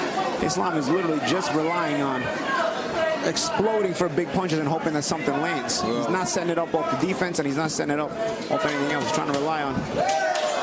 There, he punched with him at least. Good body shot. He's still doing that shoulder. Yeah. I saw it last round. He does it intently. If he can't knock Kelly out, he's going to have problems. Because Kelly's going to be there fighting all night. Islam was knocking on the door of a title shot back in 2018.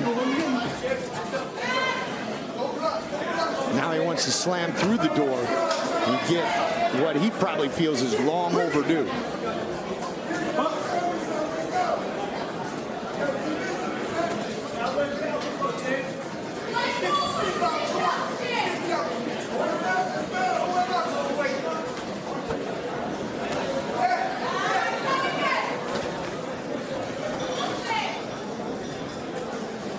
The other problem you have with a lot of those guys like Canat is that sometimes you can't fight in close range. Good hook there by Kelly. I mean, right now, Canat can't find his range. He can't fight it close range. He fights from like that. He found it right hand there. When you're close like that, this is where you have problems. Yeah, you can't fight in there. That's what I meant. There's no problem to get close. Islam got to fight at his pace. I think he's allowing Kelly to slow him down a little bit. Yeah, because Kelly's busy with the jab, and Islam doesn't really use his jab, so sort of sits on the outside. And Kelly's actually cutting the ring off and walking him down. But say you get back outside, you don't want to fight inside. Say he stays to the outside with it. Yep. That's the problem he has. Pushes off. Yes, you don't want to stay close. Now, if Kelly going to box like this, he's going to have to, definitely land some solid shots if he's going to be pressing Islam, First fight in 371 days, just over a year for 28-0 Canat Islam. Coming off a 7th round TKO victory. 10 times scheduled for 10 rounds for Islam here tonight. 6th time for Jimmy Kelly.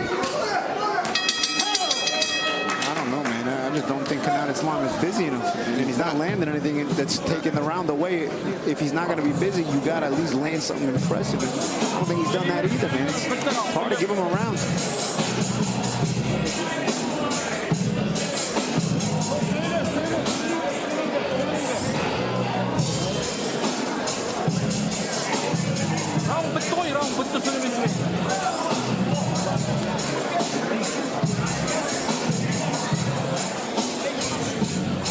Here we see both fighters exchange hooks. But it looked like Canat slapped. He got his head wide open. They both slapped. Exactly right. They both slapped. That's why he's not getting no knockouts. Yeah, he's just disrespecting him, but he's not. He's not hurting him.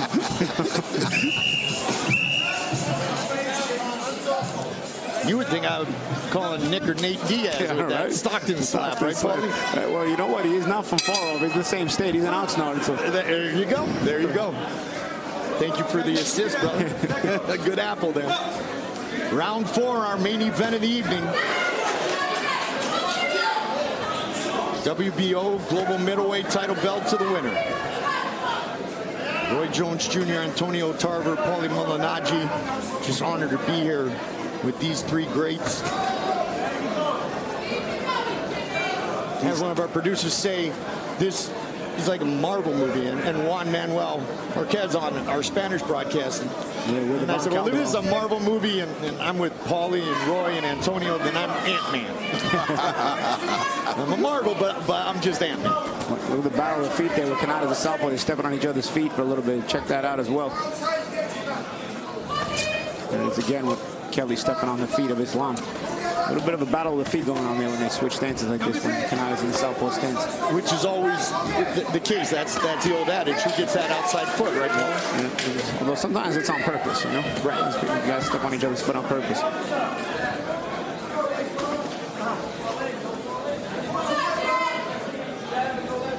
Little mouse under the right eye of Kelly. Some shots are getting through for Islam. That might have been a head, but he's dangerous with that head. Very disappointed at the amount of punches that Canat throws with the open hand. Both of them throw with open hand. Or just the amount of punches he throws in general. Right, that too, but the open hand, when he does throw, he's throwing open hand. What's that gonna do? That's weird for a guy with this much experience. Exactly. And has been in the game this long. He should at least be punching properly. Yeah, I mean, in the amateurs, he was had such a successful amateur career. They take points from you for slapping. Well, he went to the Olympics twice, so he didn't lose many points.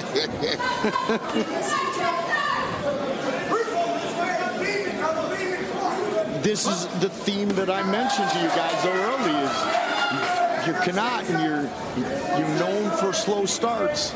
You don't want to fall too far behind in this title fight. Little Superman punch a second ago. Which if he loses this round, I think he'll be down almost 5 rounds. Not even fall behind, but if you want a championship and you're begging for the title shot, like I said, body shot by Kelly. It's how you win. Yeah. It's how you win, impressively, you know, or not. His nose bleeds. He got caught with a good body shot. I don't know. No, that's the Probox promotions way, Probox TV way, right? 50-50 fights. Eye swell up now. Oh, he's swelling up. Nice. Nice counter by Kelly. And Kelly come in with a 37% knockout ratio. Yeah, and China is eye bleeding now. Yeah, Kelly's got stuff happening now. Kelly's having himself a good run. Exactly. A whole lot of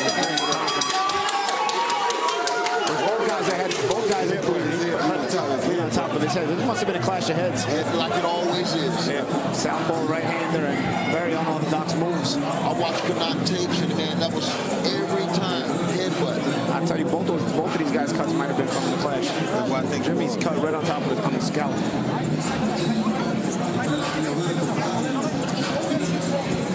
That's a better spot, if there is one, than the cut under the eye of Canat Islam. Right under the eyebrow they were working on.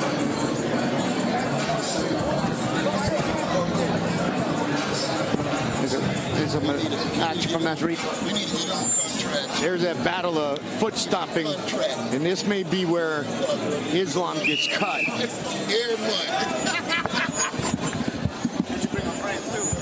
Oh, right. Yeah, that might have been, that was it, right, Roy? Yeah, that punch might have cut it, yes. Yeah, that punch might have cut it. Oh, yeah. Yeah, it might have been a punch, not a headbutt. All right, round 5. And now Jimmy Kelly's going out there. Jimmy Kelly now believes he can win this fight. Jimmy Kelly's been near the top of the mountain a couple of times already in his career, just 29 years old. First time fighting in America, he comes and fight a monster. He comes and fight a monster like this. How big would this victory be for him? Huge. And he's gaining more and more confidence, too. And the body shots are a big factor for him tonight. He has Canat not looking like himself already. Watch him, Canat's moving around. You know, Roy, anybody that's taken the time to invest in the body tonight has gotten the upper hand. They're very it goes to show you, with it. for any young fighters out there, you see the investment in the body pays off.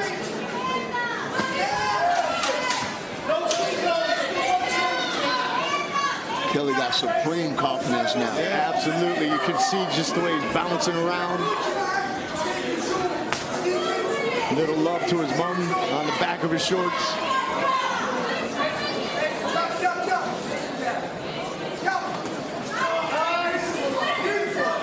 And it's not no jab right from here. There is one, but here's what we've had tonight. We've had every fight be one that you would want to watch over and over again. And we keep seeing the guy who wasn't supposed to be the guy become the man and take over in these matchups. And we hope everybody at home understands that about Probox. Yes. We're not playing favoritism here. You want to earn your title shot, you want to keep your O, you're going to have to do it against a good, strong opponent. Or you got to do it somewhere else. Yeah, there you go. There you go. Man, Roy's killing you guys with the lines. I'm sorry. He's quick. It's in and out, but man, they leave a mark.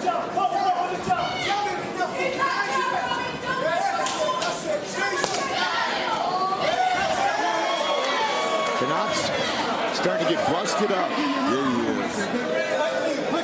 And acting like he's not caring about it. Yeah. That's the bad part. Which means he is.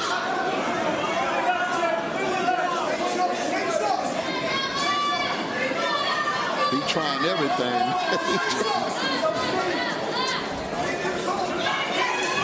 That's the thing, man. When you haven't stepped up this long, you may have stepped up. You obviously stepped up in the amateurs to be in 2 Olympics, but when you take down your level of opposition for as long as Canat Islam has, and gone up the ladder slowly, sometimes you can regress, man. I mean, I just can't see a guy who's showing this much lack of fundamentals have been this successful as an amateur, but obviously he must have regressed through the years. Maybe a lack of high-level opposition, maybe a lack of high-level sparring, but nonetheless, the guy I'm watching right now, I just could never picture competing in 2 Olympic Games, you know? Yeah, I didn't see that on the film either, man. So the fighter I saw on film did not show up tonight, don't look like. But we still have a few more rounds.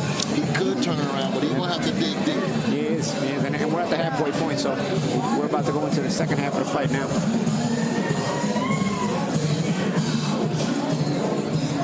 Some roughhouse tactics in this fight, by the way, guys. When you see Kelly getting confidence, bam, straight right hand, boom, almost knocked him down. That was a very good shot. And Canat is okay with that. Then we see Kelly coming back, missing there, but bang, bang. A little bit of holding hand. This is never confidence, though. This is showing that I'm in charge now. This is that little alleyway fighting never hurt anybody, right? Little dirty boxing. A little bit of BYB style. That's right. That's right.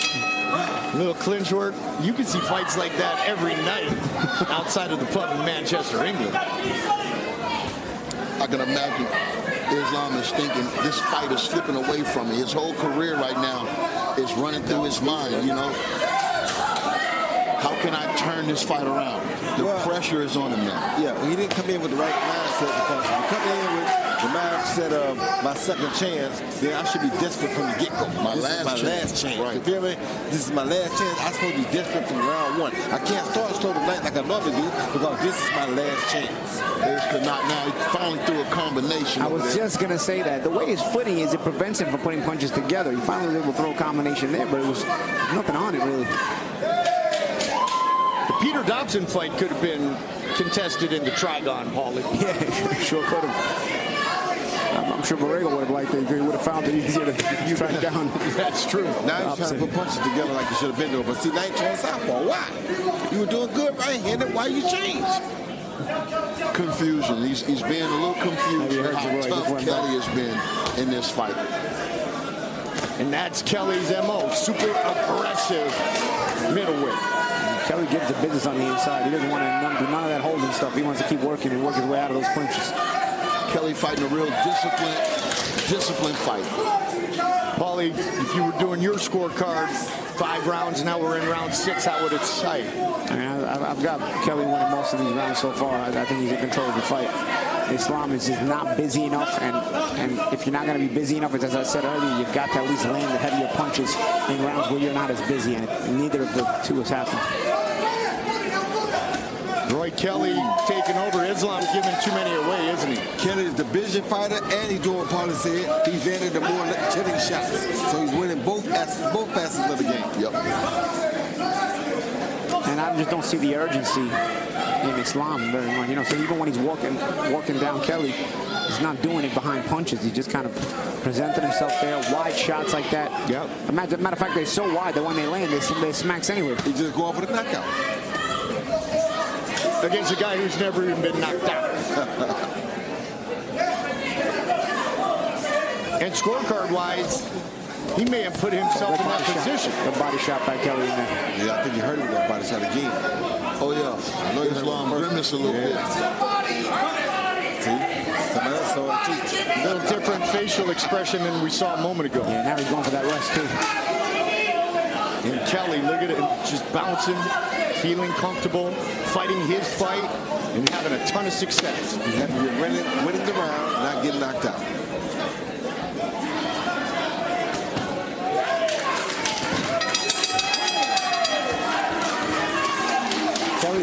I can see Kelly gaining confidence every round, you know? I mean, he's not even fighting a great fight himself. I mean, there's some things Kelly could be working on himself, but in terms of bossing this fight, it's been very clear. He's bossing this fight. He's controlling the tempo. They're fighting the kind of fight Jimmy Kelly wants to fight, and it's not the kind of fight Canat Islam wants to fight. And hats off to Jimmy Kelly. I looked at this fight on paper, and I thought if it came down to the power, Islam by a landslide. But hats off to Kelly. He's really turned this fight around, and he's held on to the little slight lead I think he may have right now.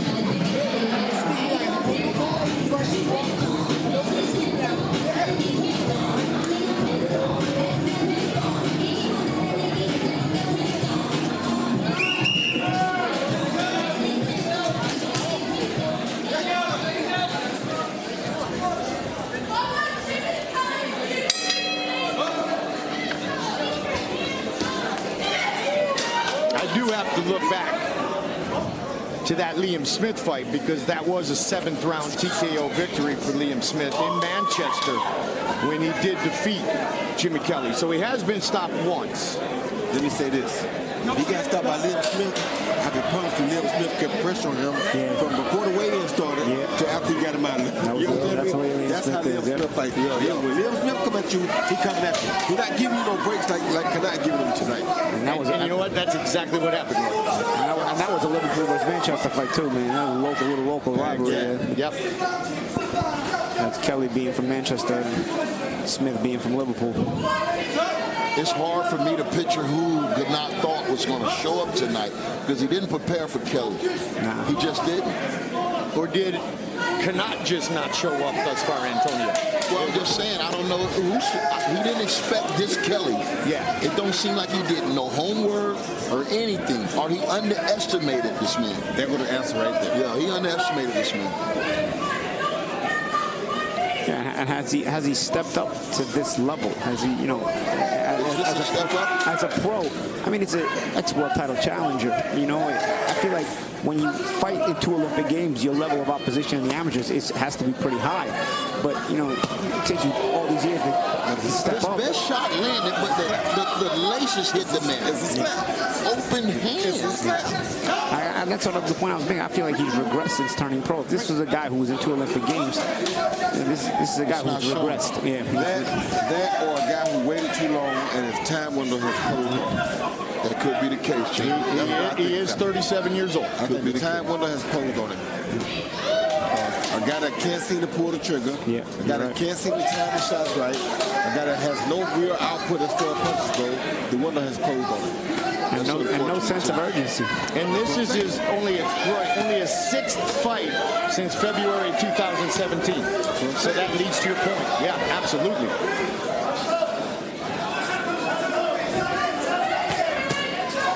Islam is definitely underperforming because he has the 2 Olympic Games under his belt. He's the guy we expected a lot from. We're not seeing nothing from him. Now, Kelly's doing the best that Kelly can do, and Kelly's being the normal Kelly. Yeah. But Islam is not being what he's supposed to be. Islam is stepped up the pressure more this round. I gotta say this might be one of his more effective rounds. It is, but it may be too late. He's not going it's going to be too late. And he's also gonna have to stick with this kind of effectiveness as well. So Kelly's not having the performance of his life.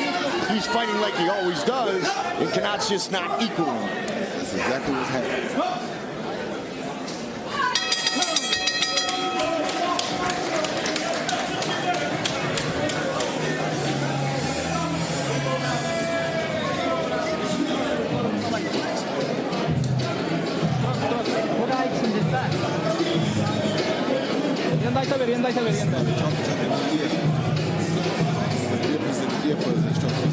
Oh, yeah? Yeah. I noticed that earlier, too.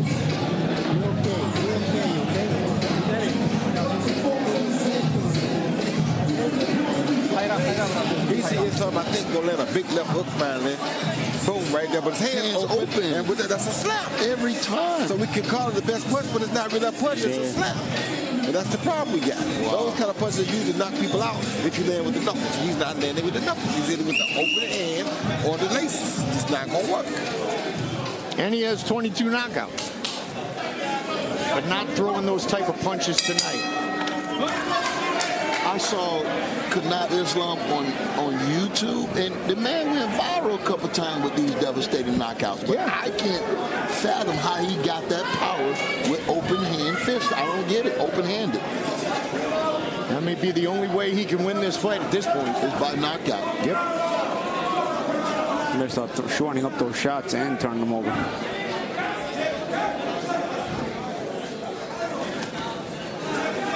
And again, like we talked about, Jimmy Kelly's fighting like Jimmy Kelly always fights. If you look at Jimmy Kelly is game. He's willing to take a chance. He's a normal boxer. He doesn't have outstanding punching power. He doesn't have outstanding speed. There's nothing really outstanding about him except his heart and his willingness to try to win. So he's nothing superb that Canat shouldn't be able to deal with. Yeah. That's why we say he's not underperforming or he's not overperforming. Right. He's just doing himself. Yep. Which is why we go back to, did Canat Islam give Jimmy Kelly enough credit and prepare accordingly pre-fight?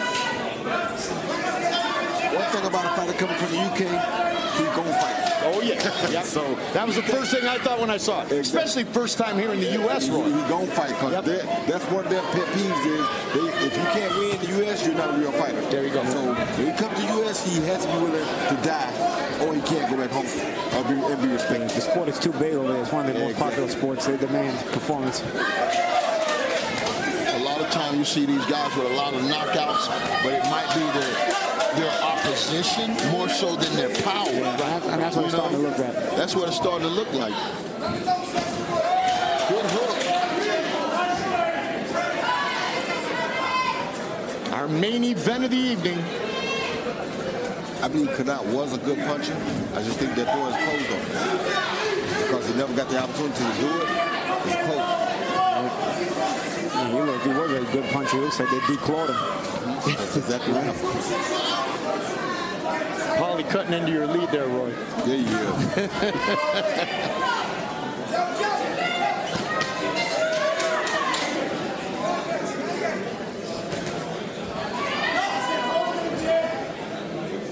Antonio, you and I still have the ways out, though. Oh, yeah. Yeah, we got on the board early with that one. For sure. Good hook. Paulie's downloading the app right now. Kelly's feeling good, man. You see, still moving. Yep. And he's willing to gamble.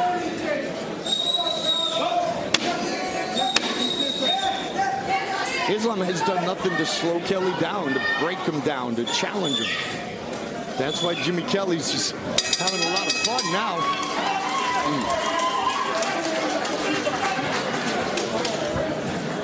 What are you saying in the corner of Canat Islam? You know, desperation right now. He's hurt. Like I said, a lot of things going through his mind. I feel like he probably never got into this fight. But hats off to Kelly, man. I mean, on paper, I thought it would be very difficult for Kelly to have a performance like he's having tonight. Right. So I got to give him my credit, man. He really showed up. He knew what was at stake, and he's taking it. He's taking it from a guy that had everything going for him. So he's taking his O2 if it continues like this. If Canat doesn't get that knockout, I think the judges may be favoring Kelly in this fight. And to get that knockout, he's got to start turning these shots over. I mean, to me, Kelly looks fresh. He's bouncing around the ring. He's very, he looks very comfortable. There's nothing uncomfortable about him that leads you to believe that Canat can just go and get a knockout. He's going to have to do a lot of things right. A lot of things have to change, starting with the way he's pressuring Kelly and turning shots over and shortening up the punches. They are so wide. I mean, he's throwing them yesterday to land them today. That's better. And much like Roy said, Jimmy Kelly brought his heart, his will, and he's utilizing his skill set to the max. He's not trying to do anything special. He's fighting his fight, and it's worked. You see the legs of Kelly. Kelly bouncing around. Yeah. Looks very fresh. We are in round 9, so time is of the essence for Canat Islam if he plans on winning this fight tonight. And he's still waiting. Yep, still waiting. No urgency. That's sort of been the key phrase with the guys that came up short tonight. You know, the A-sides that came up short, they just weren't waited. They weren't urgent. You know, it's almost like they came in the ring as the A-side thinking they just were going to win the fight because they were the A-side. And Islam is sort of guilty of performing in that way tonight as well, as the A-side. No urgency.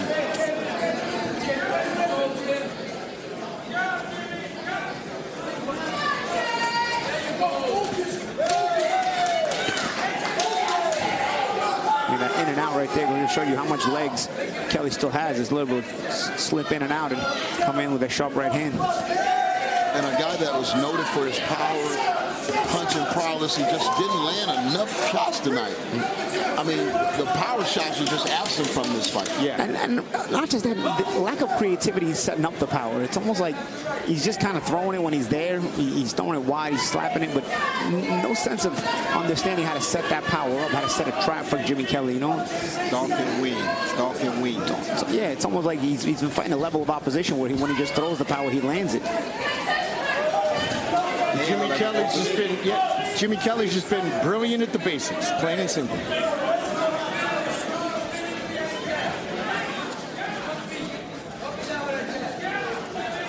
And he's working his way very close to taking home the vacant WBO Global Middleweight Championship. Oh, that's a good body shot.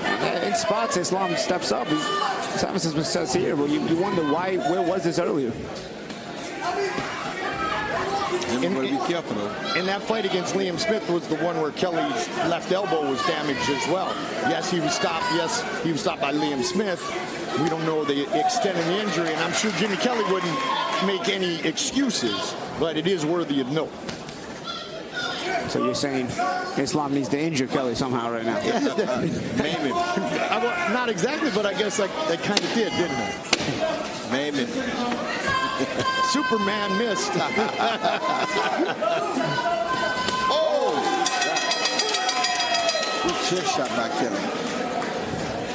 The Brit looking for the Superman punch and love it. He told him to hold that on his way back to the corner.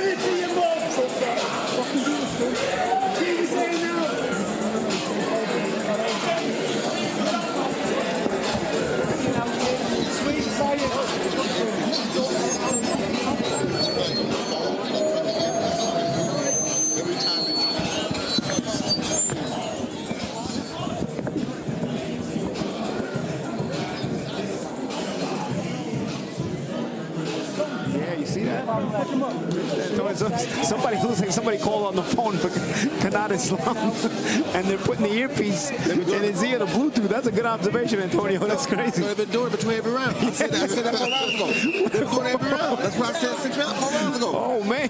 They've been doing it every round. I didn't catch it when you said it, Roy. They've been doing it every round. So he's getting the instructions from outside this. I don't know. My first thought was his cauliflower ear blew up, and then I realized, wait, I'm not doing that sport. I'm commentating boxing with you guys.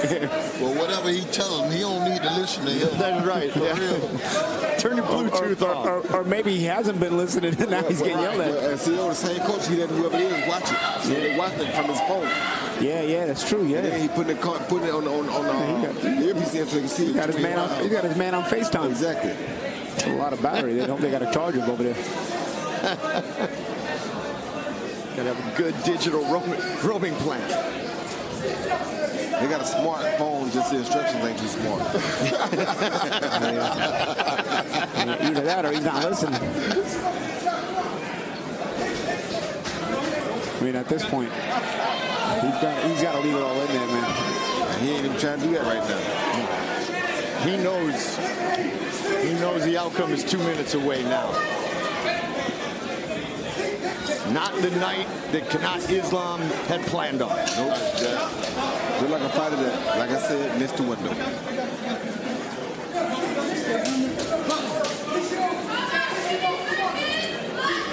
I know guys like me, you, Hopkins, we defied age. Of course. You know what I mean? We defied age challenge. But when you look at Canat, 37, undefeated, you would think, you would think he would at least stepped up. Yeah, had some opportunity. Well, like Goldie said before, only 6 fights in 2017, so there's been a lack of urgency during his whole career in general.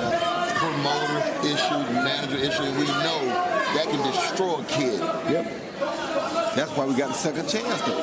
We gave you a second chance, and you didn't take advantage of it. Exactly. So what more can we give you? Well, Jimmy Kelly's looking at this, Roy, as his third chance, and he is taking full advantage of it. Full advantage. I mean, even this round, Jimmy Kelly hasn't done anything impressive. But Canat doesn't take advantage of Jimmy not really doing anything. Jimmy's jabbing sporadically, and that's it. Yet Canat hasn't done anything. Yeah, but Jimmy don't need to do nothing. He doesn't fight. He don't need to do nothing. You're right. Just survive. Canat does, and Jimmy not doing a lot gives Canat an opportunity. Finally, he got some shots here, but. I think footwork from Jimmy Kelly was the key. Yeah, Canat should do this in the 7th or 8th round. Body shot. My bad. Cut the ring off. You should do this in the 7th or 8th round. Yep. I didn't mean to cut you off. But the thing is, Roy, Jimmy was fighting in the 7th or 8th round. Now he's literally just surviving. But to win, whether you fight or not, this is what you should have been doing. You're right. Either way, no excuses. Exactly. So Islam might have won last couple of rounds, maybe 1 or 2 of them, but I can't see him. Too far behind. We talked about it from the very beginning of the fight. I can't see him thinking.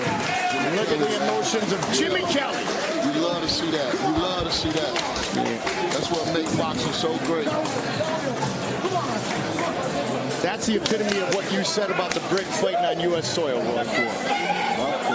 Because really, this is we talk about last chance for Jimmy Kelly too. He kind of got brought in as the opponent here, and he came up short in the step-ups in his career. And if he was going to get another opportunity at the big time, this was a key win he needed to get.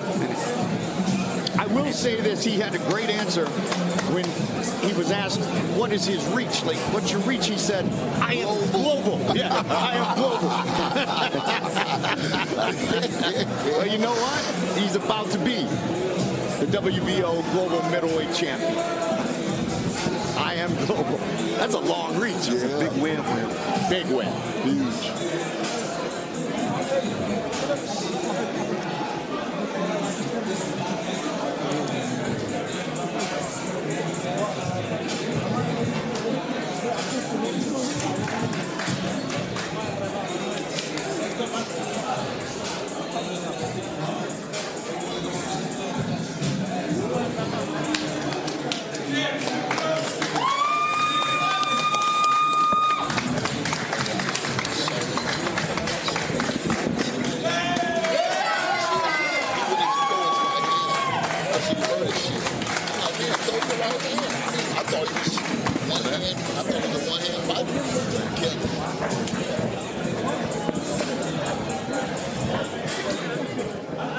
Decision now.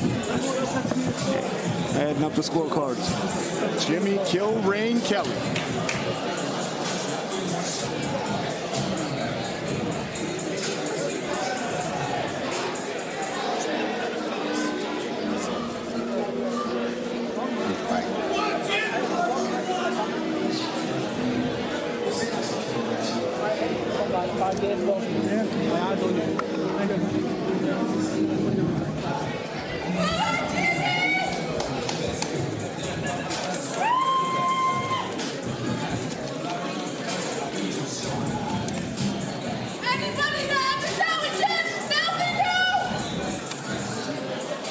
The official decision is in. Here is Mark Lichtenfeld.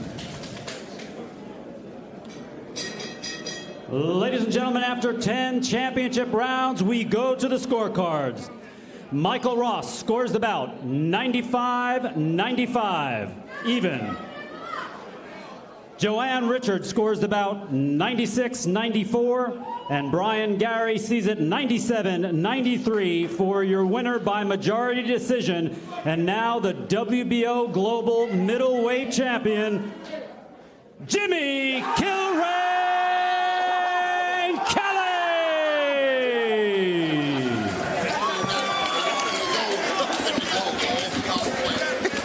Jimmy Kelly Jr. is the champion by majority decision.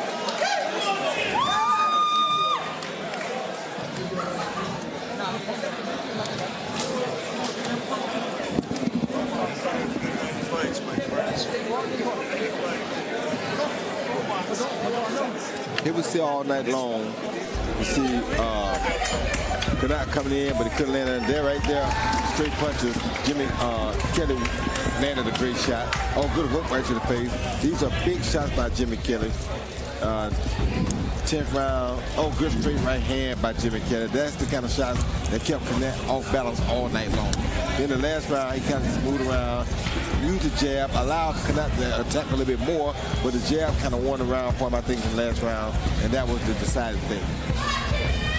The WBO Global Middleweight Champion is from the UK, and his name is Jimmy Rain Kelly. Our sneak peek was ultra impressive. What a great night of fights, and what a pleasure. We should get together and do this like monthly. Maybe. You know what? We should do it more often. You know? It sounded kind of good. It felt kind of good. I think we should do it a little more often. I agree with Roy Jones. And when Superman speaks, we listen. Yeah, we listen. Yeah, we listen. What a night indeed. My partners, Antonio Tarver, Paulie Malignaggi, the two Magic Man and Superman, Roy Jones Jr. What a night for Jimmy Kelly as he takes home the title.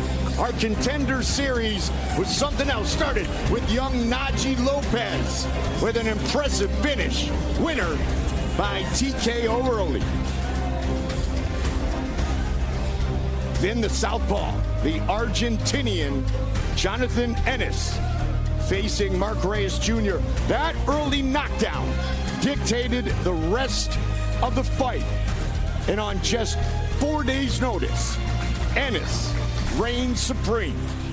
Our co-main event was the boxer from the Bronx, battling all evening long and taking Jose Miguel Barrega out of his game. Peter Dobson made a statement tonight, and a big one, with his 4-year-old son, Eli. He remains undefeated at 15-0. And in our main event of the evening, Manchester, England, Jimmy Kelly was certainly the finest. And he said his reach is global, and now he is the WBO Global Middleweight Champion. For Antonio Tarver, Roy Jones Jr., and Paulie Malignaggi, Mike Gilbert saying so long. Probox TV, we are just getting started.